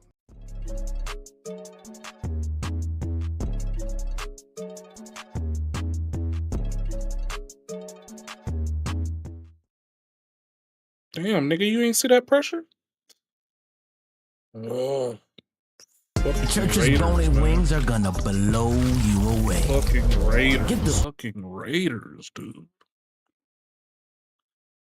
Hey, call me Shape. And today I'm reacting to a video titled 46 Mom Arrested While Breastfeeding for DV. Let's get right into it. My abuser got me arrested when my daughter was 6 months and I spent a night in jail in Chicago while I was breastfeeding. And I remember standing at the top of the stairs listening to the police tell him, if you just want a police report for a paper trail, just go down to the station on Monday. You don't have to do this. And sure enough, I thought I was in the clear, but nope.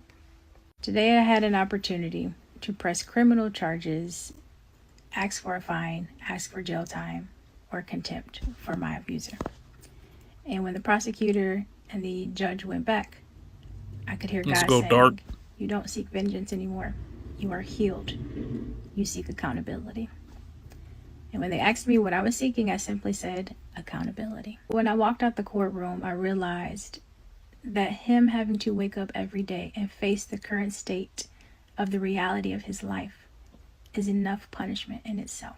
You see, for years when I was with this person, I experienced what's called reactive abuse. And it's when someone does something to trigger you or provoke you and then you react. It's all about gaslighting you. And I didn't have the terminology back then, and so it really played a role into my identity. But today I got to mindfully react, and I didn't give in to the narrative that he would try to say I would do. I wasn't the bad person that he has tried to portray me as. And he may never get the revelation of what really happened today. And that's okay, because today was not for him, it was for me. I need you to always remember to seek vindication, not vengeance.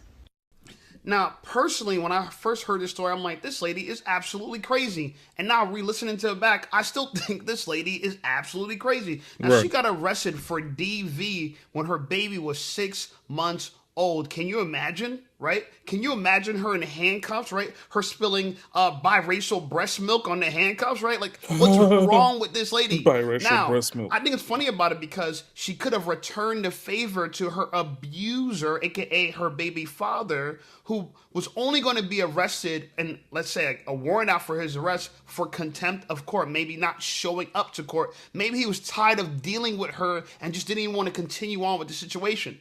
So she thought it was such a flex that she didn't seek vengeance against him. And mind you, she's just doing this to fool you. Now, I'm not fooled. I'm not fooled. I've seen other videos by this girl, and I think she's even crazier. Take a look. I have been co-parenting with God for the last 6 years, and I'm sitting here waiting on my daughter to finish occupational therapy. And oddly enough, I was taking some notes on declarations that I say over her every day. And I don't know who needs to hear this, but if you are wanting to co-parent with God, if you're co-parenting with God, I want you to know that this process is going to require you to surrender. Co-parenting with God. Can you surrender your plans when you have to send your baby to that other parent's house and you know that it's not an environment you want your baby in? Can you surrender when court is not going well? Can you surrender and trust and know that God has your back? The definition of surrender is to give up completely or to forego, especially in favor of another. When you surrender throughout this process, you're going to give up control in favor of your child. Think of your ideal co-parent, that co-parent who shows up for your child whenever you need them, that co-parent who makes sure that your child doesn't go without. Start envisioning God like that. And the amazing thing about this process is that for the many of us who didn't grow up with active fathers and active mothers in our lives, we get to see God be our parent.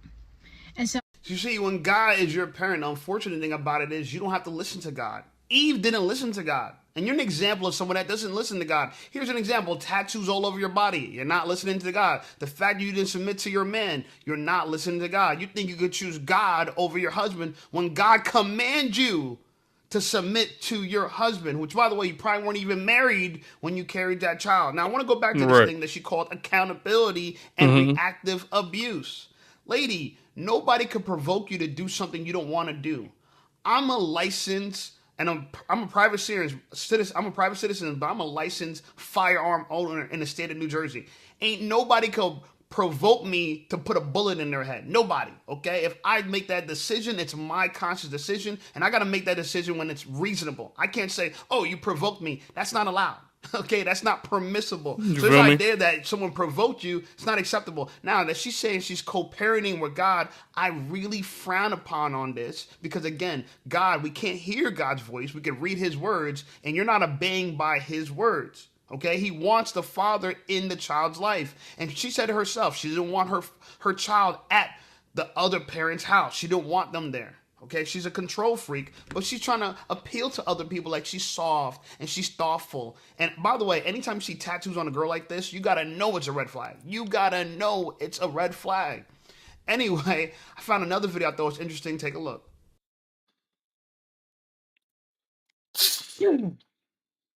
Excuse me. Creating a character is simple. Ooh.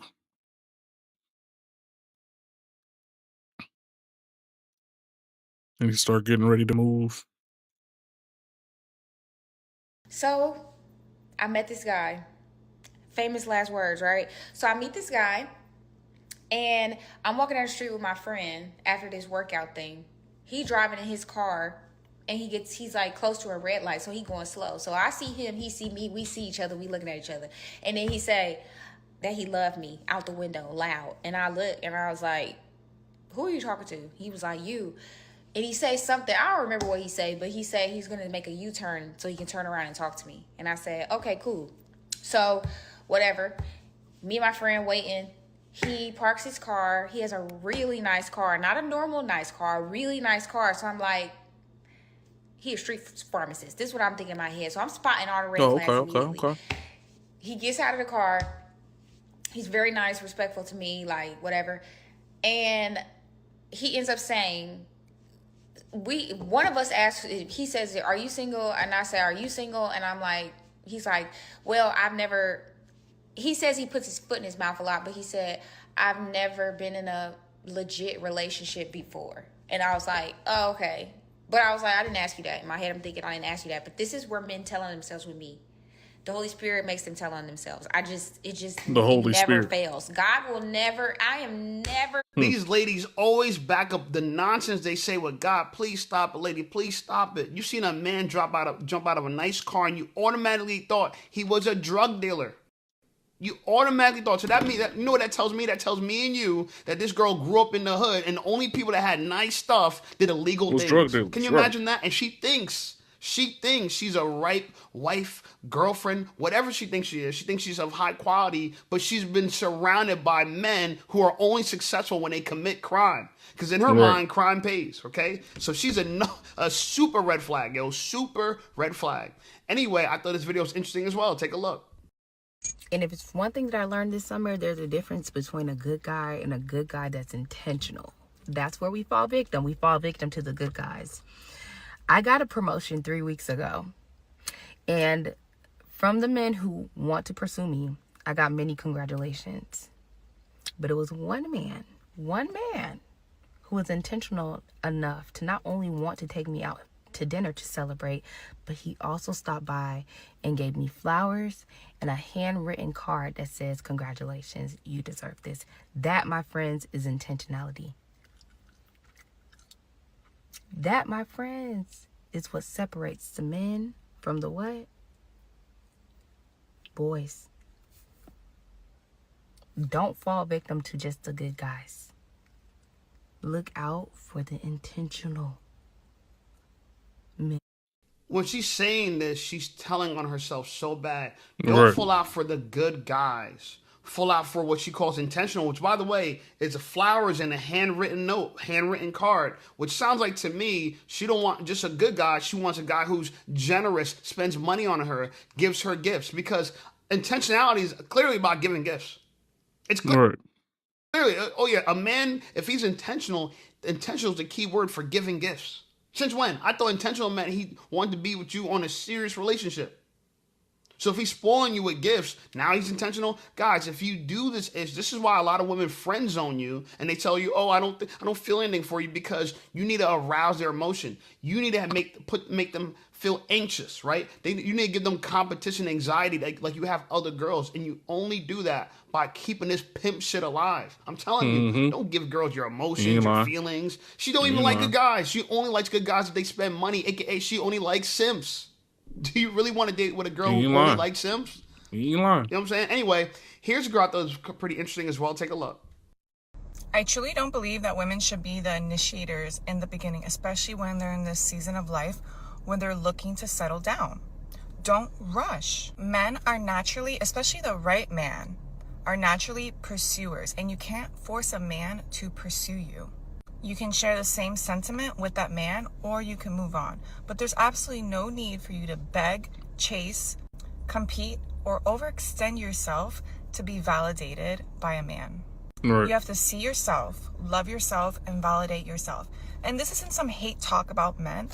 I absolutely love my husband. My husband is the one who's taught me so much about myself and has set the bar so freaking high that if anyone ever came after him, it'd be pretty fucking hard to meet it. And that's really all there is to it, because if you have to pursue him, beg him, and convince him to see your worth, babe, he simply does not want to, okay? I have a real issue with women who are married, yet they get on TikTok making videos similar to single women. I have a real issue. Yeah. You would have never known she was married until she made that confession at the end. At the end, she said men are natural pursuers. Again, we keep having this prize argument. Oh, if a woman's the prize, you got to chase the prize. You got to chase the prize. Let's get this prize shit. Let's settle this right now, okay? Let's settle this right now. I'm going to give an example of what I mean by prize. I'm going to give an example because I think when people mean by prize, they're trying to say they have a lot of value. So let me ask you this. If a celebrity dated the fan, who's the prize, the celebrity or the fan?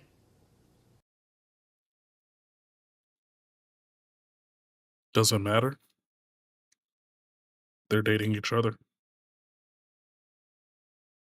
Maybe the fan is a multi-millionaire. He's just a fan.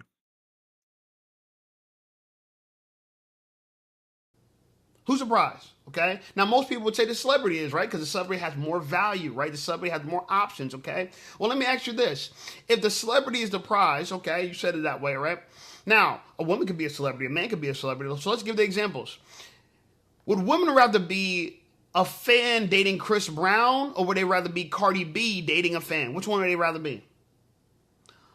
A fan dating Chris Brown, or would they rather be Cardi B, the celebrity, dating a fan? We all know they'd rather be dating Chris Brown. You know damn well Cardi B wouldn't date a fan. She went on to Stephon Diggs because of his status, because he's the prize. He's an NFL player. A lot of people want NFL players. This is what I mean. Women, you are not the prize. You want to date someone that's more valuable than you. Therefore, you got to pursue us. Okay? And if you look at Cardi B, she got knocked up by a dude after she was a wife. Now she's a baby mama to a dude that got 2 other kids on the way. 3. Now, I thought this video was interesting as well. This girl's talking about racism. I think racism is a real thing. And look, black women, I know y'all, some black women think white man's the savior, white man's the savior. Take a look at her experience and you let me know if you think the white man is the savior. Hey, listen up, Safe Squad. Are you tired of being ignored by women? Well, download my free ebook, Be Attractive and Shut Up. It's going to teach you how to master attraction, build unshakable confidence, and win with women without words. The chances are you're not ugly, you just talk too damn much. So download my free ebook, Be Attractive and Shut Up, and take control of your dating life right now. Now let's get right back to the content. So apparently I hate myself, hate my skin, have low racial self-esteem, I'm insecure, and I'm ignorant because I work out in a space that is not majority black and I say hi to the white people. The thing that's crazy to me is whenever I post about racism or anything that I experience that has to do with my race or my skin color, people attack me. Like, why are you guys attacking me for it? The other thing is the logic of, oh, just start your own business, or whenever we're in spaces that are not majority black, we're supposed to just start our own. So I'm just supposed to pull thousands of dollars out of my ass to start a hot yoga studio because there isn't one with a lot of black people. Really, like, that doesn't even make sense. What about for people who live in places where there aren't? I live in Houston, mind you, and there are still not a lot of exercise spaces where it's majority black. Trust me, I've been an athlete all of my life. I've researched it. I know. I also why do you have volleyball. to have majority I black? I don't understand that. Most sand volleyball places are majority white. Right. I also don't feel like they welcome me with open arms, but I'm still going to go because that's my sport. It's fun, and I want to do it, and I'm allowed to do it. I like to swim, but most places out here in Atlanta that you can swim are going to be Sometimes majority it is white. take up space. I also wanted to add in that the point of me sharing Same thing that with shooting. whenever If I would want to say go hi to to a them, they range, wouldn't it's going to be respond or they predominantly wouldn't white. be as enthusiastic with me. I don't understand why you wasn't- need to have a that wasn't the predominantly purpose black of me sharing situation that. to I was be sharing that to let happy. you know that there's an intentional emotional exclusion, but you should still continue to go because you're allowed to do these recreational activities. Right. What about people who live in places that are majority white? I used to live in the Northwest. Am I just supposed to start a black only everything? So that Right. logic of just start your own, or you have. Listen, you don't got to defend this. I know exactly what you're talking about. Here's the reality, right? I grew up in a hood till I was 13 and I moved to the suburbs.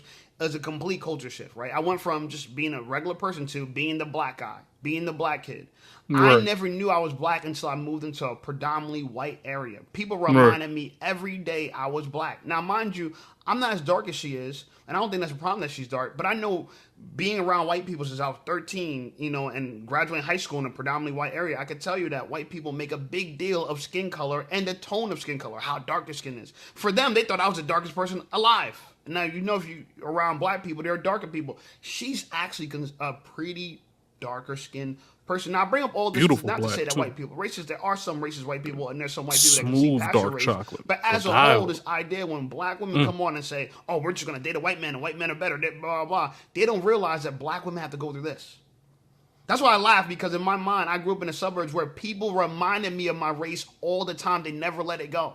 Sometimes it benefit me, sometimes it don't. A lot, because in the white suburbs, sometimes being black is like being like a cowboy. You're cool. You get to say the N-word. You know what I'm saying? And you get the rap music. They think you can fight. They think you can play sports. So it has some privileges, but a lot of times, like I said, they can't see past your race. Now, I think this girl is absolutely gorgeous, personally. Me personally, I really think she's absolutely gorgeous. Beautiful. I would love to date someone that looks like her. And if you don't believe me, let me show you another video of her. Boom. Beautiful. I mean, like, just look at her, yo. Mhm. Fire. Dark chocolate. I've dated lots of women in my life. I've never dated a woman that looks like this. And I'm telling you, chef's kiss, I would absolutely love waking up in the morning next to something that looks like this. Okay? In fact, I'm going to follow her. Maybe I could slide in her DMs. Maybe I'll holler at her. Maybe she will respond. I am an influencer. Anyway, I thought this video was interesting as well. Take a look. Baby back in the back, sleeping a motherfucker. You seen that shit? Gary V, crushing it. I see you. See you, big dog. Mentor. Mentee. We used to break up every week. I used to nag so much. I was so argumentative because I did not understand that word. I didn't know how to apply it to my life. But it wasn't until Proverbs 14:1 came and intervened. A wise woman builds her house with her own hands, but a foolish one tears hers down. As a woman, I have the ability to set the atmosphere in my home. Sometimes it's not always your man. Sometimes it's just you. You gotta stop nagging so much. You gotta stop complaining. Your words can make your marriage, your relationship unbearable and undesirable. Remember, the word of the Lord says that a soft answer turneth away wrath. If you are dealing with situations in your relationship and in your marriage with aggression, you are never going to get the response you want. You cannot. Shawty, you driving extremely way too damn fast to be acting like you need to use both hands to talk. You don't have to do this right here, driving as fast as you are with your baby in the back. You can do this right here, and we understand you. We got you. You could slow it down some, honestly, and do this right here and talk, and we got you. You ain't got to do all of that off the hand. Like, I don't care how driver assistant that is. I don't care. The type of woman that wants respect but don't give it. Bottom line, I'm giving you free game right now. You have the ability to build your house. And you can build your house through the spirit of wisdom. No man wants a nagging woman. I don't care how fine you are. I don't care how sweet you are. I don't care how much you do. No man wants a nagging woman. And we definitely don't want a woman who's going to come online and make a video preaching the God's words with a voice and a vocal tone like that. Like, I just listened to her and my head hurts already. Look at her disposition. Look how she carries herself. No man wants a nagging woman. Like, yo, hello. Softness. What happened to femininity? Just gone. I'm still on the stream shit. I'm on my last video now. She sounds so tough and rough. Now, mind you, she's light skinned, so you know, light skinned girls get away with a lot of shit. I'm gonna call you back in a few. They get away with a lot of shit. You know what I'm saying? She got the weave on, so she got the light skin look. I also think, why is she making a video on TikTok with a child in the back seat while she's driving? Exactly. There's no way you're looking at the road. There's no way this is safe. At least do it in a parked car, but you're driving somewhere and you're going to make a TikTok video. You're not even focused on the road. And you have an infant in a child seat behind you. All this looks bad. All this looks bad. I agree with her. Don't nag. I agree with her. But I don't want to hear a woman with a masculine voice saying not to nag while she drives and makes a TikTok and there's a child in the backseat. I don't want to hear fast, too. I just think that all that's inappropriate. Too. She driving. This video is kind of funny because there's a group of women, right? There's women who have children and women who don't have children, right? This lady, she's child-free, and it just seems to be this kind of competition, this argument, this constant dialogue between women without kids and women with kids. She talks about it. Take a look. And it's so hilarious how moms who are very triggered by child-free people, child-free content, come on here and they make videos, and then other moms are in the comments like, yeah, these women are just ultimately jealous and lonely and not happy with their decisions, so all they can do is talk about how moms aren't happy and stuff. They're projecting. When in reality, why the fuck would I want your life? I'm going to go down a list of things that you're currently going through that I would never go through. Your husband does not help with your children. He doesn't know their blood type. He couldn't take them to the hospital. He can't take them to the doctors. He does not know anything about your children. He makes you cook. He makes you clean. He makes you pick them up from school. He makes you also have a job. Okay, so do you not have a job? Do you not cook and clean for yourself right now?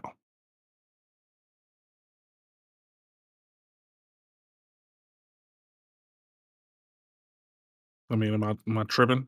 He makes you take care of them 24/7. When do you ever relax? If you don't have a husband and you have kids, are you not doing that already too? Is that not something that you're doing currently if you already have kids? Or am I tripping? He also spends 24/7 hanging out with his buddies. Like, he goes on the weekends and goes golfing while you have to take the kids to a mommy and me play date. How do you know? Okay, she just told on herself in the beginning of the video, because I agree. Women who have children do feel like the child-free content creators, or the child-free content movement, They're always projecting on women, talking about they're so happy, they don't want to have kids. Then why don't you just live your life happy? Why you keep focused on what you don't want? Why focus on what you don't want? Focus on what you do want. Why don't you focus? It's almost like, right, if I'm a sniper and I have a target in my crosshair and I'm thinking about everything outside the crosshair. No, focus on your target. If you're happy, you don't have children, then keep living your happy life. You don't have to make content talking about, oh, well, you're unhappy here and you're unhappy. Why does it matter if she's unhappy? It's not your life. So the idea you're gonna make a list of things that you feel like her husband's not doing, why? Yeah, what difference does it make? Women don't even know that just because you say that you're not bothered doesn't mean you're not bothered. Your actions speak louder than words. You're making 100% content about something you say you don't care about. That doesn't make any sense. All the content I make, I care about. I care about women, so I make content about women. I care about people think, oh, you hate women. I wouldn't make content about women if I hated women. Right. I feel that. I don't spend time doing things that I hate. Especially a lot of time. I dropped over 500 videos this year. Trust me. If I hated women, I wouldn't do 500 videos about them. Trust me. I care about women. I want to see a change in women, and I want to make my effort. Points are being made. I think it's just interesting overall, the nonsense we see online. I think it's fascinating. Points I actually have are fun being doing made. my job, okay? But apparently to her, she doesn't see that point. She didn't see that point. So I don't know how to save her. I don't know how to help her, but I don't know. What do you guys think? Comment below. Here's another video I thought was pretty interesting. This is the last video of the day, guys. I feel a little triggered by this video. Take a look. After this one, I got one more video, y'all. I'm up out of here, man. Y'all heard the phone call, man. I got that 10, man. It's that 10. Environment where his mom was physically absent. Whether she died when he was young, or she's like a 9, really doesn't matter the reason. 9.5. This type of man learns to be a More like charmer. a 8.5 he learns because she to got a have kid. very good friendships with women, not just the sexual portion of it. But he doesn't actually know how to show up in the relationship a certain type of way. She looked like and so when these men go taller, on to get married, they end up marrying the woman that is medium-toned more dutiful, version of India like he Love. appreciates her effort rather than being very deeply in love with her. These men have never really seen that type And I of already done hit model, so the they don't early really morning know how parlay. to play it out themselves, okay? And morning parlay is Couple what's things I gonna have a get me. problem with this, right? It's the money Why I are you need to do upset anything that I want to do with her she says today. that- So she says he's good on paper. He's a charmer. He has good relations with women. His friends, but his mom was absent growing up. That was my life. I grew up in a single father household. My mom was absent. That's I knew my slating, ain't it? mom, but I seen her maybe once a year or so, just like someone would see their dad if they grew up in a single mother household, like that, very distant. But she also went on to say that when they choose a wife, they choose a woman that's dutiful and they appreciate her. Ooh, what's pick. the issue in that? Nasty but you pick don't too. truly love her. See, when people talk about these abstractions, you can never win. I'd be concerned maybe she didn't grow up with a father in her life. Because if I appreciate you and you're dutiful, where's the issue in that? I don't know. Maybe you guys know. Let me know in the comments. Like the video. Subscribe to the channel. Channel blowing up. I appreciate you guys. Check out some of my other videos. And I'll see y'all over there. Respect. Last one. I think this is a quick one too. Ooh, whatever he got going on, I don't want to hear it. I don't want to hear whatever he got going on. Oh, he talking about studio stuff. But he talking about plugins. Don't nobody care about no plugins. 12-minute video. Oh yeah, we good. We good. I just Anton. got fired Oh, you look sad. Is at my job that a Lowe's hat? for sexually harassing someone. You know Reverse how many Me men I Too work is going with down. that make sexual jokes, and I happen to be a part of one, and some young kid, because I made a comment he didn't like that was not sexual, I offended him. He went to HR and said that I sexually harassed him. I won't leave him alone. I'm serious, like, I cannot make this up.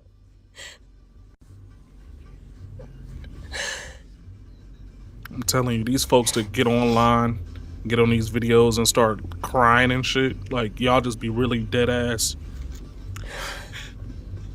I'm a single mom. I don't get child support right now. Okay. And the thing, I didn't do anything wrong. We got fired for a reason. It's a dumb kid that What, took the joke wrong? What? I made You a should take the hat comment off. You don't about work there his anymore. girlfriend not making his lunch. It was a joke. Mind you, this kid, who's a weirdo, by the way, always trying to be around me, always trying to talk to me. I never said anything sexual to him at all. That's number one. But Oh, you didn't? I made a comment sure? one day because we went Sure back about and that? forth, like joking about stuff. I made a comment about how he has this girl lunchbox, and I didn't say he was gay or anything like that. It wasn't a sexual or a derogatory thing. I just said, so who makes your lunch? Does your girlfriend make your lunch? And he goes, no. And I like made a face like I'm joking around. And he got really offended, and he goes, my girlfriend has a master's degree, and you're making it sound like her not making my lunch means that she's not adequate. And I go, whoa, because I didn't mean it that way. It was a joke. And mind you, we've been joking for like a month and a half now about different things. Let this be a lesson, y'all, right? Because don't be trying to have friends up there at that job. This is the environment that y'all created. Y'all was always Thank reporting you. on people, and nobody would have sympathy, nor would anybody believe a man that says that they got fired for no reason. Exactly. I'm not really sure that I believe her. And let me tell you why. They was going back tit for tat. If you got comfortable enough to where you can actually feel like you're cracking jokes with somebody about whatever, something like a lunchbox of your girlfriend making food, then y'all been comfortable enough to actually talk shit. So it was probably he was probably making a tally of all the times that you said some wild ass shit. Like, I'm not sure if she's working at Lowe's. She got the Lowe's hat on, right. probably just came from work. Usually those emotions spill out immediately right after, you working at wherever it is that you're working at, and you get fired from a woman, from a woman's perspective, because your situation is dire. Probably living check to check. She Right. said that she's a single mother. In addition to that, she's feeling some type of way and she needed her money, and I understand. But let me also say that guys go through this every single day. And whereas you guys sent me this video, so I'm always going to give credit to the content creator because that's the right thing to do, and that link is going to be in the description. I'm not really sure that I feel sympathy for her simply because nobody, and I mean 0 people, comes to the rescue of men, and it's just an automatic believe all women Right. situation, right? And then everybody always has a story where, because if you get fired as a woman, you had to do something, right? Usually human resource departments protect themselves because they don't want to get sued, which obviously if you go into her comments, it's going to be like, oh man, get a lawsuit, all of this stuff. You got these armchair lawyers inside of the chat acting as though she can get compensation for getting fired, falsely getting fired for some reason for making sexual harassment jokes or whatever. And obviously I want to hear the rest of the story, so that's what I'm about to play. But how come nobody ever believes guys or comes to the aid of guys if a woman just by default goes to HR and say, hey, this guy sexually harassed me? He's out of there. He's out of there without a question. Dunskies.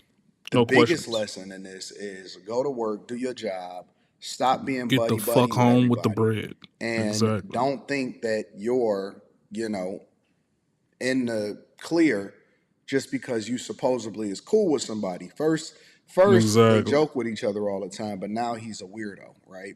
But the only reason that she's saying that he's a weirdo is because he did what they do, and he went and reported it, and she's the one that got fired. Now he's a weirdo. Let me hear the rest of the story. He didn't And take of course she's gonna have the nose septum ring. the joke. And He didn't next take thing the I joke. know, I get a call from HR like a week ago that I'm overly flirtatious and essentially that I am sexually harassing this guy who's like 28 years old. Who cares what his age is? If something I said offended him, I am the type of person that knows how to set boundaries and knows how to respect them. And for me, working here, this is the job that gave me the most pay I've had in a long time. Lowe's? Aw. Sounds like you should have just stayed your ass down and just started working. You kept working. Crack no joke with nobody.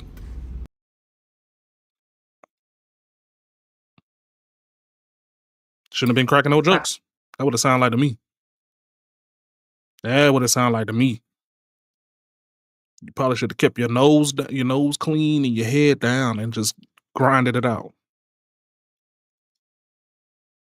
Coming to me and saying, what you said really upset me, and I don't think that we should talk anymore because I feel that you're disrespectful or something like that.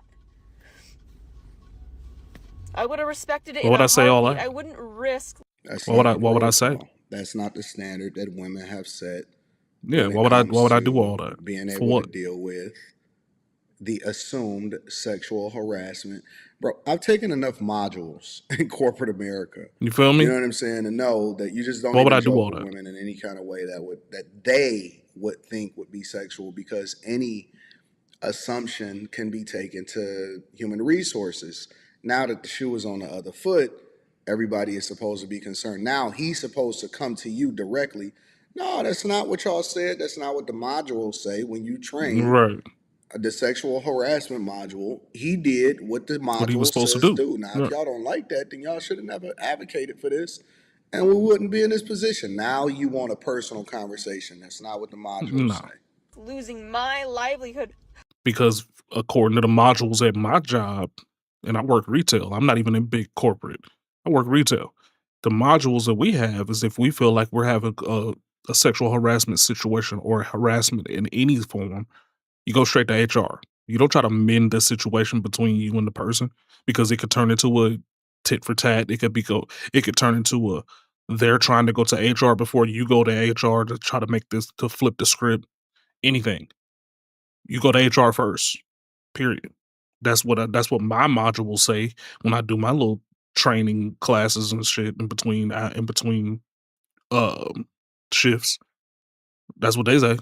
I'm pretty sure that any corporate or any real reputable business would have those same exact training models too.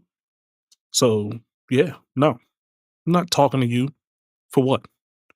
For me and my Unless it's just some random BS or something that I just feel like, oh man, you know what? My bad. I explained Stepped on everything the line. to the lady on the phone. I was honest about everything because there's really nothing that I did wrong. Mind you, this kid, after he makes this report to HR, Exactly, is in coming your over to my mind. desk, trying to say hello to me, trying to conversate with me, trying to get me to come to his department and watch him make stuff in my downtime. I tell this lady everything, but the thing is that Hey, once Anton's saying the same thing I'm saying. that's it. Or They I'm basically thinking. have to get rid of you. And I was hoping that when she called me and I explained everything to her, I was praying to God, like, please, don't let me not have a job. Now's not the time to be losing jobs, ladies and gentlemen. It ain't. I'm 30 years old. Aw. I He was just trying to son a dude because he was 28. take care of myself and my son. Hmm. And this fucking kid just robbed me of my livelihood. I don't He didn't rob you. to know what he did or that I would get fired. Like, I think that's how dumb he is. He's 28. He's 2 years younger than you. Quicker than that. And he just took away my income. That's so fucking upset. Now she's I missing don't see hella any fingernails. responsibility here. I don't see any accountability and Right. Because if responsibility I in did this. something wrong, I'm a grown adult. I would say, you know what? I fucked up. Yeah, I should be fired. Sounds like you did. Looking for other jobs because, yeah, I fucked up. Oh, yeah. Yeah, okay. I didn't do anything wrong. Okay. People make jokes all the time. It wasn't a sexual joke. To you, it wasn't. To you, it wasn't a sexual joke. But to him, somebody that has a girlfriend or whatever that's cooking for him, that has a master's degree, he probably felt that way about that. Honestly. He probably was in the back of his head like, man, this shawty tripping. She's all the pawns. Whether you are or won't. Mind you, this kid has been like pursuing me and flirting with me, and he flirts with every girl in the store. But because I make one comment that offends him, instead of being mature and coming to me, he goes to HR and accuses me of being like a sexual predator or something. Being a sexual predator or something. And I have a child. Like, I'm so fucking mad. I did not. Oh no, I'm so mad. Ugh, let's go. Good I run. don't even know what to say. Like, there's Good not run, more Genty. to the story. Raiders up. It is what it is. I said something that offended him because to him, I was making it sound like because his girlfriend didn't make his lunch that she's inadequate. It was a joke, and there's more to that joke. He didn't have to do that. And that's either like, because he's so dumb. Like, he came to me. This is why women don't do good in and comedy. be all friendly after he made that report. Like, I don't think he realizes that I was gonna get fired. It's not You like just they ain't worried say, about that hey, shit. this person feels this way, you know, maybe you should separate yourselves. No, they get rid of you. If somebody accuses you of harassing them, they get rid of you. The company gets rid of you. They don't always do that. And I knew that when she called me, and I was so afraid, but I was like, you know what, maybe she'll understand, like, this is a situation. Yeah, they I don't didn't sexually always harass just him. get rid of I didn't you, harass but, him at all. you know, more times I would than never not. actually they're probably force an gonna interaction with someone separate if you I off. knew that they didn't want to talk to me. He never said that. It was one comment that upset him. But now, me, I'm going to be behind on my bills. And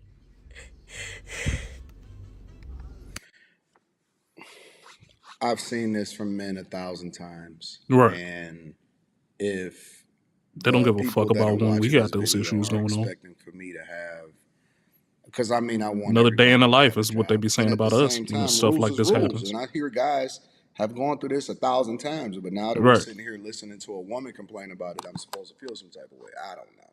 Maybe I'm off. Let me know what y'all think inside of the comments. Make sure y'all tap into the Patreon. Ooh, good catch, AJ. Teach Henley 40% Oh no, off the that's first order, 20% off for Devontae. life. That was I love you. I Devontae. appreciate you. I'm gonna holler at you guys later. I want to know what y'all think about this one. That is insane. That is insane. All right, we're gonna go to the big screen, man, because we about to get up out of here, man. I gotta put some clothes on. I gotta quit acting like a bum. Yeah, man. I mean, that last videos is a direct equation. You all did this for this many years to X amount of men, plus y'all doing this now to X amount of men equals X amount of men feeling some kind of way because they saw it happen to X amount of men. So now whenever opportunity they have a woman doing this to X amount of men, they're gonna tease the opportunity. I mean, that's just what's going on right now. Y'all getting reverse Me Too, and that's on y'all because y'all shouldn't have went too far with Me Too. I got Me Too before. Lost all kind of opportunities. Didn't have anything to do with jobs or money at the moment, you know what I'm saying? But it was plenty of entire college lifestyle. Down the drain, kaput. 20 bands, down the drain, kaput. Everything that I worked for as an entire kid, all the way up to teenage, all the way growing, you know what I'm saying? It happened. And it was unproven. It was, you know what I'm saying? But the punishment doesn't alleviate itself just because the situation was unproven or the situation was told to be not what it was. And they don't do anything about the woman that lied and said that whatever happened happened. You know what I'm saying? So now we're in a situation where men are able to do it too. And the streets are open on both sides. You can't be mad at the situation now. You know what I'm saying? You can't be mad. It's just what it is now. Because that's what's been going on for so long. And now that it's like that, you just got to live with it. And if you personally can't live with it, then maybe you're the ones that shouldn't be handing out any of that stuff. I don't talk sexually to anybody in my job, but that's why I don't have any issues with anybody up there. It's been 9 years. You know how many women I've had hop down on me, do all kind of sexual stuff, man, try to rub me on my neck, rub across my crotch and all that stuff like that, man. And I don't feed into it. I don't go up in there, take it to HR, because it's still a situation where it's more women in this building than it is men. You think that they gonna give a fuck? No. But you want to know why I'm here for so long? Because I ain't getting into those problems where it's the reverse, where they have the ball in their court, to where I'm the one out here on the outs. It's not gonna happen. I have a record and a rapport of not dealing with women that I work with. Period. So whenever something like that pops up, or they think that something like that happens, they're gonna be like, man, he don't even talk to nobody up here at this job, man. Why would he just out the blue just come up and grab a titty? It's a loyalty factor. It's a factor of, this is not what he normally does. So why would I listen to these unsubstantiated claims? There you go. Whereas in comparison, you were flirting back and forth with this man for God knows how long. And then you just got caught up in a situation where he didn't want to flirt with you that day. You was probably flirting back and he wasn't feeling it. Then you said something about his wife. I'm cool. Extra cool at that. That's how I be. That's exactly how I be. But anyways, man, like, comment, subscribe, man. Follow me on all these other platforms, you know, TikTok, Kick, Twitch, YouTube, all that good stuff, man. Look for me on Instagram, man. Instagram is the exact same name, Ziggy2x. Be blessed, be safe. And if you make some money when I'm not around, make sure you bring the receipt so I know you ballin'. You feel me? But that's all I got for today, man. Y'all go check out some of my other videos, man. Show some love. Show some love. Be easy, y'all. Peace.